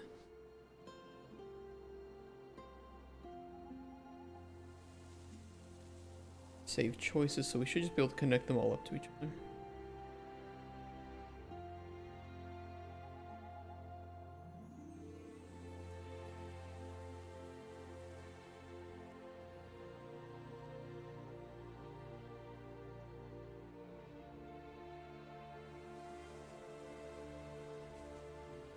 Continue. Oop. Continue.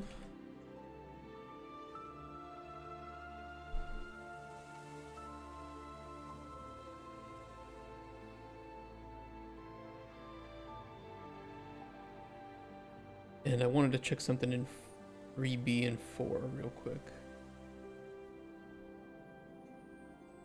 And 3A also has the problem. I changed the node text. I don't want it to be consistent. 3A. 3B.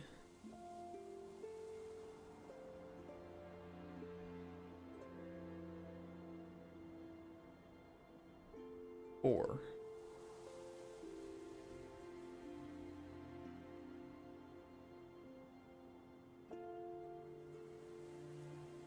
Okay, this should jump. Hold on, not here. Need to jump to here.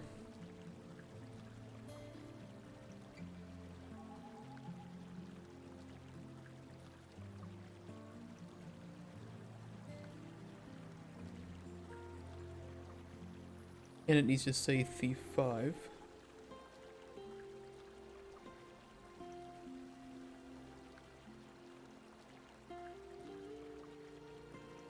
And then we can delete it from here.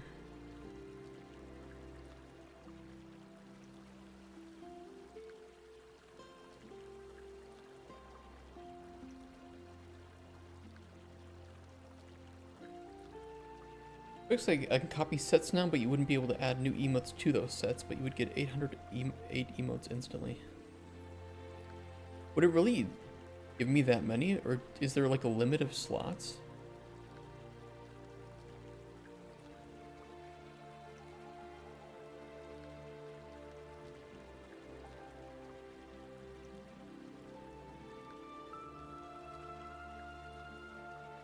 yours is active on another channel. I mean, I think it's fine if I can't add emotes to that set, right? Because then I could just add emotes to my own set, to this one. So there'd be a separate one that I just can't do anything with, but this one I could.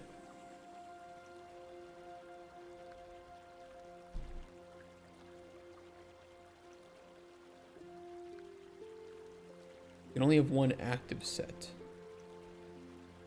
Ashes of Cremation is such a shit game. Okay, these are great topics to get into. You can only have one active set.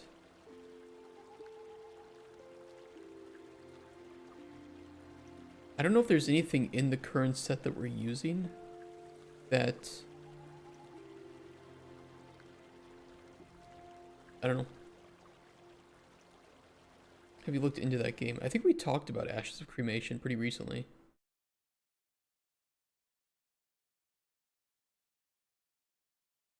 Ooh, my music ran out. Let's fix that. Whirlwind, sure.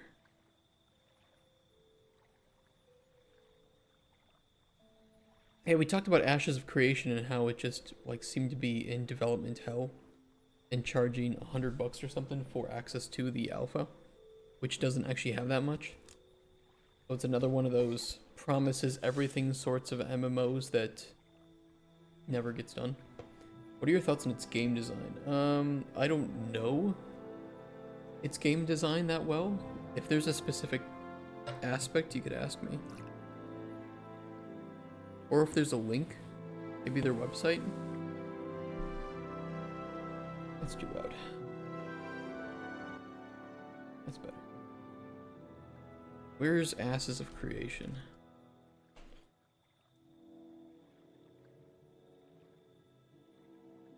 Not here. I wonder if they're hiring anybody. Ooh, a lot of people. Well, you do have money then.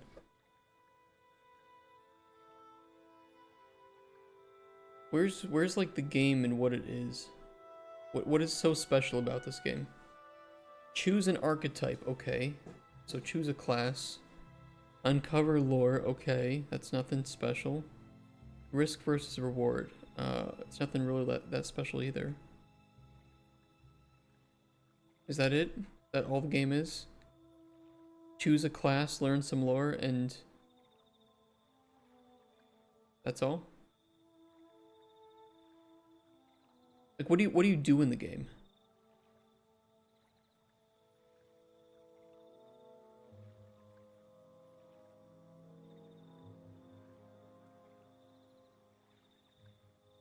How is it different than other MMOs? You know, like what can I judge it on that it's attempting to do differently?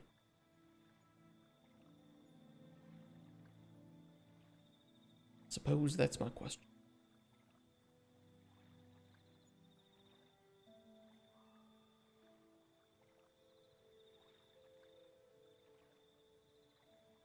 I think what differentiates it from generic shitty MMO is that the cities are the factions and you can build up your city tier at the expense of other cities' progression capability. But then you go to war with other factions to try and raise your city tier by securing the resources. So it's very PvP focused, is what you're saying. Where the expensive, crazy guilds battle it out. Kind of what I think New World was trying to do as well.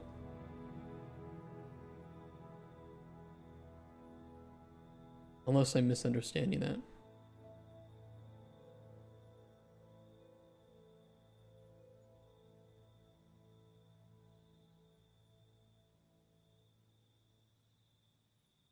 Right, okay.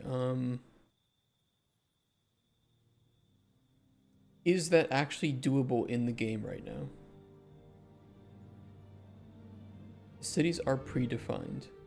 So yeah, similar to like New World, which I saw a little bit of that, but I don't do like PvP or big guild stuff, so I saw that they could like set taxes and build up the towns, but nothing too crazy.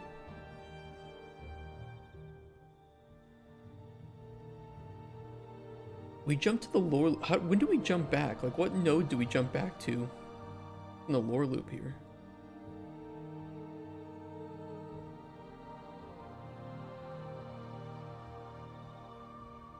20. Which one is 20? This one is 20.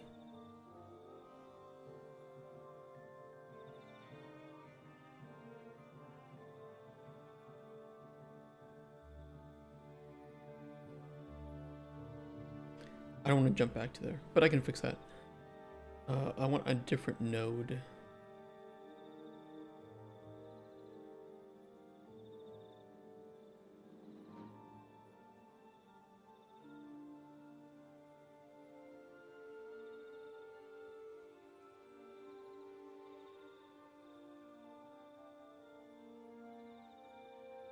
Art software is a big sim for AOC.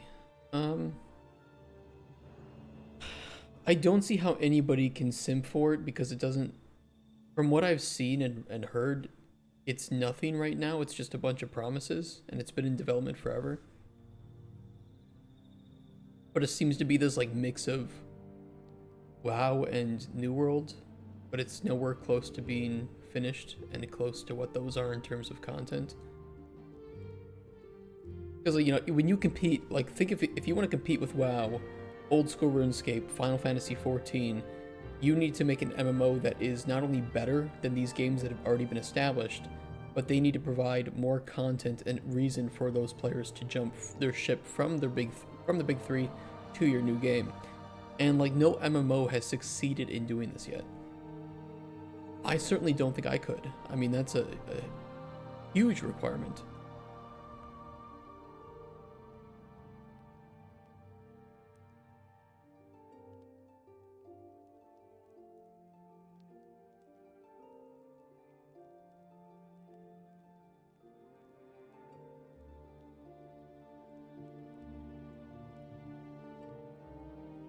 Let's see here.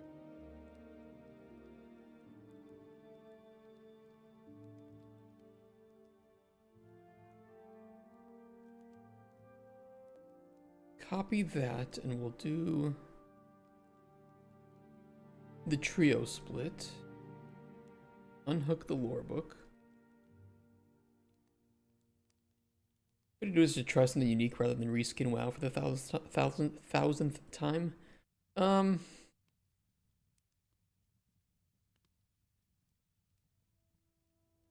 I don't know if I could agree or disagree on that. I've never made an MMO, so I don't really think too often about what MMO players want. Especially because there are such different niches of the genre.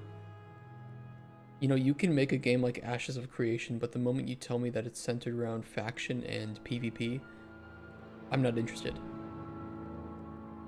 Because, you know, I'm like a solo MMO player, right? I play old school RuneScape. If you told me you were making a solo-friendly,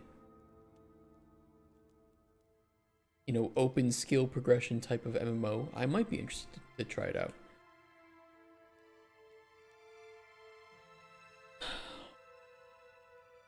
So, and I don't play WoW, so I can't really tell for sure what WoW players want, but it seems to me that the games that WoW players get most excited about are games that promise something similar to WoW. And or games that heavily rely on social, guild, and party aspects. Maybe that's a better way to put it. Because WoW players are unimaginative. I mean, no, I think they're just entrenched. I think all MMO players are entrenched in playing not only the MMOs that they've already been playing and have played since they were children, or games that follow suit to those types of games.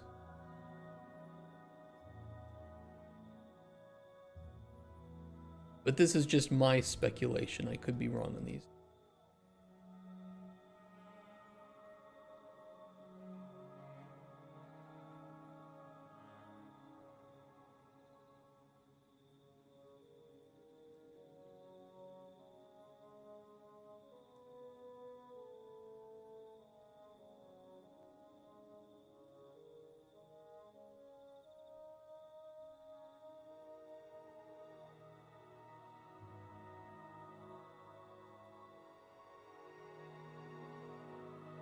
Trying to think how I want to connect this up.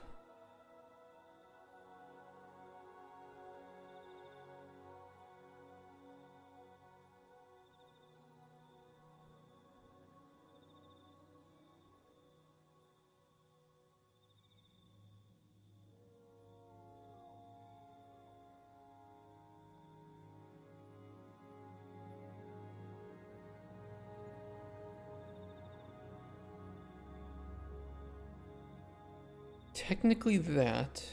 Let me just move everything over.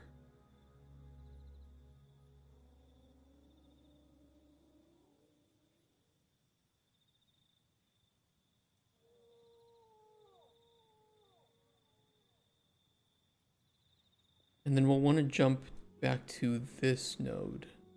Or maybe a different one. Probably here. What does he say here? I think I understand you wanted to open the shop to honor your dad, so how's it all doing? Okay, so we would want to jump back then to this node. Jump back.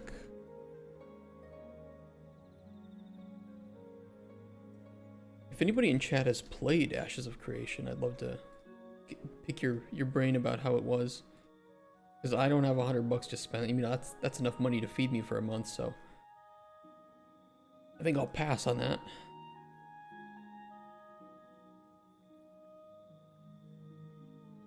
It was made during a time when technology simply couldn't handle anything better, but those limitations have defined the genre, which I don't like. For example, tap target combat. I mean, you say that, and yet, you know, old school RuneScape was made in the same era. And it doesn't have that kind of combat. It has deceptively simple combat, though. You start the game just clicking goblins and waiting for it to die, but then, you know, it gets really, really crazy, building upon those core principles.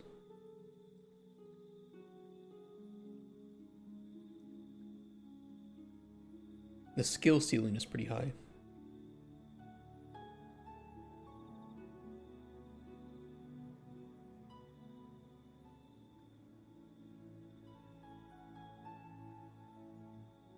Okay. I think this will work.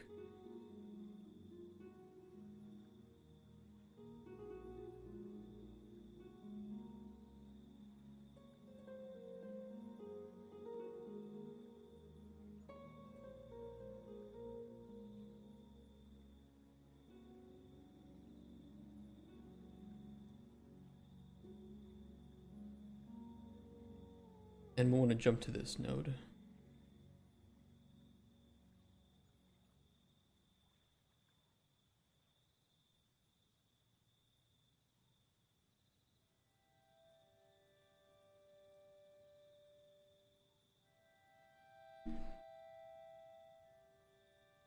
Okay, so the lore loop jump is here, and it should pull us back to here.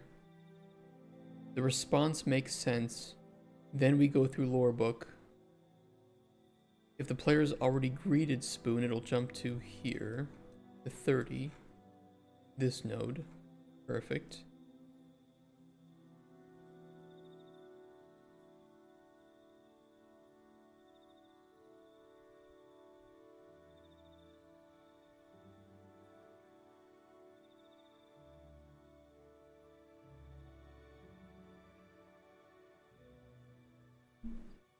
And before I forget, update the node text. Limitations of OSRS don't impact my enjoyment as much as the limitations of WoW do.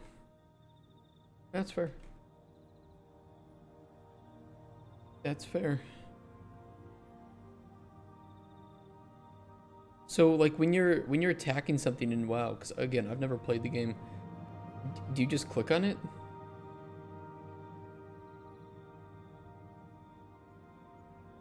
Like, if you know OSRS, how does it compare? Do you just click on the enemy and that's the one you attack, and if you want to attack a different enemy, you'd click on the other enemy?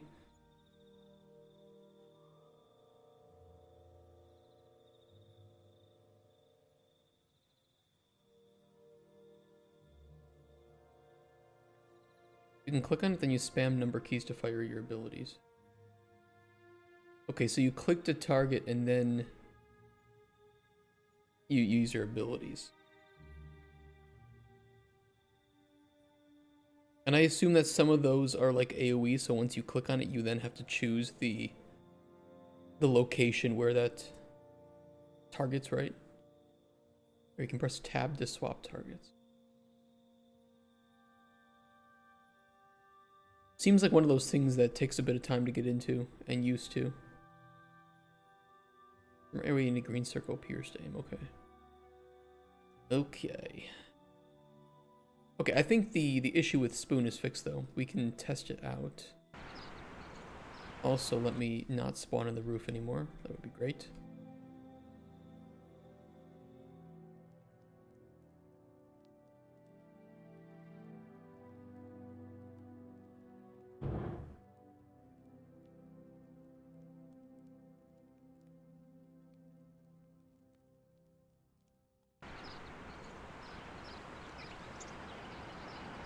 Let's get Spoon out. Hello, Spoon. I think that whilst combat is bad, I just don't want every new MMO to copy it. I would rather have Elden Ring combat in an MMO. I'm very curious to see what Cauldron Chronicles does for its combat. I'm pretty sure that they showed gameplay, but it was also, you know, it could be very, very well made, you know, scripted moments. And the combat in that looks pretty damn good. I don't know if you guys have seen that.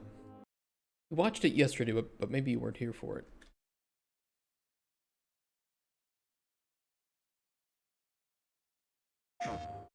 Choo. Cacao.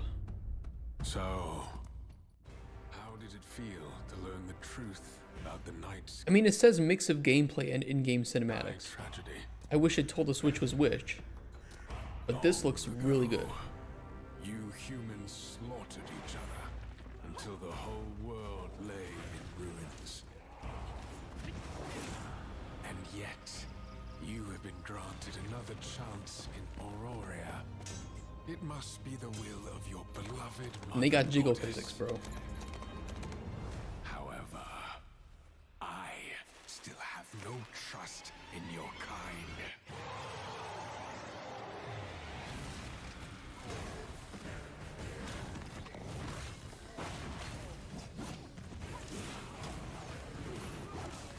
Jiggle physics sold. I'm really waiting to see more news about this and some unedited gameplay. Because some of these bosses look really cool.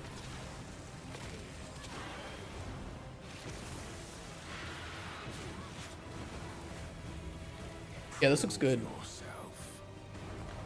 If you survive I hope the this combat trial, plays better than like other systems where it's freeform like that. Like ESO kind of had the same style of combat, but it just got really old really fast.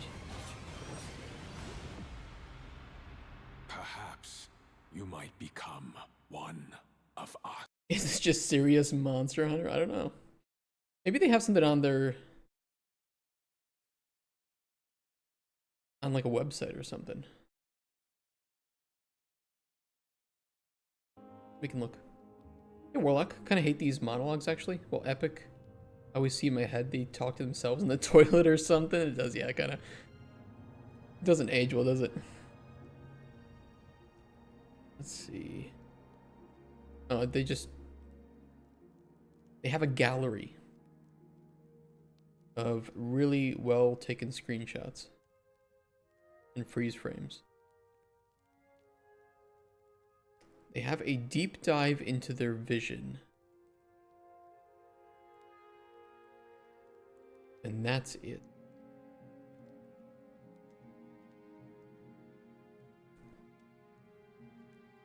Crafted dynamic. I'm just trying to scan for anything important. Party play, 20-player raids. Most PvE encounters can be accessed as both a solo player and a full-fledged party. I like to hear that. I do like to hear that, as somebody who prefers primarily to play solo. World events Open world raid bosses.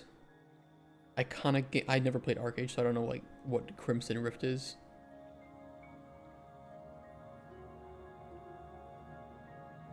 PvP will have a place. I don't really know where though. Evolved crime. They're exploring an evolved crime system and organized PvP activities. So I don't know. It's got me interested enough to see what they're going to do with it and to likely play it whenever it's available. But I'd like to see some gameplay. It looks good.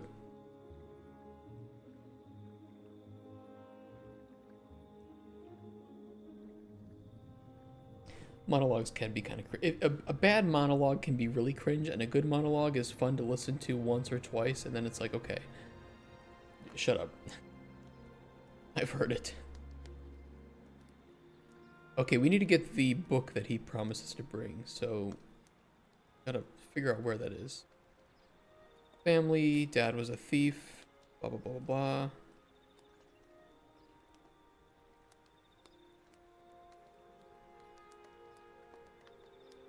Our hands are spoons.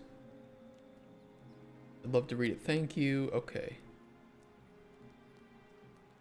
Mind goblin these nuts, human. Beautiful, thank you for the spoon nut and the joke.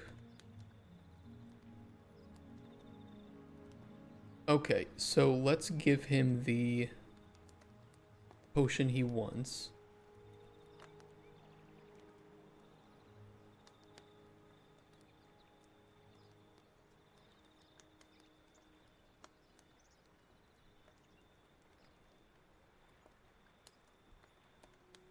Okay, let's make that.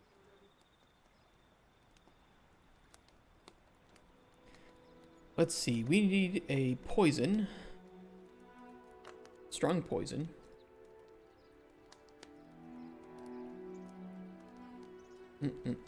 Poison 3. Fermented spider heart and a spider stinger. Do that.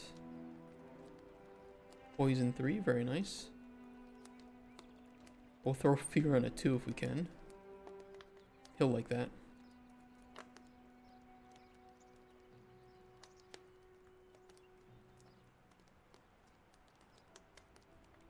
I thought that poison and restore health were mutually exclusive.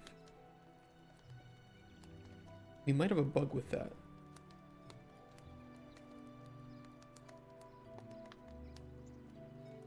That used to be working. It is not working anymore, so let's add it. X. That shouldn't be on same potion. Have bugged exclusivity. Because in this case, restore health should be overwritten by poison 3, but it is not showing that.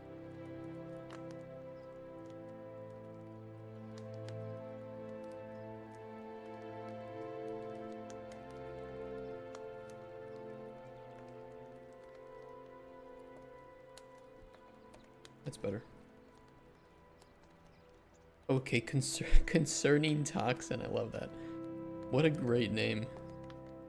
A bit of a concerning toxin. And let's do the paralyzed potion. Ooh, we'll do poop. Cow dung.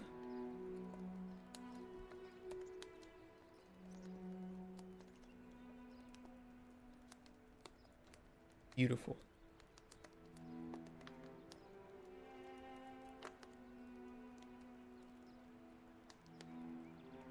Here you go, Spoon. Here is your concerning toxin and your disabling mixture.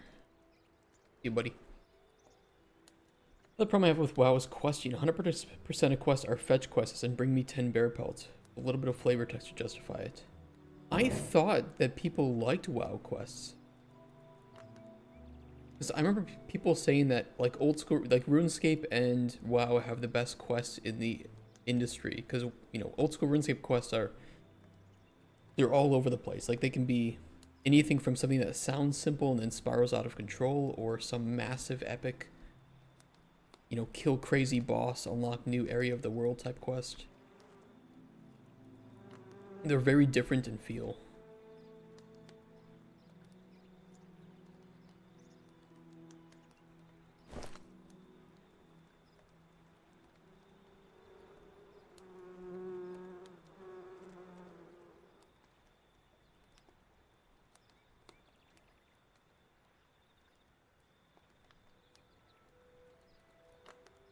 Also, technically the player can sell the greenhouse back. I don't know if we want to allow that, but we can always disable that. That'll be easy.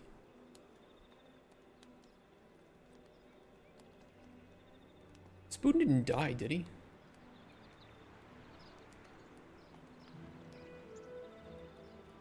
Anyone who claims to enjoy WoW quests is coping. I don't know anything about their quests, so I thought people liked their quests, but I guess maybe they're different than from what I heard.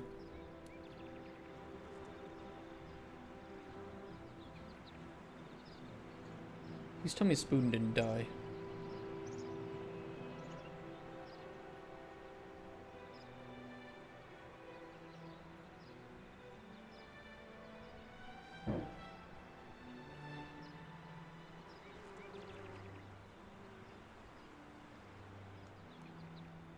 Spoon must have died. I can check. He shouldn't be, but it's certainly possible.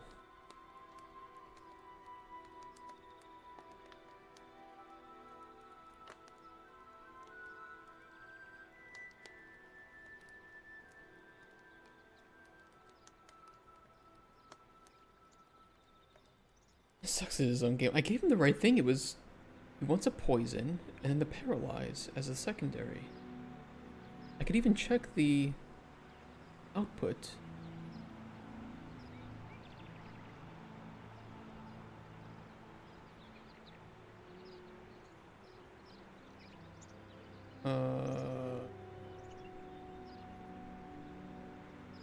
Why did it freeze?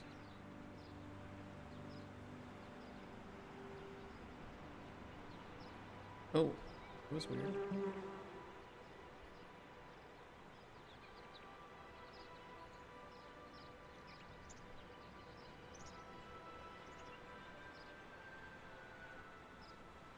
It was very weird.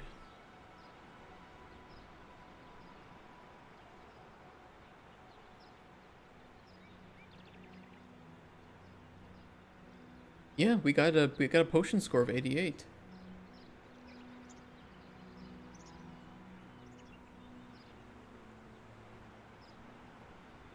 I don't know why, but my output log is. No, it didn't have healing. I got rid of the healing. I replaced that.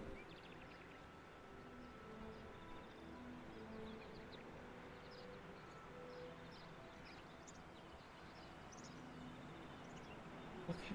Why is my output log freezing the whole thing? Okay, let me just see if he's in here.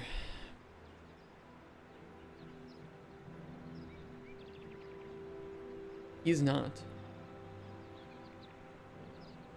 Something killed him.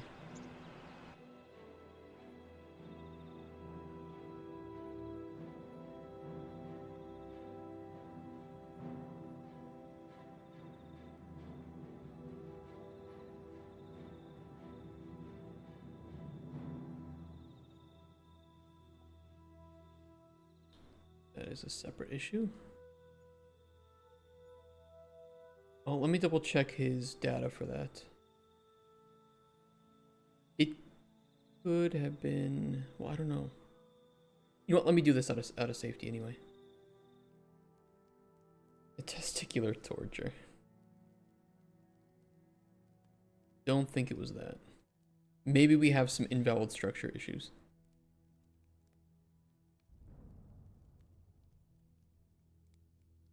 There's some quest lines that people enjoyed the flavor text, but the actual tasks themselves were still simple. I mean, were there any quests in WoW that have like puzzles? Something interesting for the player to engage in? Do they unlock new areas of the game? new NPCs, new shops or something. Untradeable quest items that do something unique.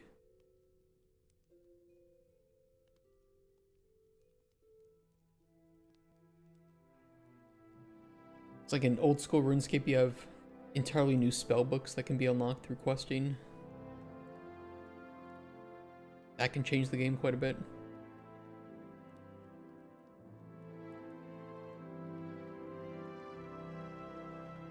Alright, let's check for structure issues. I do not see them. Okay. Potion needs Thief 1. E poison. Bonus effect types, we had fear on there. There shouldn't be any penalty. We know that we got a good score.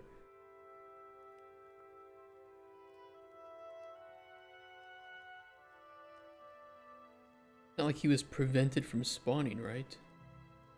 I didn't actually check if he was dead. I just know he wasn't available to spawn.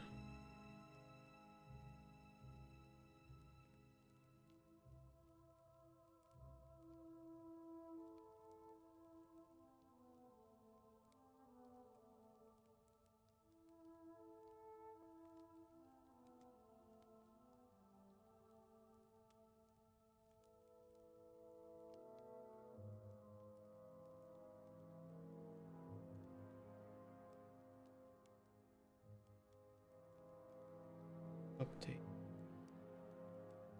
Your poison. Character dead. Restore health. Character dead. Bulwark, character dead. Fortify health, character dead. Strength boost, character dead. Concussive blast. Killed bandit leader.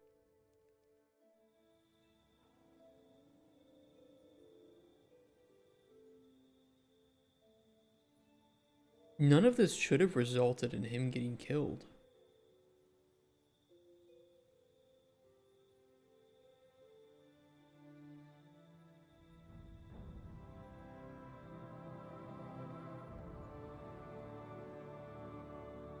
Well, let's redo it and see what happened.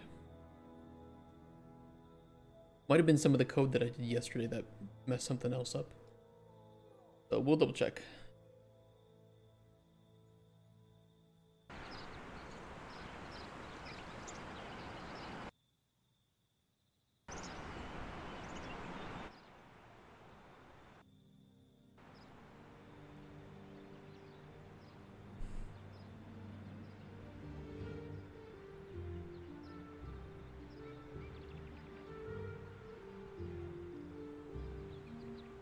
Okay, what are our available stages? Nothing completed, nothing discarded. Mage, warrior, and thief 1. Beautiful. And we should have nothing in the repeating stages. Let me double check that.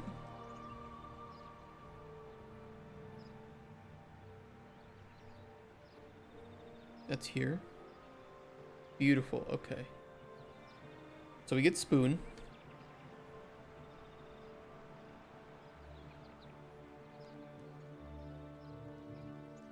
Let's make his potion again.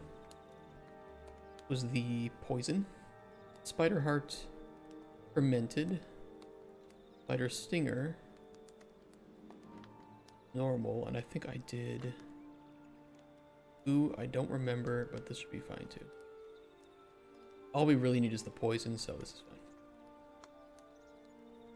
Poison and paralyzed secondary potion. Cow dung, poo poo. Brown foxtail, that looks fine.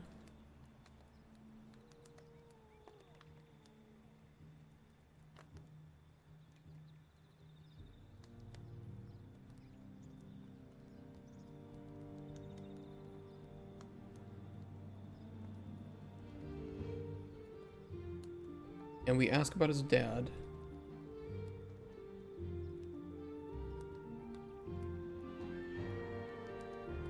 There we go.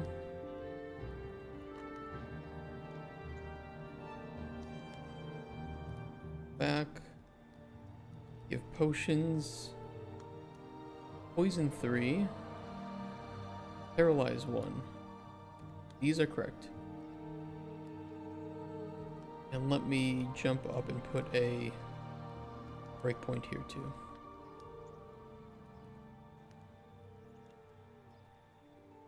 Puzzles no except in one raid. Untradeable items with unique effects rarely. Unlocking new areas no except unlocking raids. Unlocking new spells etc. nope. Imagine if every single quest in OSRS was exactly like Sheep Shearer, except instead of shearing them you had to kill them and loot them for their wool. And do that for 200 plus hours. Really? That's so boring. Well, now I don't know. Now I get why people just are like, oh, just, you know, get to end game so you can do raids. Are the raids fun at least?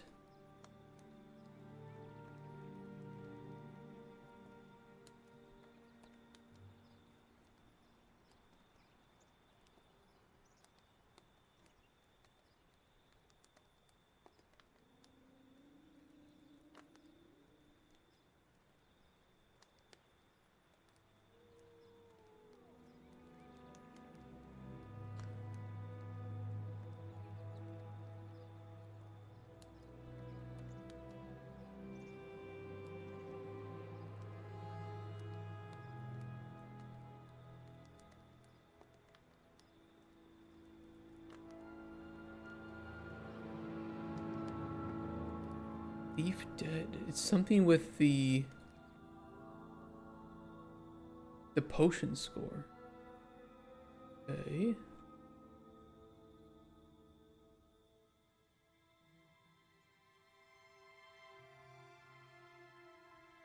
Score threshold terrible. Thief dead.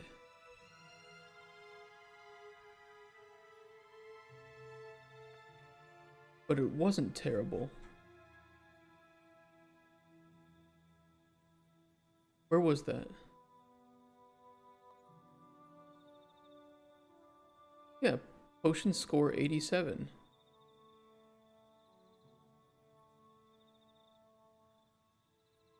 Oh, you know what it might be is because I made the comparator. So it's saying is score threshold. We do need to set the comparator here to equal. I forgot to go back through and fix all of the other potion outcomes for that. That's my bad. I will fix that right now. In fact, I'm going to make it a little bit easier myself and export as JSON.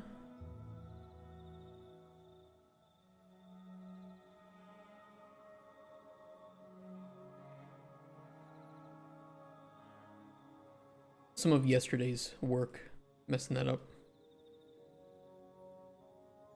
Let me search for potion score.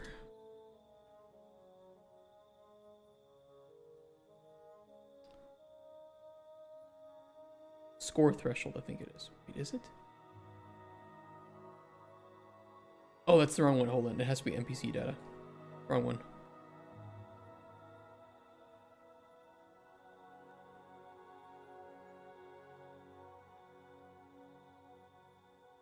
There we go. Potion score.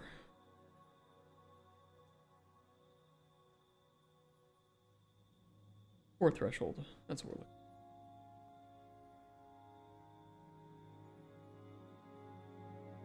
Okay, score threshold. Again, that one needs to be set to equal as well.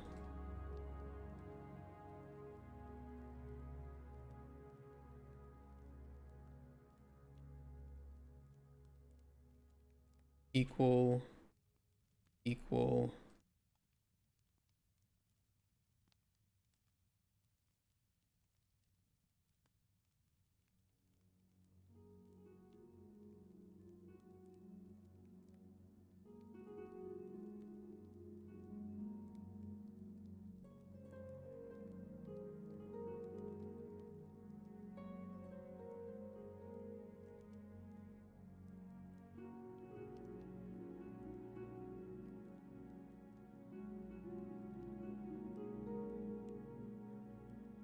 Okay, keep going. Looking good, looking good. Score threshold equal. We assumed equal before, but now we can actually just double check that, so. What's on the game plan today? Hey, Lazola. I am kind of fixing up some bugs with encounters and finishing up with merchants. So you can now buy the greenhouse expansion from the merchant as originally intended. And I'm just trying to like clean things up before next week we can jump into the environmental puzzles. And we have 1 week to get some things done there before Kingdom Come Deliverance 2 comes out. A little expensive, but I'm gonna buy it. Sounds like the definition of fun. Fixing bugs. I mean, it is. It's kind of fun fixing bugs if they're easy to find. And at least I know I'm making the game more stable. I don't hate it.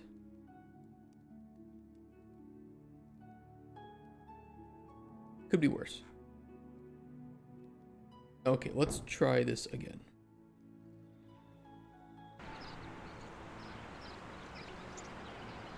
Let me catch up on some of those messages.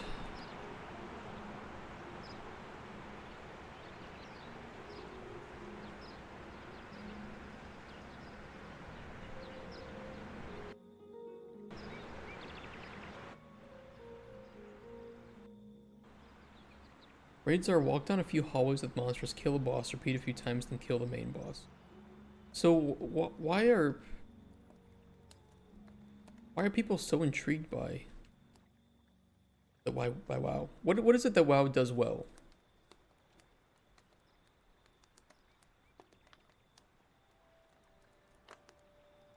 Because, you know, it's not like OSRS is the perfect game either. Certainly not.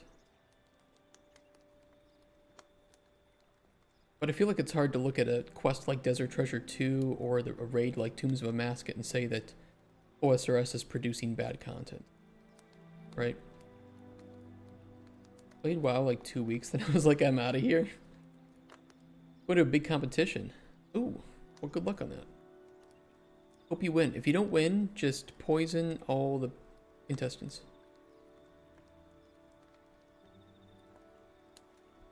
Don't do that. It was a joke. FBI.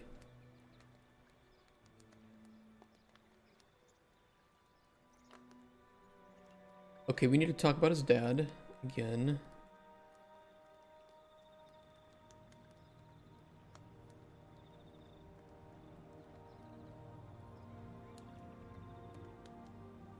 Mind gobbling these nuts. Okay, beautiful.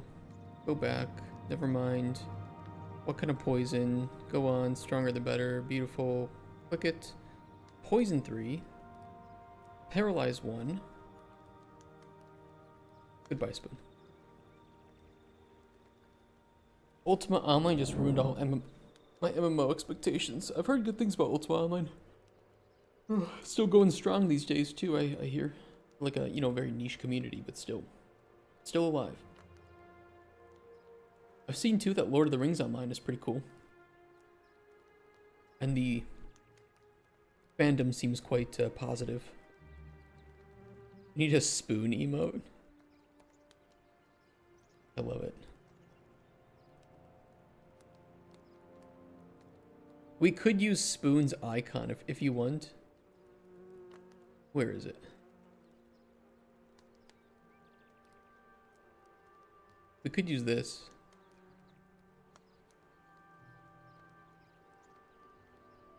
Okay, let's see. 7. How do I do this? 7 TV emotes upload.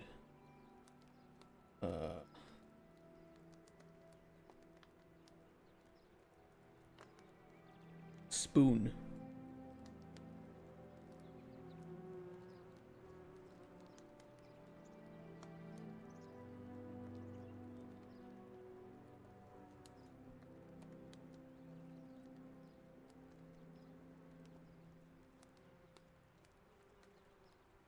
There you go. There's your spoon emote.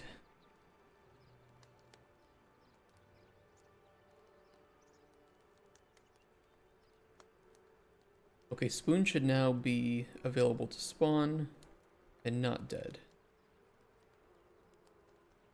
Spoon is available to spawn and not dead. Wonderful.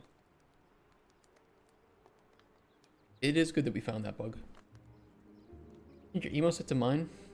Don't want to right click over 1,000 times, but you got editor and you can add them. Oh, cool. Thank you for that.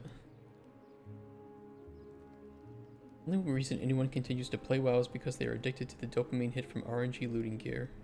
It doesn't do anything well, it just does everything good enough. That is a hot take.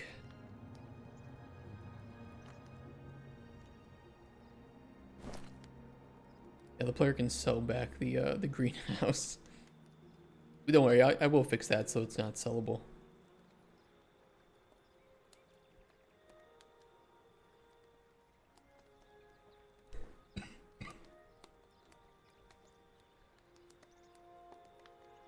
Do do do do do do do do do do do do.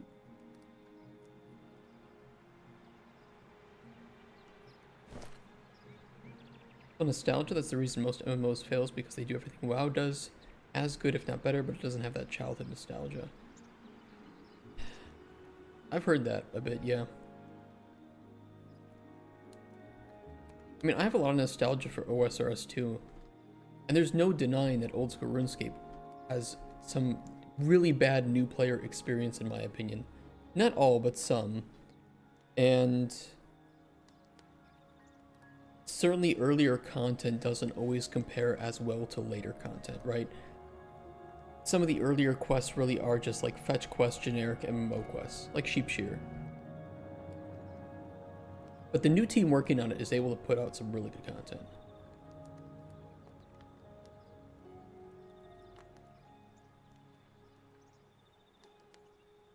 Okay, yeah, how did the potion go? Raid went well. Assume the process poison helped. Poison was perfect. Great to hear, Spoon. Anyway, need a new potion. I can help with that. Okay, thank you for thinking of me. What did you find? More spoon nuts, thank you. Appreciate you getting these for me. My pleasure, human. By the way, did you happen to bring that book you talked about? I think it was about stenches and spoons. Oh yeah, I almost forgot. There you go. Okay, thank you. I'll take a look at this. Definitely do. Can you help me? Yes, you want to look for your gold. What kind of potion can I make? He needs another poison. And then whip them up into a frenzy. Okay. Be carrying all that loot.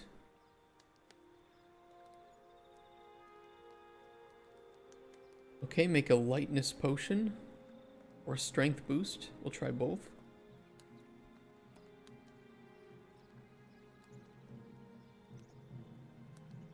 And fortify stamina. Any desired flavor? No. Okay.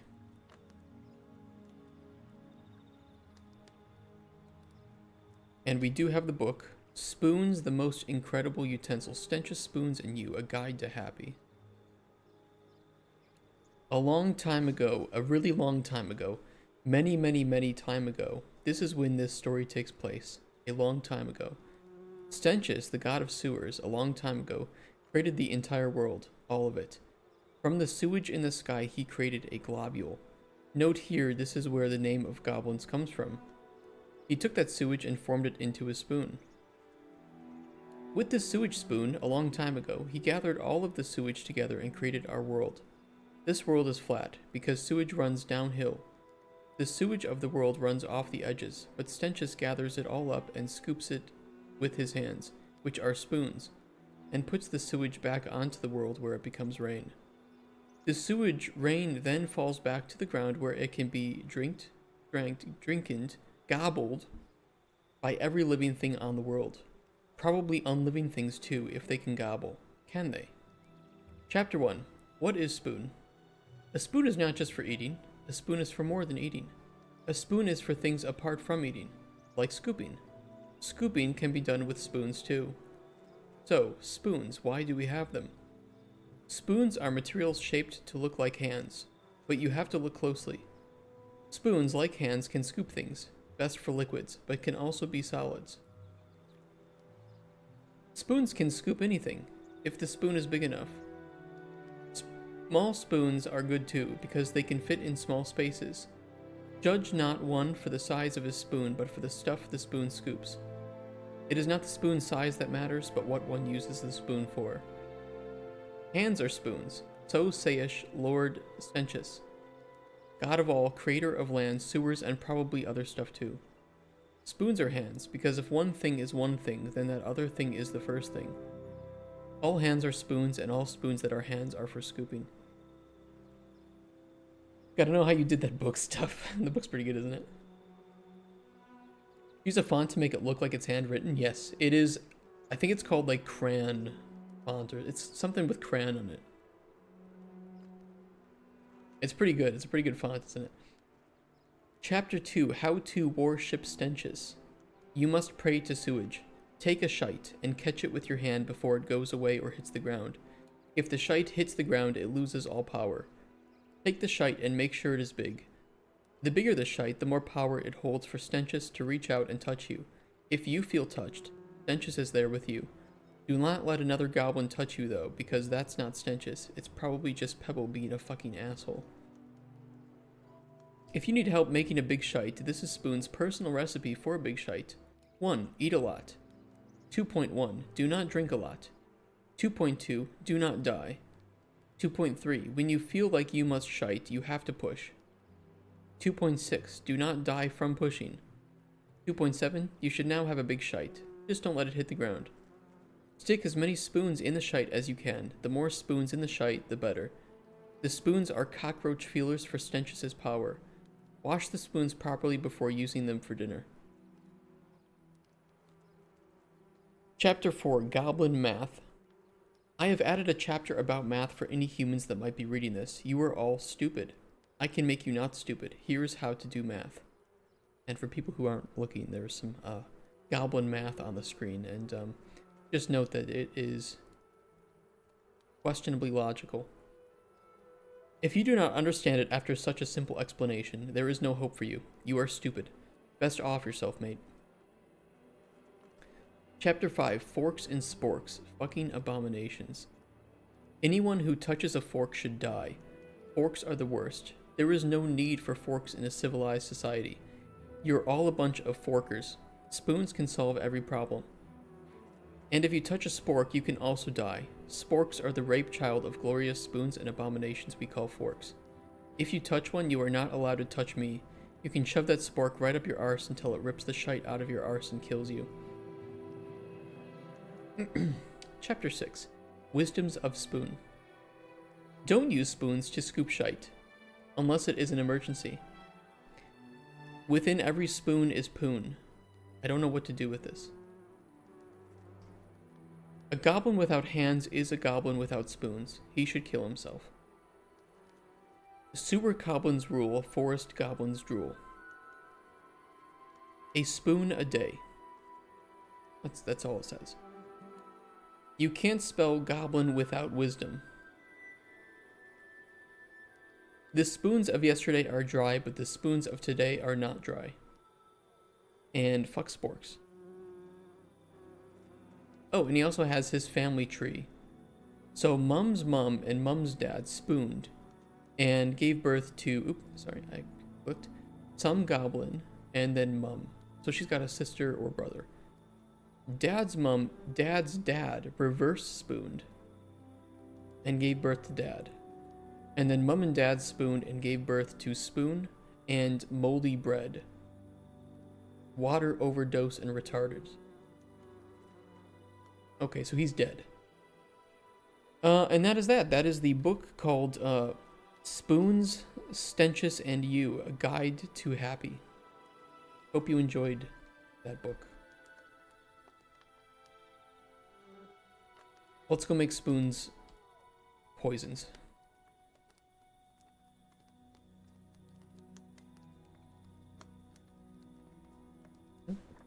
Just a little nighttime reading. If you feel offended by that book or any of the language in that book, good. Congratulations.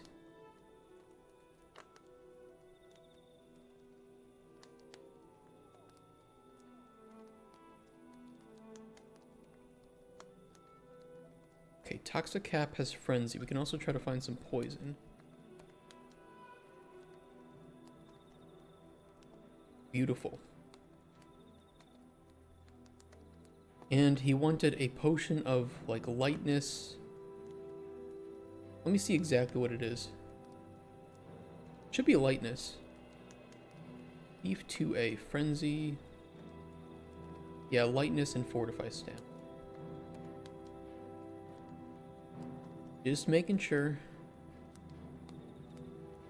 Oop, don't do that.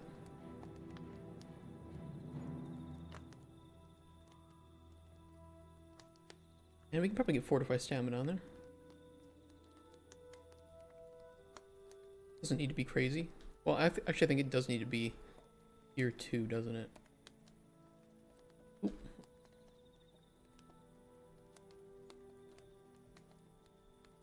Fortify stamina 1. This has 2.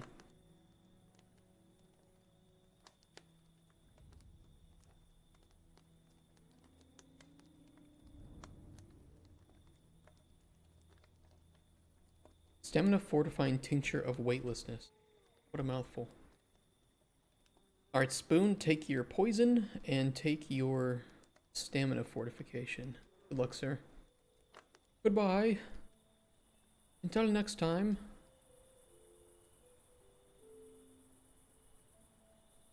Such a stupid book I wrote. I gotta fix the name and description though. Or mainly just the name. It says Spoon's the most incredible utensil. I can write that down. Bugs to fix. Spoon's book has wrong name. And this is probably about to be. Get out of here, woman. No females allowed. Only sewer goblins.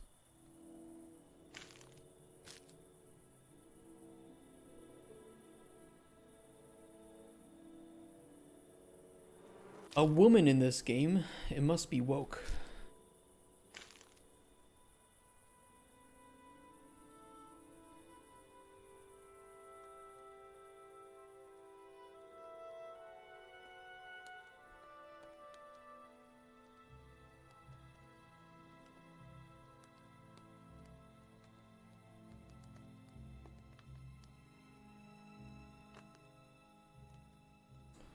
Okay, let's get him killed.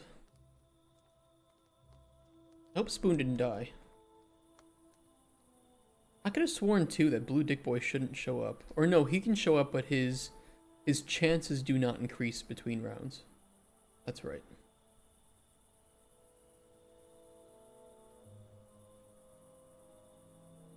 Okay, we got Spoony Boy. And also, we can get the beach ball stuck where the greenhouse will spawn.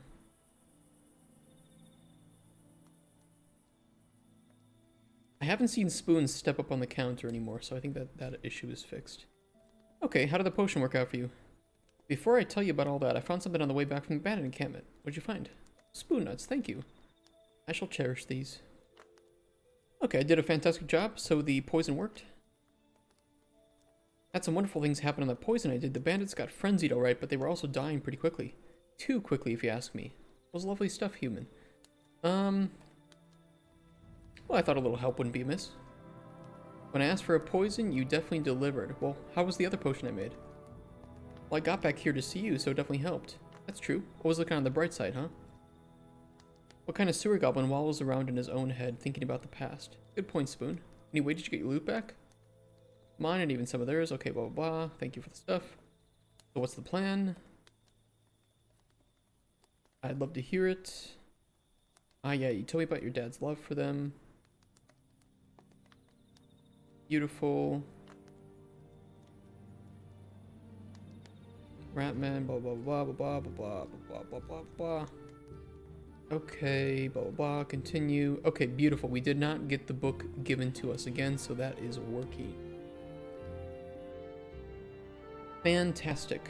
Let's fix Spoon's book name. We're fixing all kinds of bugs today.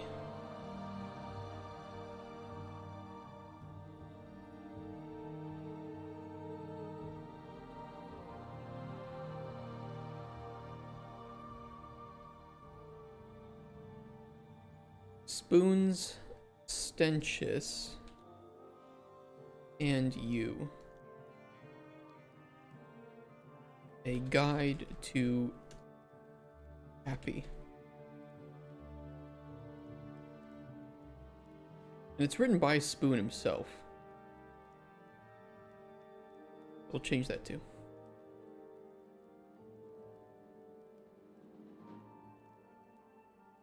I don't know if that name is going to be too long though. I will double check. Oop, not that.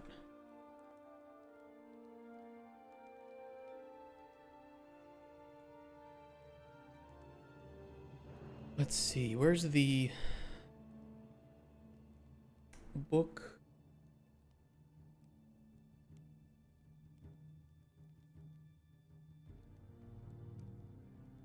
Or did I repurpose the junk info panel? Oh, I'm looking in the wrong place, that's why. Junk item name does not wrap text. So let's make sure to center it vertically. Center justify. And we'll wrap at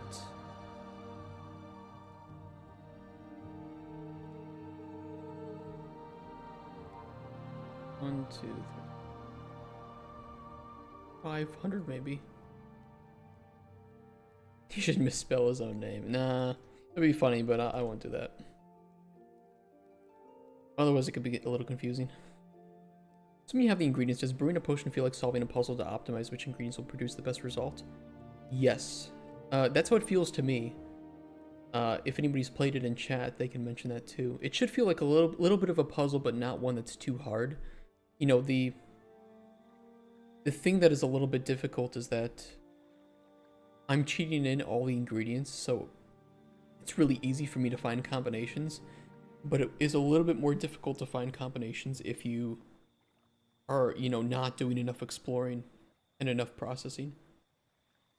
But it should feel like a little puzzle, because not only do you want to optimize ideally the number of ingredients you use, but also the rarity. If, I don't know, some, like Siren's Reef Seed is not super common, so you don't want to like just use that for everything.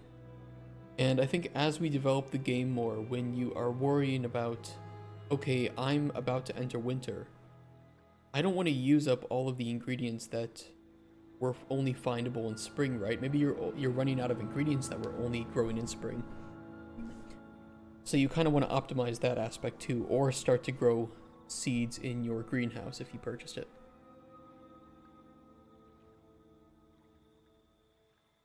Okay, we fixed this issue. Player can sell greenhouse.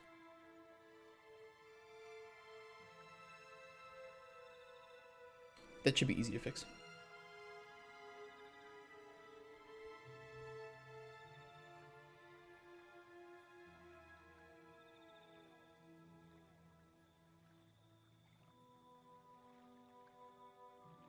We'll add another boolean here for B filter usable items.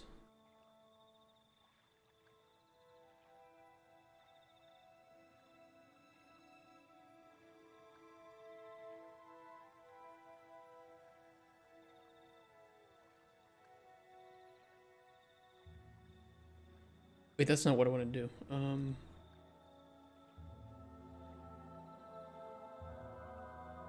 I don't want this to be sellable.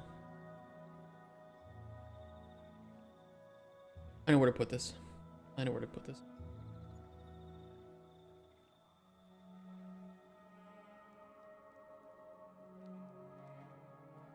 Merchant inventory. Sure to make use of a less ideal ingredient to achieve a good potion. In what way?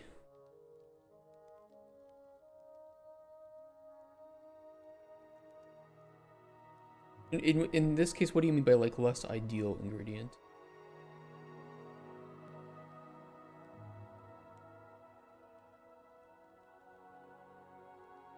Switch to junk tab.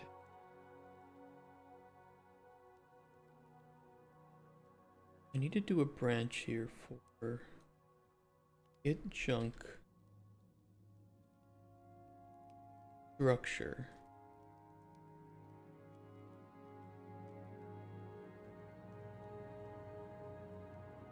Well, actually, I need to do a branch first. Let me get some space.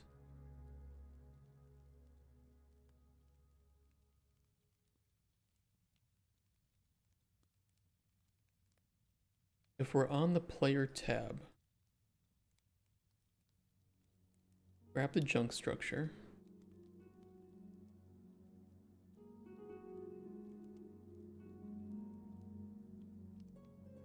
And if it is usable,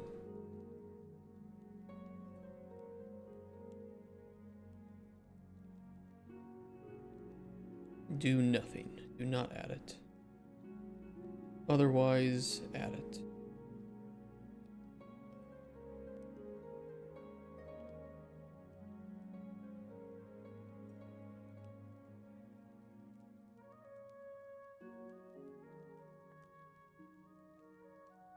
Now, doubly, we need to make sure that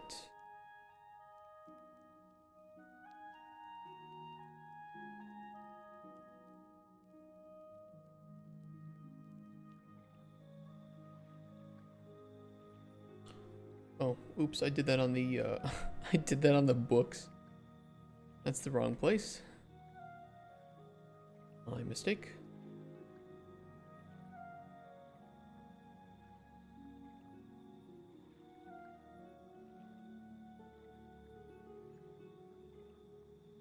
Here's junk.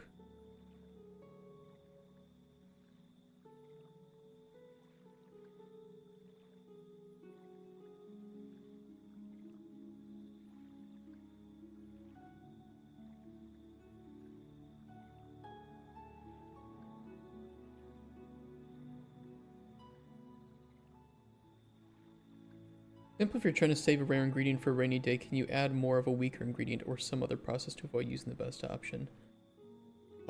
You can't add more of a weaker ingredient, so we do limit the number of ingredients of the same type.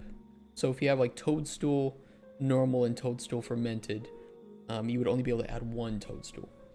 But you can, there are multiple options for ingredients, so if you have like, I don't know, you're trying to include strength boost, right? And you have a really rare ingredient with strength boost, or there's likely that there's a multiple other ingredients that have strength boost as well. So there's no single recipe for a good potion.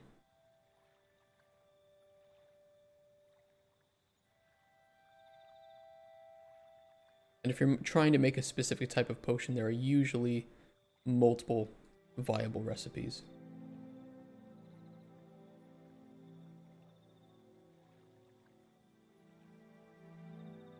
I think this will work. Let's try it. In the merchant tab specifically,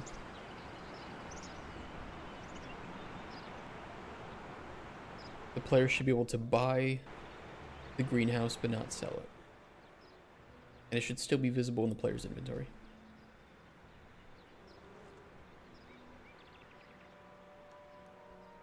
We can always list it as not sellable too.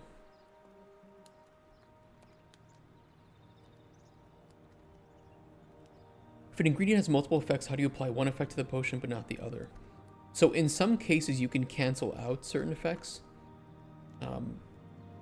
There is a bug that's preventing that from working, so I gotta fix that. But I'm gonna fix that after this.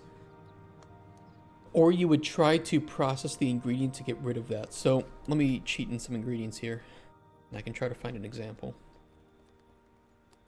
Let's say carrot.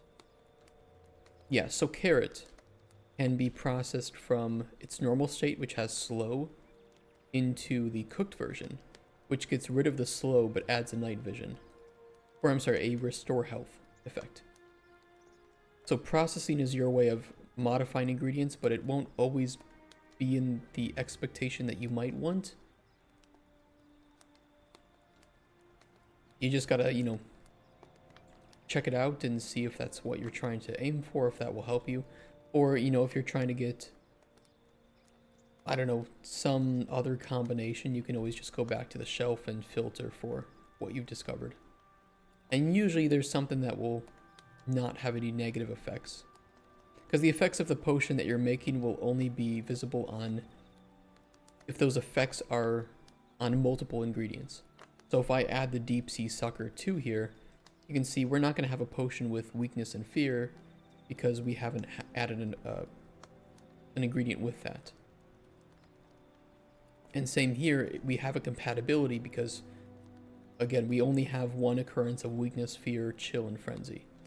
So the resulting potion will only give us that combination effect at the lowest commonly found, or I'm sorry, the highest commonly found tier, which is in this case water breathing 1, 2. But if we wanted, for instance, like frenzy on it, we could always find something else with frenzy on it and throw it on there too.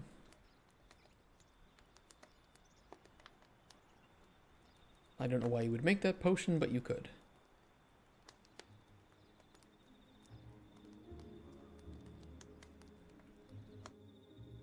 Oops, I wanted to test something there. So to get an effect, you need 2 ingredients with that effect. You need at least 2 ingredients with that. And they will take the highest common tier. So if you have a, you know, let's say tier 1 poison, tier 2 poison, tier 2 poison, potion will have tier 2. If you have tier 1, tier 1, tier 2, you will have tier 1.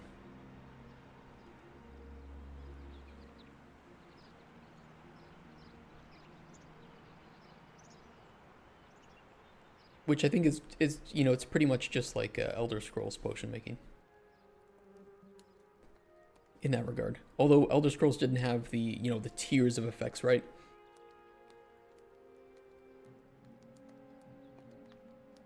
Okay, you can go die. I need the merchant.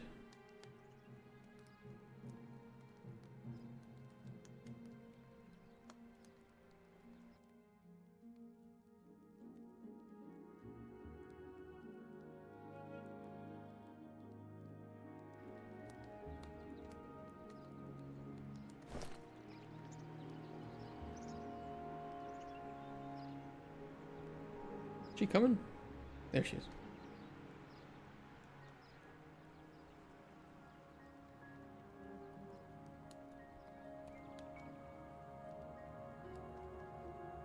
And we can fix it in the inventory, not, you know, saying the value and not showing that it's unsellable.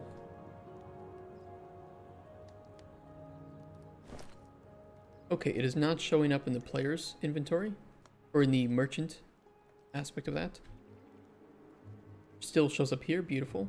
And we can use it, and it works. Awesome.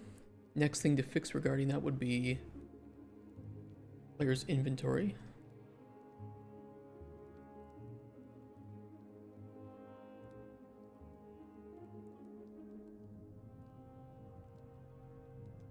If it is usable, it would actually be in the info panel.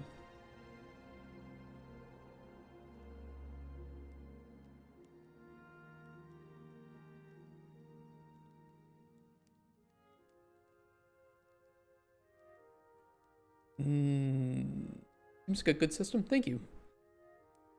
Yeah, I need more people to test it. You know, it's one of those things where people playing it for the first time might struggle learning how to use it properly. And I can't make reactionary changes to the design of it, because I think it's one of those things you just have to play around with. So I need to improve the tutorial of it a bit, but I don't want to. I think it is simple. Once you learn how it works, I think it should be quick and, you know, fast. That if you know what you're doing, that's where the skill is rewarded. It's like, okay, I know this ingredient filter. Okay, this ingredient, boom, boom, boom, done. I have what I need. Let's try processing it. Okay, better tier. Awesome. Send it over. Like in Oblivion where you needed to find all the parts of alchemy to craft some potions. Do you mean like just finding like different things to craft like better combos? Or do you mean discovering the effects?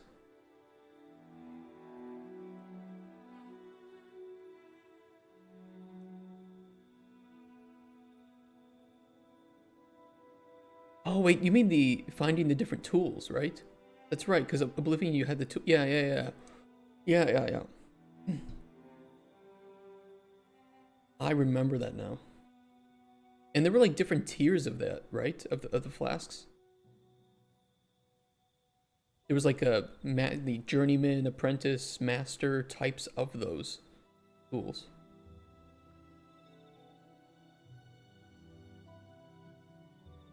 That could be kind of cool.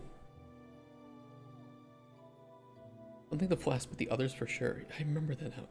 I completely forgot that that's how that worked. Okay, I'm gonna wrap this with an overlay. Do we need an overlay? It won't hurt. Sell price box. Make that a variable. Or let's call it value box, actually. Value box. And then add a text block to here. I'll do that. Center. Should be fine. Let's right justify it. Untradable.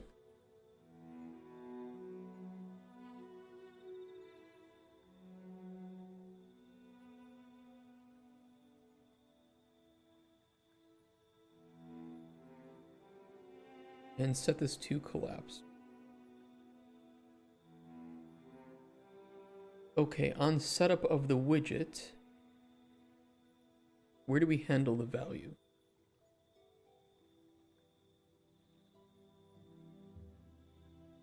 Here.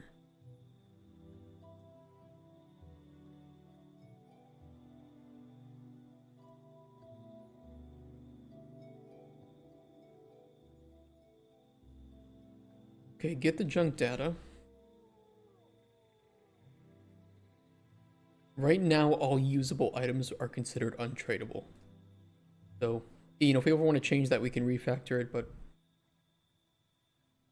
I don't think we will need to in the prototype.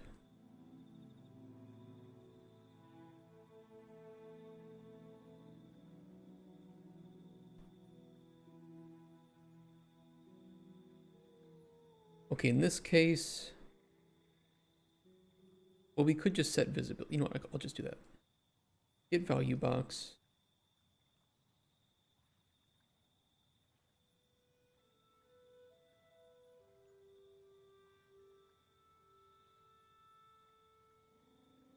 T tradable. Make that a variable.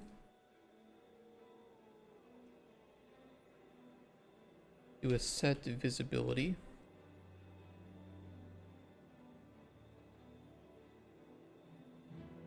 Other things to consider, like the rarity of each ingredient used, the proximity to the hut in which it can be gathered. True. Minimum number used to achieve the desired effect, knowing what each processing station does, on top of deciphering the customer's request. Also, you know, like which season are you in? Potentially even, you know, where are the merchants that you have met coming from? Like, oh, well, you know, Lilia's coming from the ice marches, which means that she might have more resources that are, you know, from there, as opposed to ones that are from different parts of the world. We can absolutely set up, you know, unique inventories based on those pieces of info.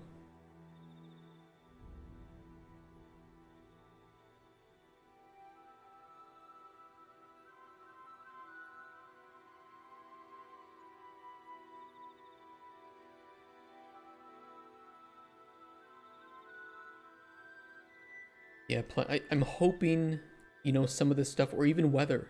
Like, oh shit, it's you know, thundering right now, and I know that during, or you know, like let's just say raining, and it's like, oh well, I know that when it's raining, this flower opens up and I can harvest its fruit. But it's only when it's raining.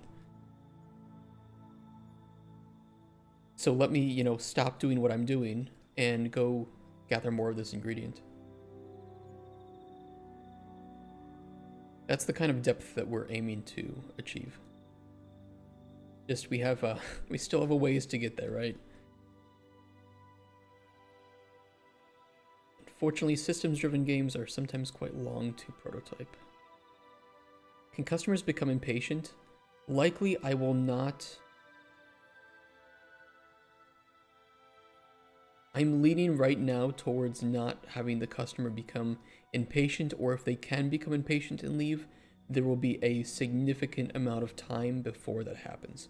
Because I don't want the player to be out doing something and to feel an immediate need and pressure to teleport back to the hut and deal with that NPC. I want to give you time to finish up what you're doing, you know, things of that nature. So that's what I'm leaning towards. Raining, gotta harvest lava crystals. Ooh, I like that. I like the lava crystals. They will flood the lake. But like, yeah, something like just, I mean, you can always throw like just a empty potion on it, right? And cool it down, maybe temporarily, or a potion with chill. That could be cool too. So maybe the lava crystals, you have to chill first before they're harvestable. Otherwise you take burning damage. Yeah, I mean, that's great. I fucking love that. So using your potions to be able to harvest other ingredients. That is part of the ingredient reactions that we want to do. Require tongs? I don't know if I want to go the tool route, but if we do, that could be an option. Maybe some things require lava crystals to be hot.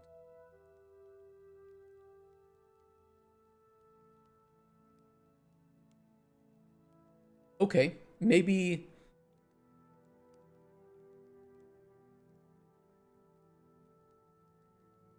I mean, you can harvest them while they're hot, and that will give you the hot lava crystals. But then you're on fire, so you have options. You can maybe either take like a potion of resist magic on yourself. Maybe. I think that I wrote somewhere that resist magic, I think, does block some of the burning effect. I don't know. Or you can like throw a potion at your feet that's empty and has water, or you can throw like a chill effect on yourself and you'll be slowed down, but at least you'll be able to harvest. I don't know. I think there's tons of ways we can do. It could be stressing with them becoming impatient. Yeah, I think so too, Rex. I want this game to be deep but not stressful in that way. Could even be fuel. That's true. That's 100%. Increase the temperature of the cooking pot. Maybe. Maybe they're a good ingredient to use as bait for fishing in the lava. To catch like lava eels. Shout out to old school RuneScape.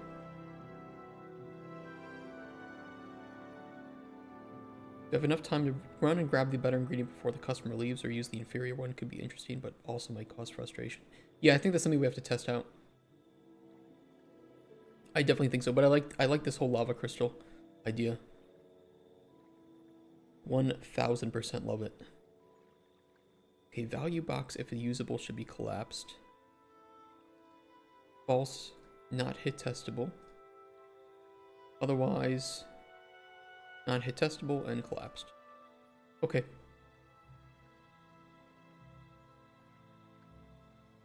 Should work. Let's test it out.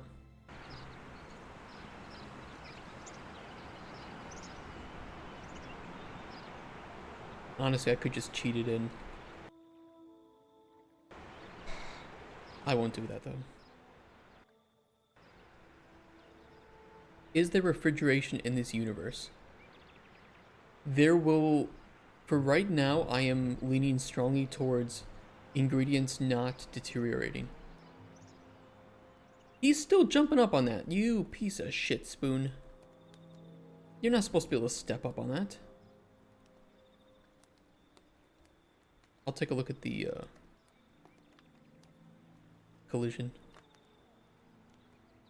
There's something weird about this corner.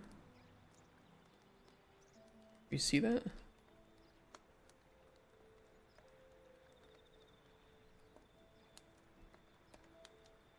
Stepping up on the candle? I don't know. There's something weird with the corner of this that I gotta take a look at. And I think that might be the cause. Yeah, there's some collision here, but I can't see it in wireframe. So it's not the mesh. I don't know what it is. We'll see. Who's here?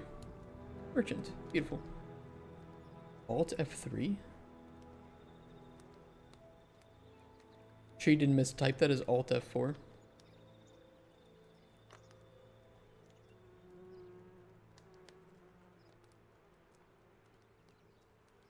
That shouldn't show. Oh yeah, because we're using the same one. Okay, well, I mean, that aspect of it is working, but this should show the value. Well, no, I think that's fine. But maybe I shouldn't say untrade. I don't know.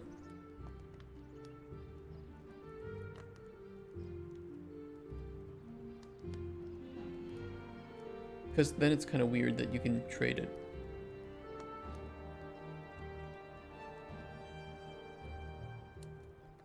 No, I should fix this so it shows the right value in the merchant's inventory, but doesn't show the value with the player.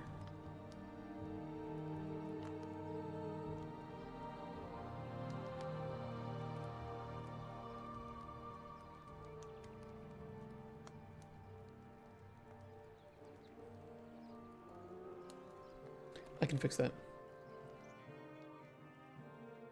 I can fix that. What if some ingredients deteriorate but most don't? I think that will be something we have to test. My design intuition is telling me that for this type of game, ingredients deteriorating will be like Stardew Valley, not enjoyable. But we'll see. You're generally trying to know. Well, I'll take a look. Let me see. Spoon still stepping up on counter. The player can't sell it. That is fixed. I just need to have a quick function here for whether or not the player is actually merchanting. It should be really easy to make. It's gonna be a little cringe in its setup, but let's make it.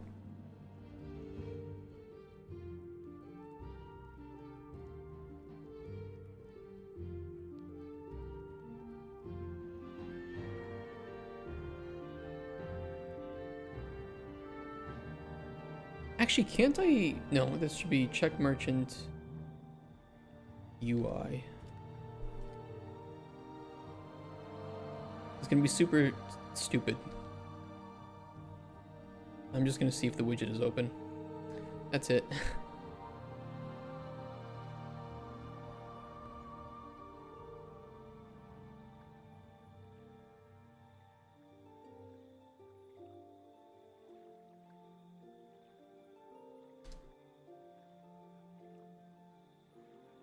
Actually, you can just do a validity with execution.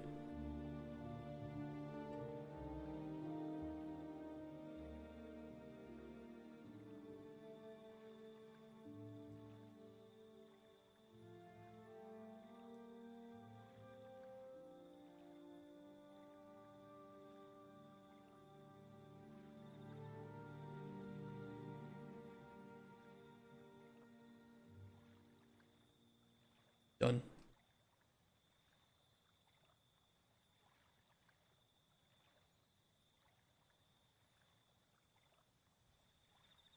Okay, and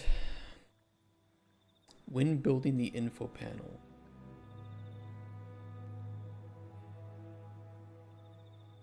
check merchant UI. If it's open, do these things. Or I'm sorry, if it's not open.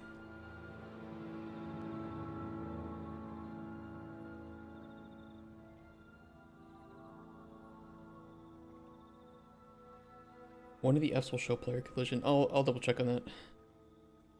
It's like I just want to fix this first. I can move on from it.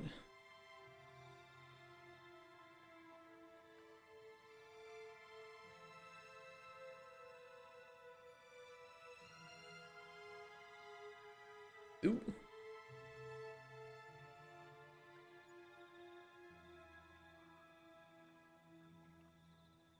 That's right, correct is open, true.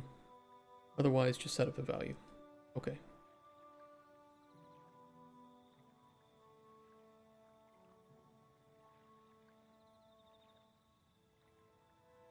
What if there's a certain ingredient that can only be picked during the winter, but in every other season it melts and turns into a new ingredient with different but equally useful effects that in winter returns back? That sounds really cool. I suppose, I mean, anything could be done. It sounds unique. I mean, I like the idea. I will write it down as I like the idea. And we'll see if we can do it.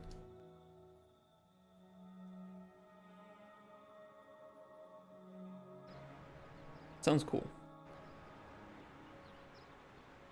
I don't know how we would do. Well, there is a way we could do it.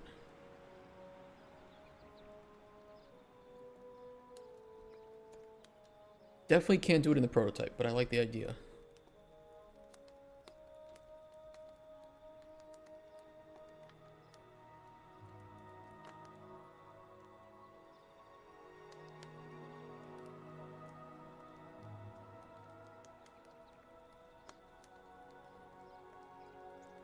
I promise once you take it inside the fireplace wouldn't make sense with the melting thing. Well, I mean, I don't need the game to be realistic.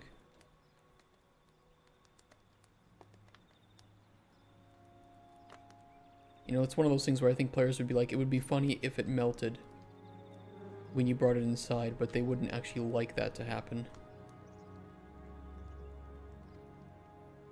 Okay, we see the value. I like that. This is a good thing. Buy it.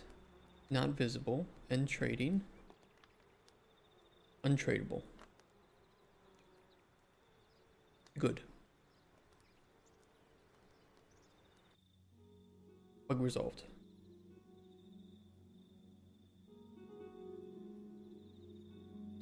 Okay, let me check the collision issue.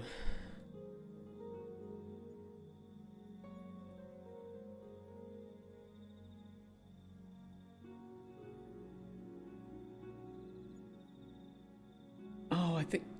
Yeah, but that shouldn't be the problem. I made the counter collision a little bit smaller. That still shouldn't be pushing him up to the top, unless he's just getting a bit too close to this edge. So what I can do is adjust the collision on this corner. Let me do that. I don't think I gave it box simplified, did I? No, it's got convex, so let's remove that. Add a box. We will squeeze it down a little bit.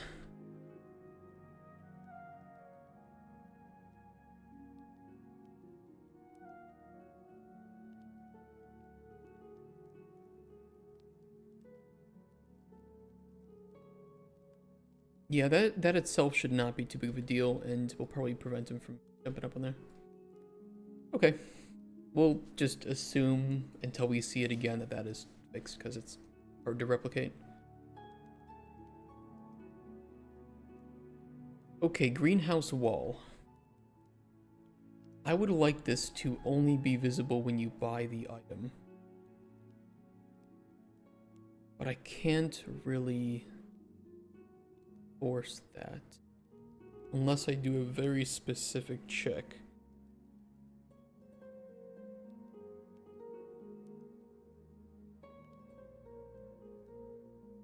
I could just remove that from showing up at all.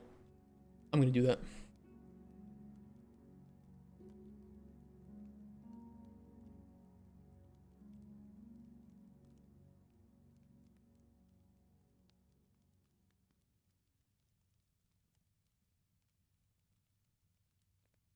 Problem solved. Yellow snow is an ingredient which only shows up near your hut in the winter when Spoon visits.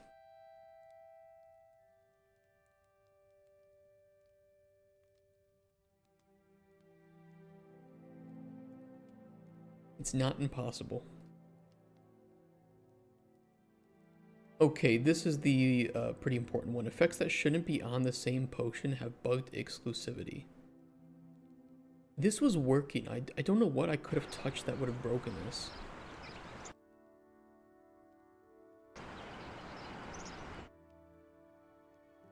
Let's go see. Only easy fix would be to have the wall check every time you buy an item to see if it's correct. Yeah, or like every time that we update the player's junk inventory to see if it matches that ID and then do something specific, like...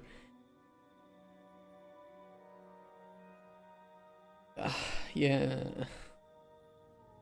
I can be called from the item when it's bought. Either would work, I just don't know if it's needed. I think the player would stop to read it. I mean, it costs 150 gold at base. It's hard to miss. Maybe since the subsystem would be useful, but no, not in this. I mean, really what I would do is just have a callback. I would have a handler for when an item was bought.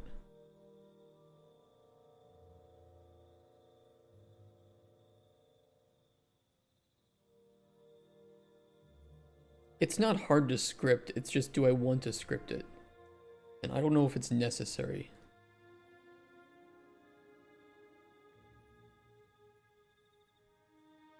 I mean, it's not like your house is large enough that you'll miss it when you use that item.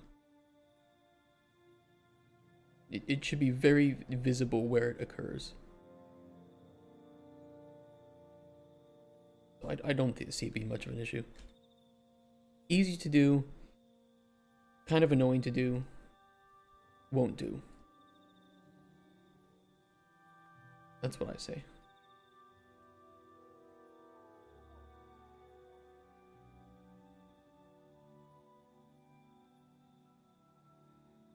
Well, chill and warmth are canceling each other out.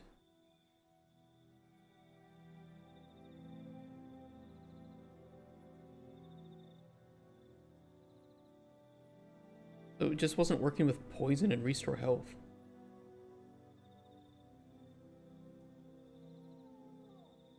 Okay. Can check that.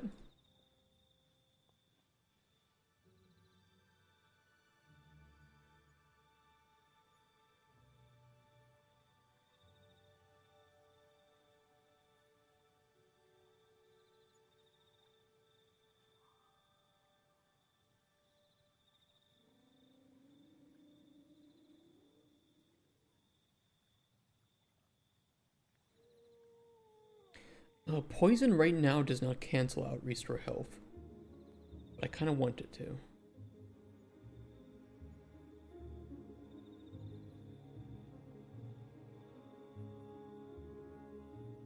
was weird though that it was still showing that cancellation text box.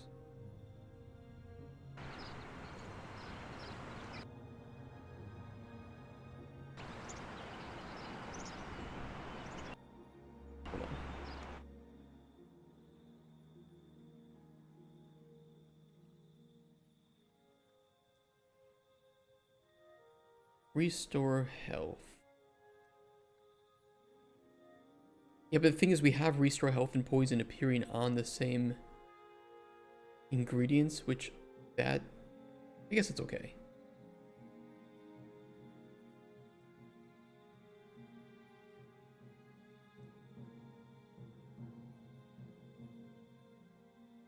Maybe I don't want that when it comes time to actually make things properly, but for now... Yeah, see, this is still appearing. Okay, so this is primarily the issue.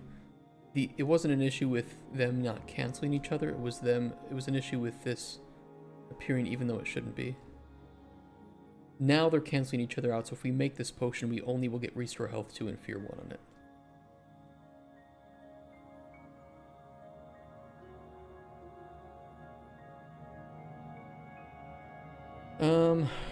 Okay, I can fix that UI issue then.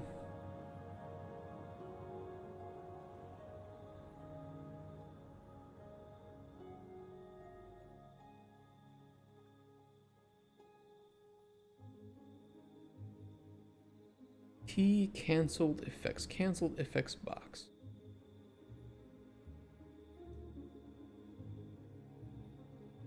When do we build this?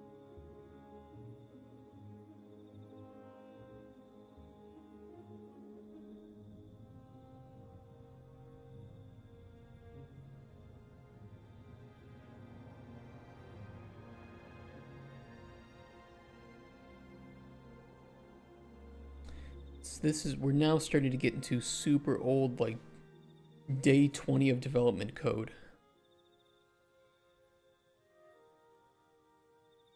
It's a lot more messy.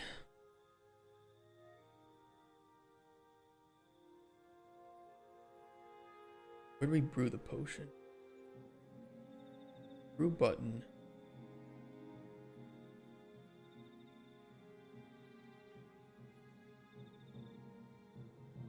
Brew button. Load potion finisher. Check for canceled effects.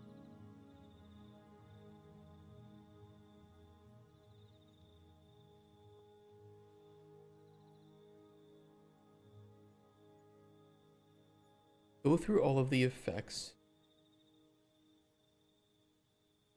Do a validity check. I wonder if it's related to that. Hold on, let me test this.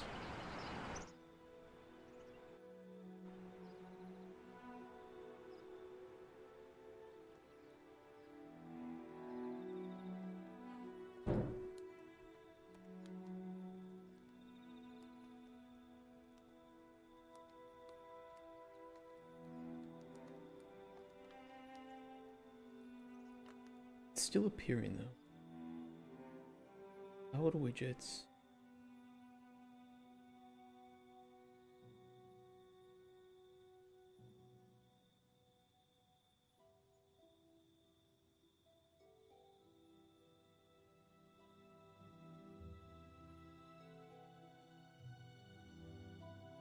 Oh, we do a build if build string is not equal to nothing. Well, it wouldn't be equal to nothing because we have shit here anyway. So instead what I need to do is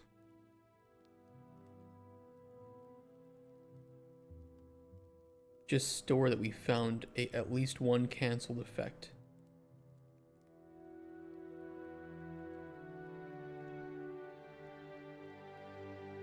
Just use the boolean instead. So if it is a canceled effect,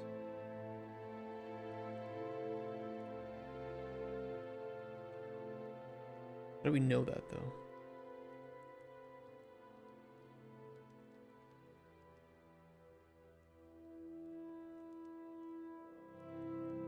I'll assume we know it from some magic that I set up somewhere else.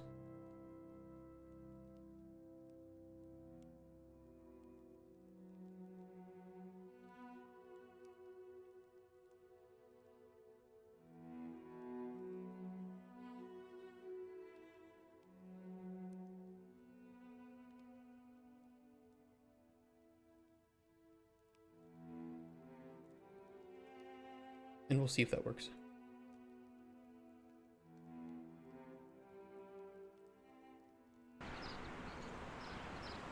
Do do do do do do.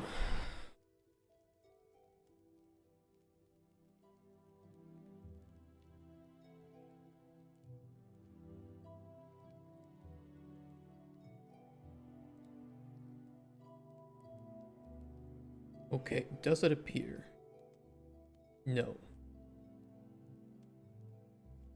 Let's find some cancel effects. This has, I think Calm and Frenzy cancel each other out, so let's try that.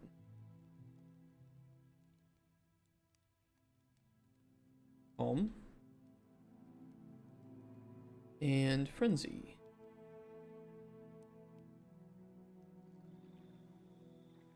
And Immolation.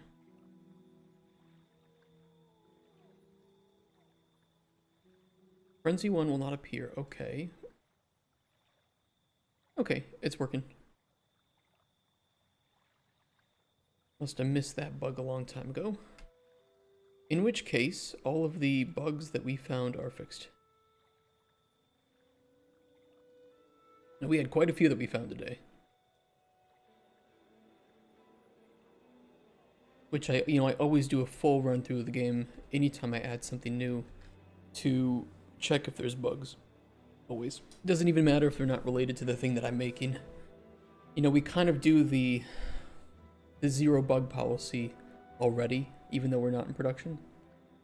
Will ingredients effects be known instantly, or do you have to discover the effects? Right now, they're known instantly. The idea and what we want to do before the first playable is finished is to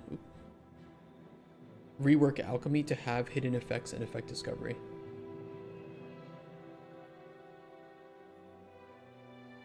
So that will be the intention, is that you have to discover those effects. But you can do that through a few means. So you can either well, I don't know yet, but I do know that some of the ways that we can do it is through the slime that you can feed ingredients or potions. You can also reverse engineer potions to discover some effects, even if they just have some, something shitty on there. So that's something we have to design and then come to a conclusion with. The nice, well, no, it's pretty shit. It's gonna be a lot of work because we have to completely reconfigure how we display this information to the player. Alchemy will be needing a complete rework from that. We'll have to store information on all of the effects and ingredients that the player knows. It'll be long. It'll be long and it'll cause a lot of bugs. The one nice thing, I guess you could say, is that it may not require too much work on the narrative level to refactor. It'll just be requiring a pretty big refactor to potions and alchemy, which will suck. And to info panels, which will suck.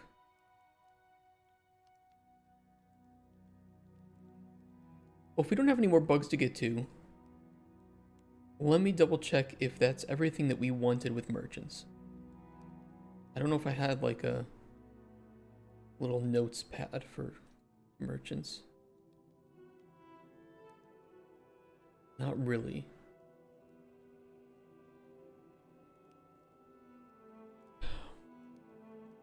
Her encounters are written. She doesn't have her book written about the sunblight, but that's more about the lore. So it's less to do. She brings the book.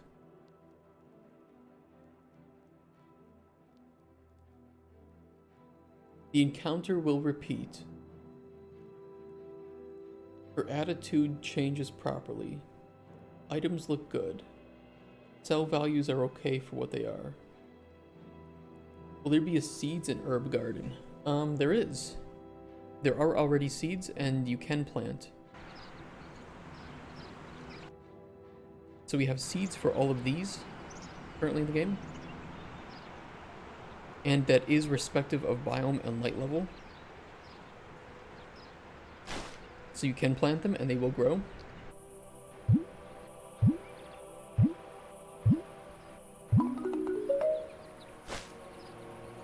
Ooh, we got a monarch caterpillar as well. One thing we didn't get was the woody nightshade, so there's a little bit of a bug with that. Let me check the others.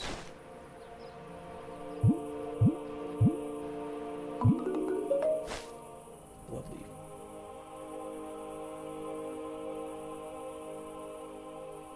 Thank you for letting me check that, because we actually didn't get the woody nightshade. Didn't give item. We'll fix that. But yeah, the greenhouse then that you can build, so there are two things. It respects light level currently, and it also respects biome. Now, the planters in the greenhouse allow you to plant anything regardless of biome except for underwater. So we do have an underwater biome, but right now you can only plant the Siren's Reef Seed. But that is also working. Hopefully. Unless something I did bugged it. Ooh.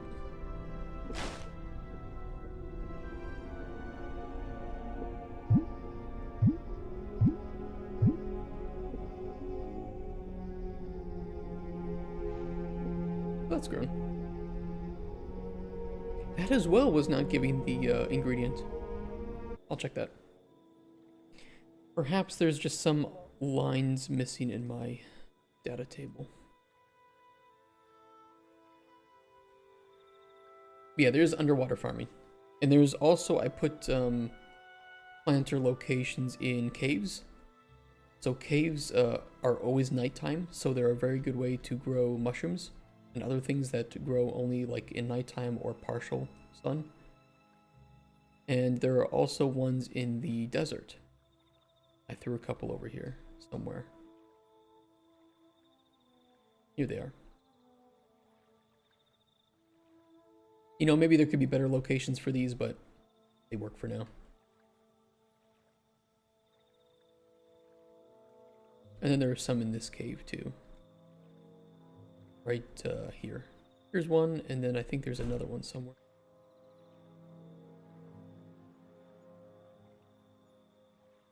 I don't remember where, but there for sure is this one. It reminds of OSRS farming patches. That's a really good way to put it, yeah. Let me see why these seeds weren't working, even though they were working previously.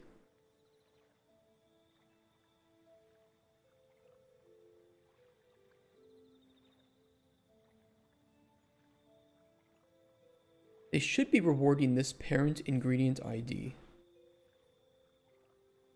Bloodleaf was working.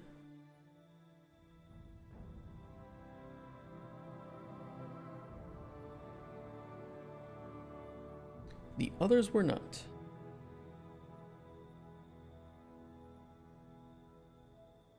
Are my ingredient IDs set up correctly?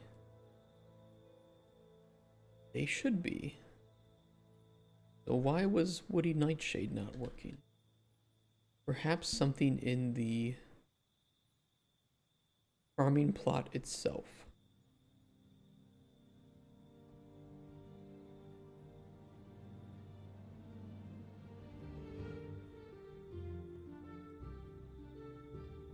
Harvest plant. Get seed structure. Harvested loot.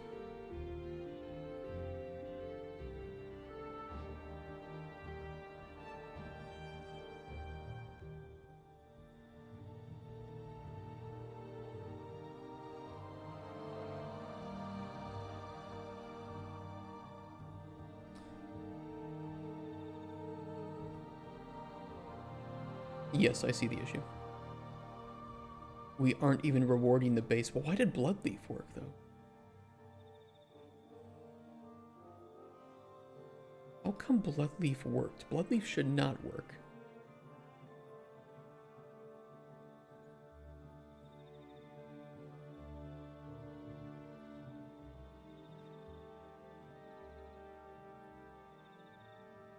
Loot, seed, Bloodleaf, N. Okay, let me check the loot table.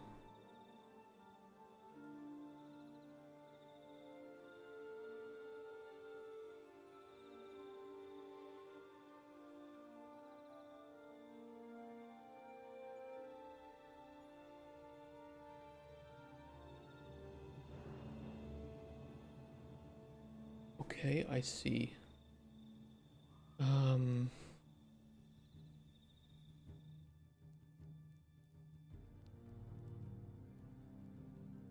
Where was the one that, what was not working? Woody Nightshade.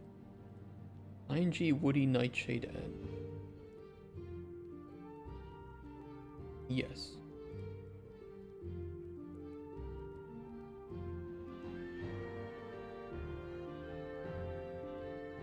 Calculate loot should reward loot as well. As we condense and reward loot.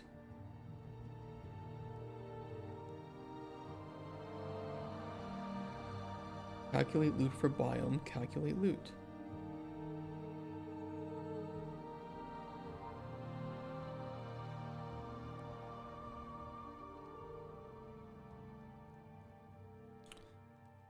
Everything that I'm seeing indicates that it should work.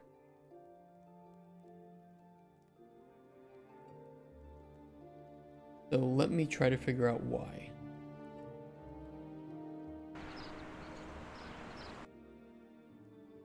Good catch though on this one.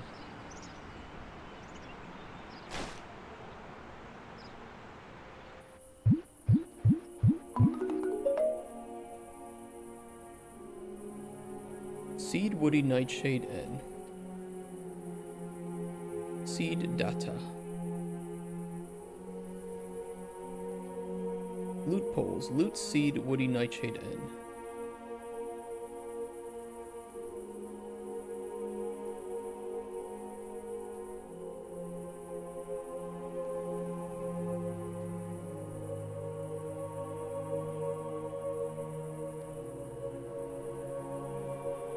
I see the issues. I did a find and replace, and it messed up some of the names here. Oddly enough, it messed up only as I can see on the two of the 3 names that I actually tried, which is pretty funny that we managed to find both of the bugs. Fixed.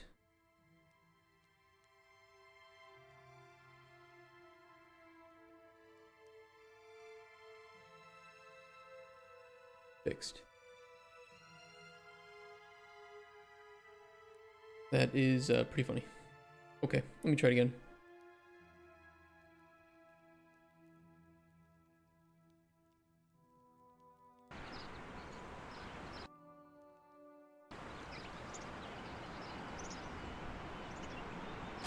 And I'll try it with a few things here, just to double check.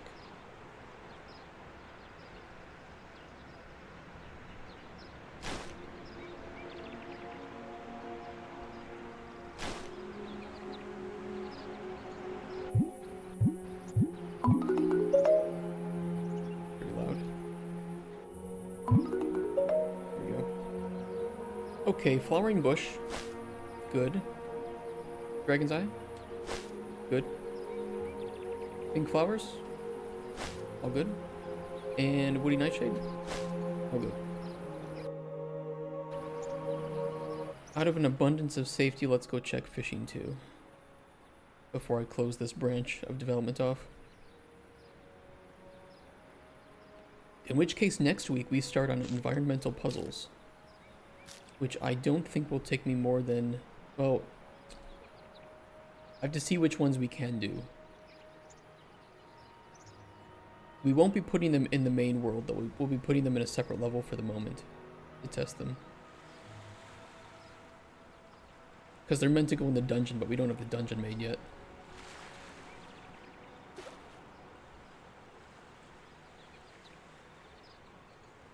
I'm out. Don't bite, fishies. Okay, give me a sec. Nope, don't bite. He's coming.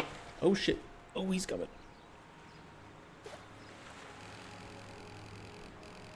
Ooh. Come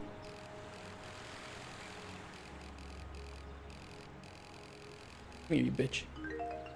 Got him. Emerald bass.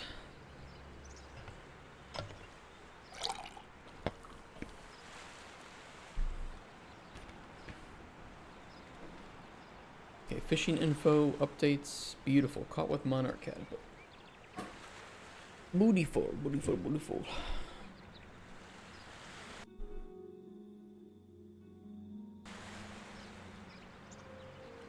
We'll check the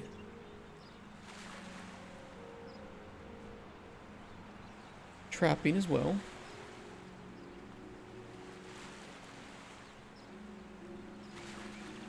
I think they really like carp.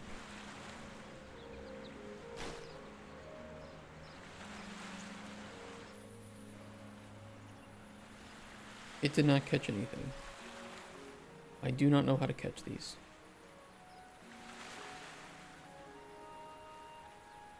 Let me try some snails.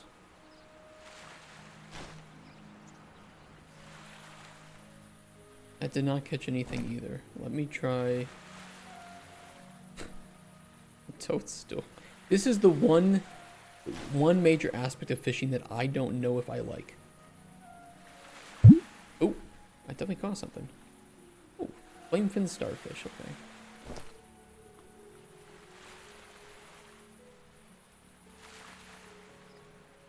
I don't know if I enjoy having to discover bait, but maybe it could also be due to my balancing. Now with fish it's easy because the fish like caterpillars and these worms that you can get. So it's kind of self-explanatory. This book, Fishing for Idiots, will teach you, worth 100? Jesus. Will teach you some fishing bait info when you pick it up. So that's one of the things that you can find out in the world to learn more about. I don't remember what it teaches you though. Yeah, it teaches you like, okay, the violet worm can catch carp and firefin trout.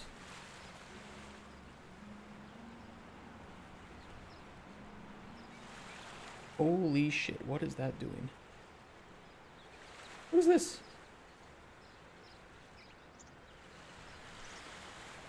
What the fuck?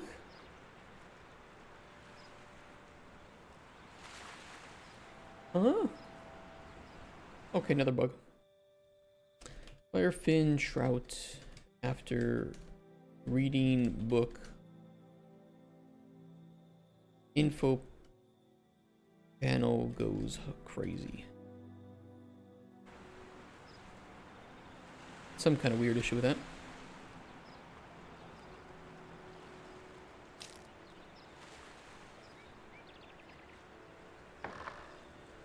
Nothing. Get some gold at least. Bunch of junk.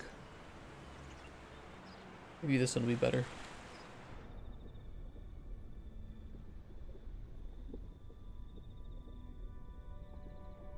Oh, got a potion. Toxin of weakness. You can see the fluid physics there. When you're holding the potions in your hand, you will be able to see those physics too as you move. Should be fun.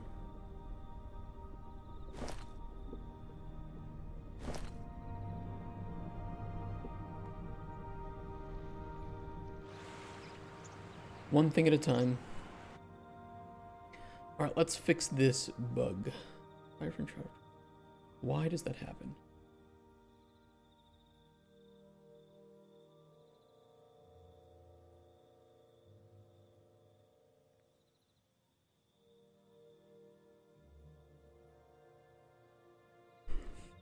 Oh, this is the wrong folder. UI info panels. Ingredient info panel.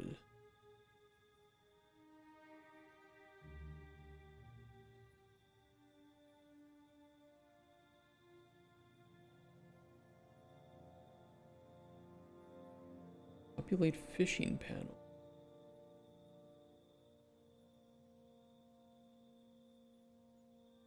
This was working too. What did I change about this that made it not work?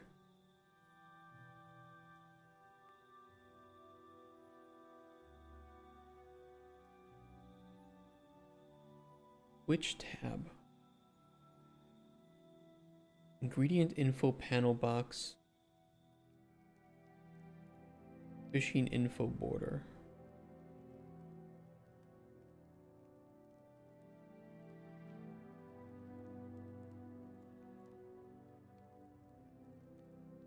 We hide this and we show this.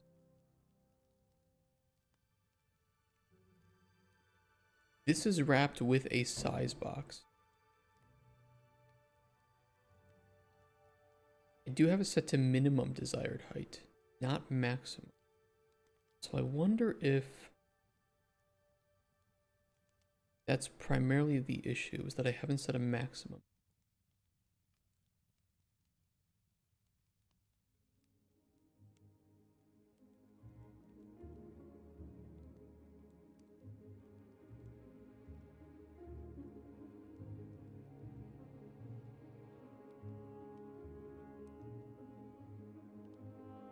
It's almost like it was setting this height override.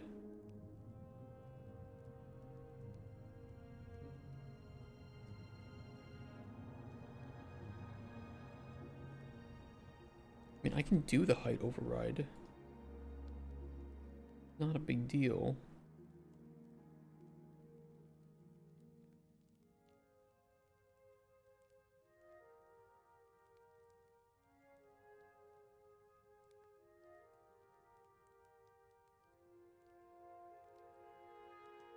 See if that works.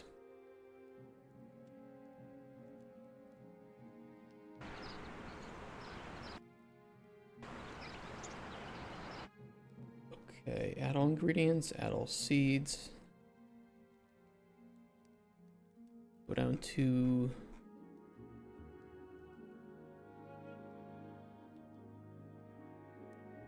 Okay, we don't know anything yet, of course. Let's go read that book and we should get told quite a bit of info.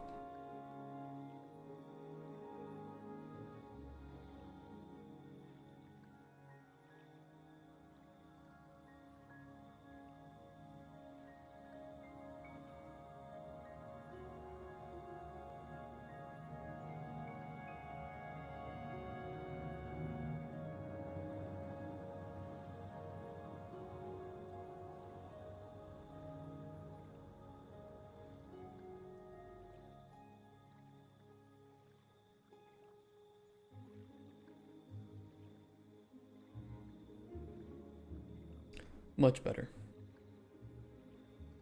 Much, much better.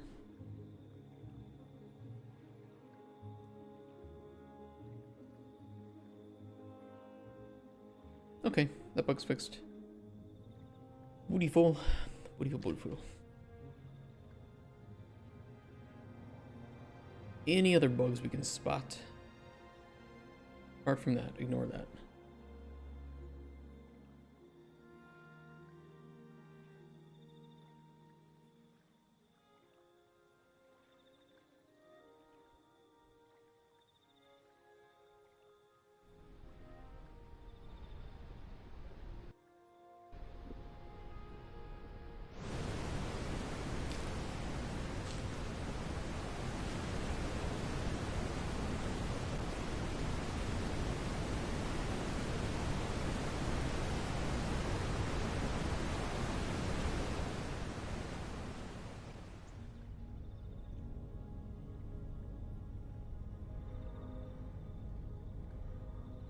I think things are okay here.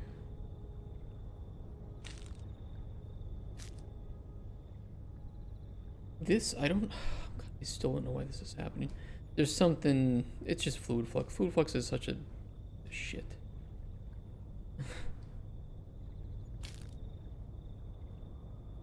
That's an issue with the shadow.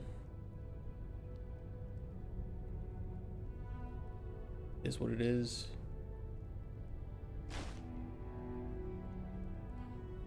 It's all growing fine. Wonderful.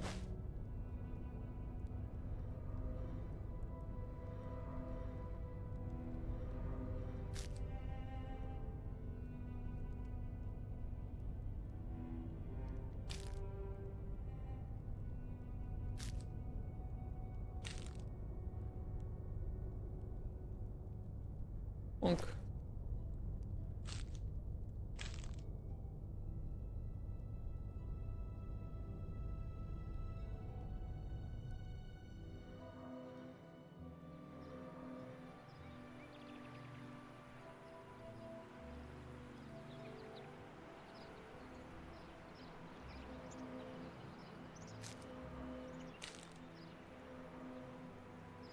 You know, I tried looking into why there's such a massive FPS drop in this part of the world map, and I do not know why. I could not discover the reason.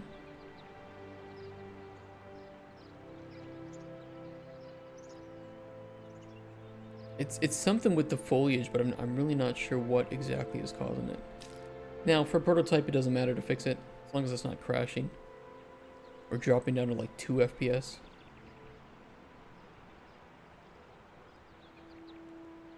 Something about that region.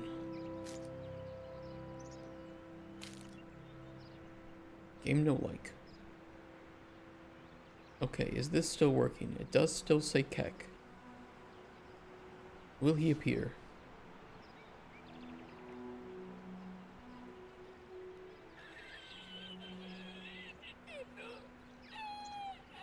Perfect.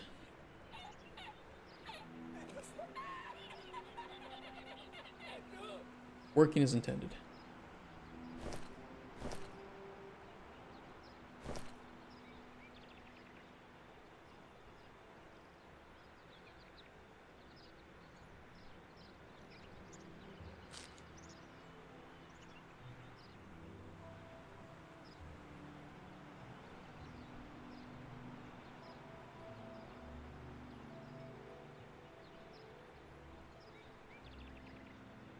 I should turn off Blue Dick Boy from spawning too. Before we close things out.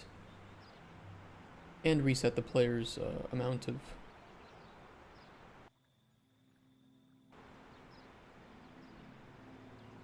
gold.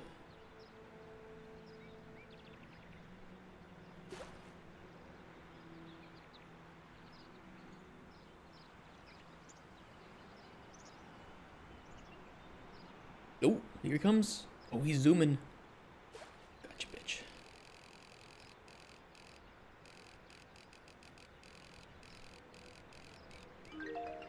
Got him.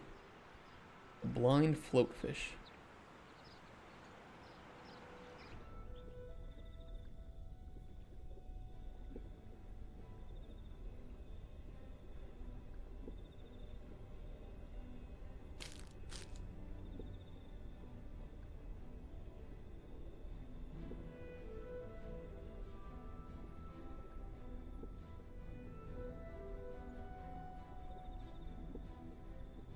We could get some sea creatures in here, I think would look really, really cool. Ever become burnt out from this game? No, I do my best to avoid burnout by playing games. Which I know some people don't like watching me do, I understand, that's fair. But you know, we're about to play in like 1 week in a day or two. We'll be playing Kingdom Come Deliverance 2. And then jumping back into this. That's my new attempt to not get burned out. And I think it's working. It doesn't mean that I don't get frustrated or that there are things that I don't look forward to as much as others. Dialogue being one of those. Knowing I have to come in to write dialogue, you know, it's like I like working on the game, but oh, it's so tedious and taxing. KCD coming out next week. The week after next is when it's coming out. February 4th. So we will be playing that the day it comes out. Doing a full playthrough. And we will probably jump back into Stalker 2 as well once the expansions get dropped. But it depends on if they are one of those like you should play a new character to do this expansion, or you can continue from where you left off. If you have to start a new character, I probably won't stream those.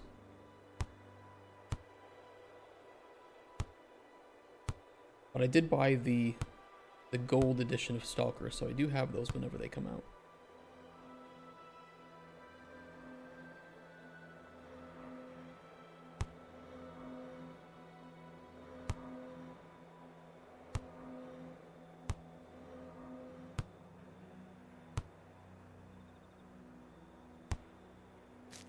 Okay, stop hitting the ball.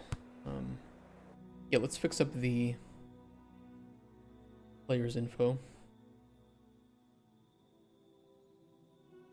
Player inventory, gold, that's set to 25. And let's make sure that our NPCs are spawning properly.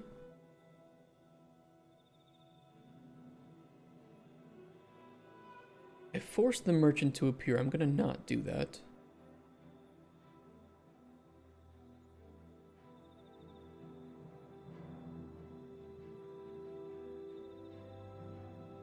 Looks good. Warrior won't spawn. Blue Dick Boy will. Take him out of the mix. And Spoon, should we force his first one? I don't think I force his other ones, though. No.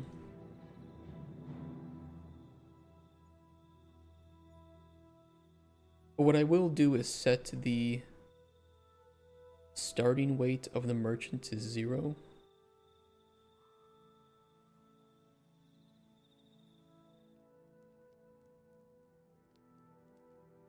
Which should work.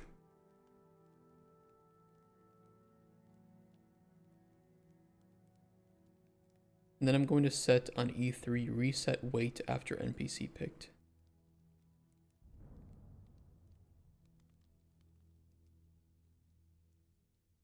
And set these to 0 as well. So Spoon should arrive a bit more frequently than the merchant. But of course, if you don't see the merchants in a while, likely she will arrive.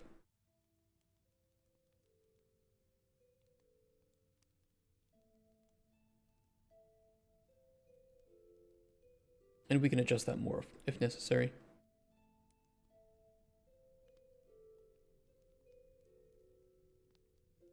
Okay, anything else? Anything else that we had to do? I do not know. I think merchants are done. We only have one merchant. You know, maybe she's not the most interesting, or right now her inventory is just kind of eh. But we, you know, we have it there and we can expand upon it and add things to it if we want to. Buying and selling is working. And for what it's worth, she does have a storyline, so I'm not unhappy. Merchants?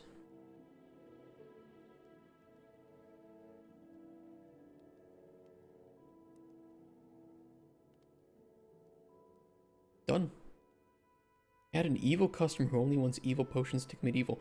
We do have him. He is the... Hold on, I'll get him to spawn here.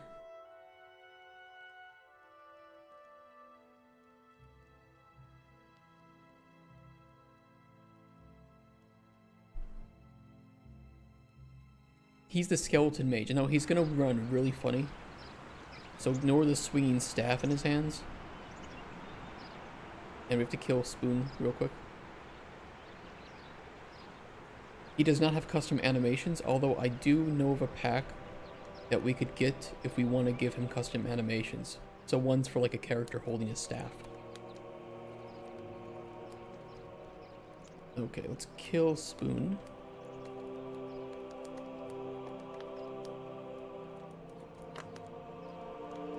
He looks cool. His model I really like. But yeah, he has no custom animations right now, so he's just using the default mannequin. And it looks really silly. This is him. He's going to be a, you know, traditionally evil character.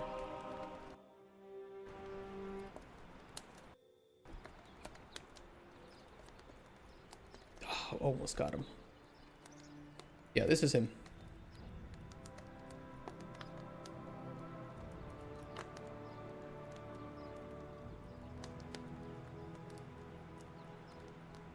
I think he looks kind of cool.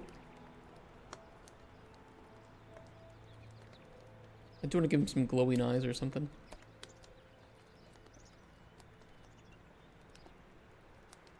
So yeah, we have the model, we have him arriving, we just don't have anything written for him. And we need to do that at some point. But I think he's the character that I would like to teach you that spell if you help him.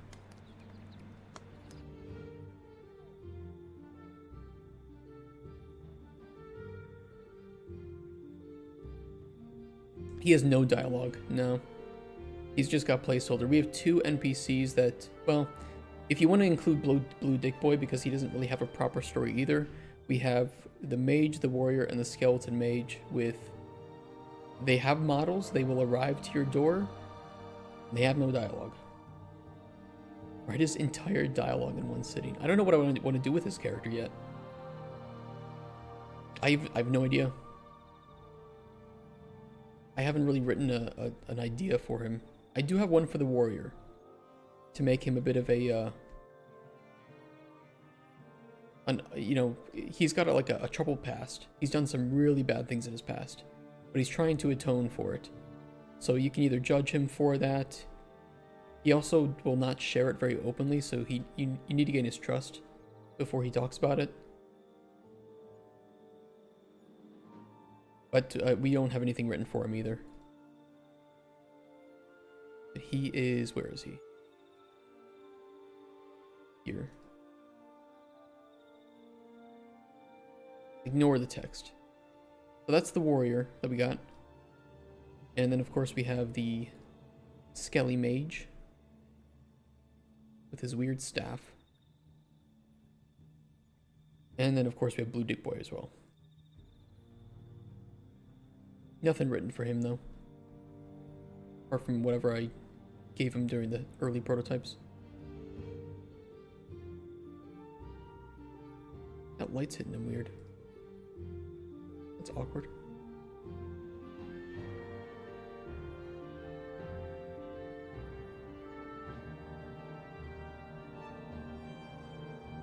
So, one day at a time. One day at a time.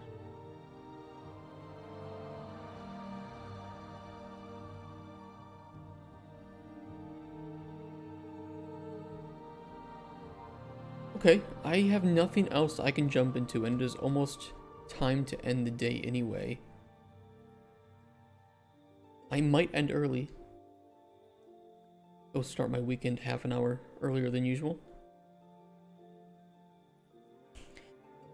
I think. I don't have anything else to do. Unless there's any bugs that I forgot about, or things to reset that I forgot about. But I don't think there was. Oh no.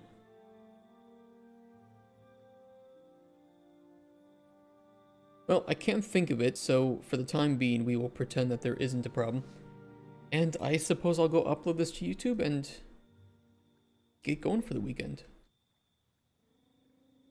So let's do our goodbyes. Thank you, everybody, for making this a really wonderful week. I know it was kind of boring doing all the writing and all that stuff, but we had a record number of followers, I think, in a week, which was crazy. So thank you so much for all the love you've given me there. I hope you're liking the streams, and tomorrow, or I'm sorry, next week, we will be jumping into our environmental puzzles. I can't wait to tell you guys about those and share with you what one of my designer colleagues has come up with. I'm really looking forward to making these. What else? As always, check out our YouTube channel. We will be having a Tim Kaine reaction that we recorded yesterday going up live on Saturday at 11 a.m. Central European Time. So that should be a fun one. Good hour-long one for you to listen to. And we also have all of our days of development on there too. No acquire some prime real estate. The only problem is there's a village of humans already there. Give me a potion I can put in their communal well to help me with my problem. Jeez, that's pretty dark. Could do a poison though. But yeah, I will see you guys on Monday. We can talk more about some ideas for different NPCs while we're making the environmental puzzles. So thank you for coming out this week. Have a wonderful weekend, and take care. Bye-bye. Peace, guys. See you Monday. Bye-bye. Have a good weekend. Cheers.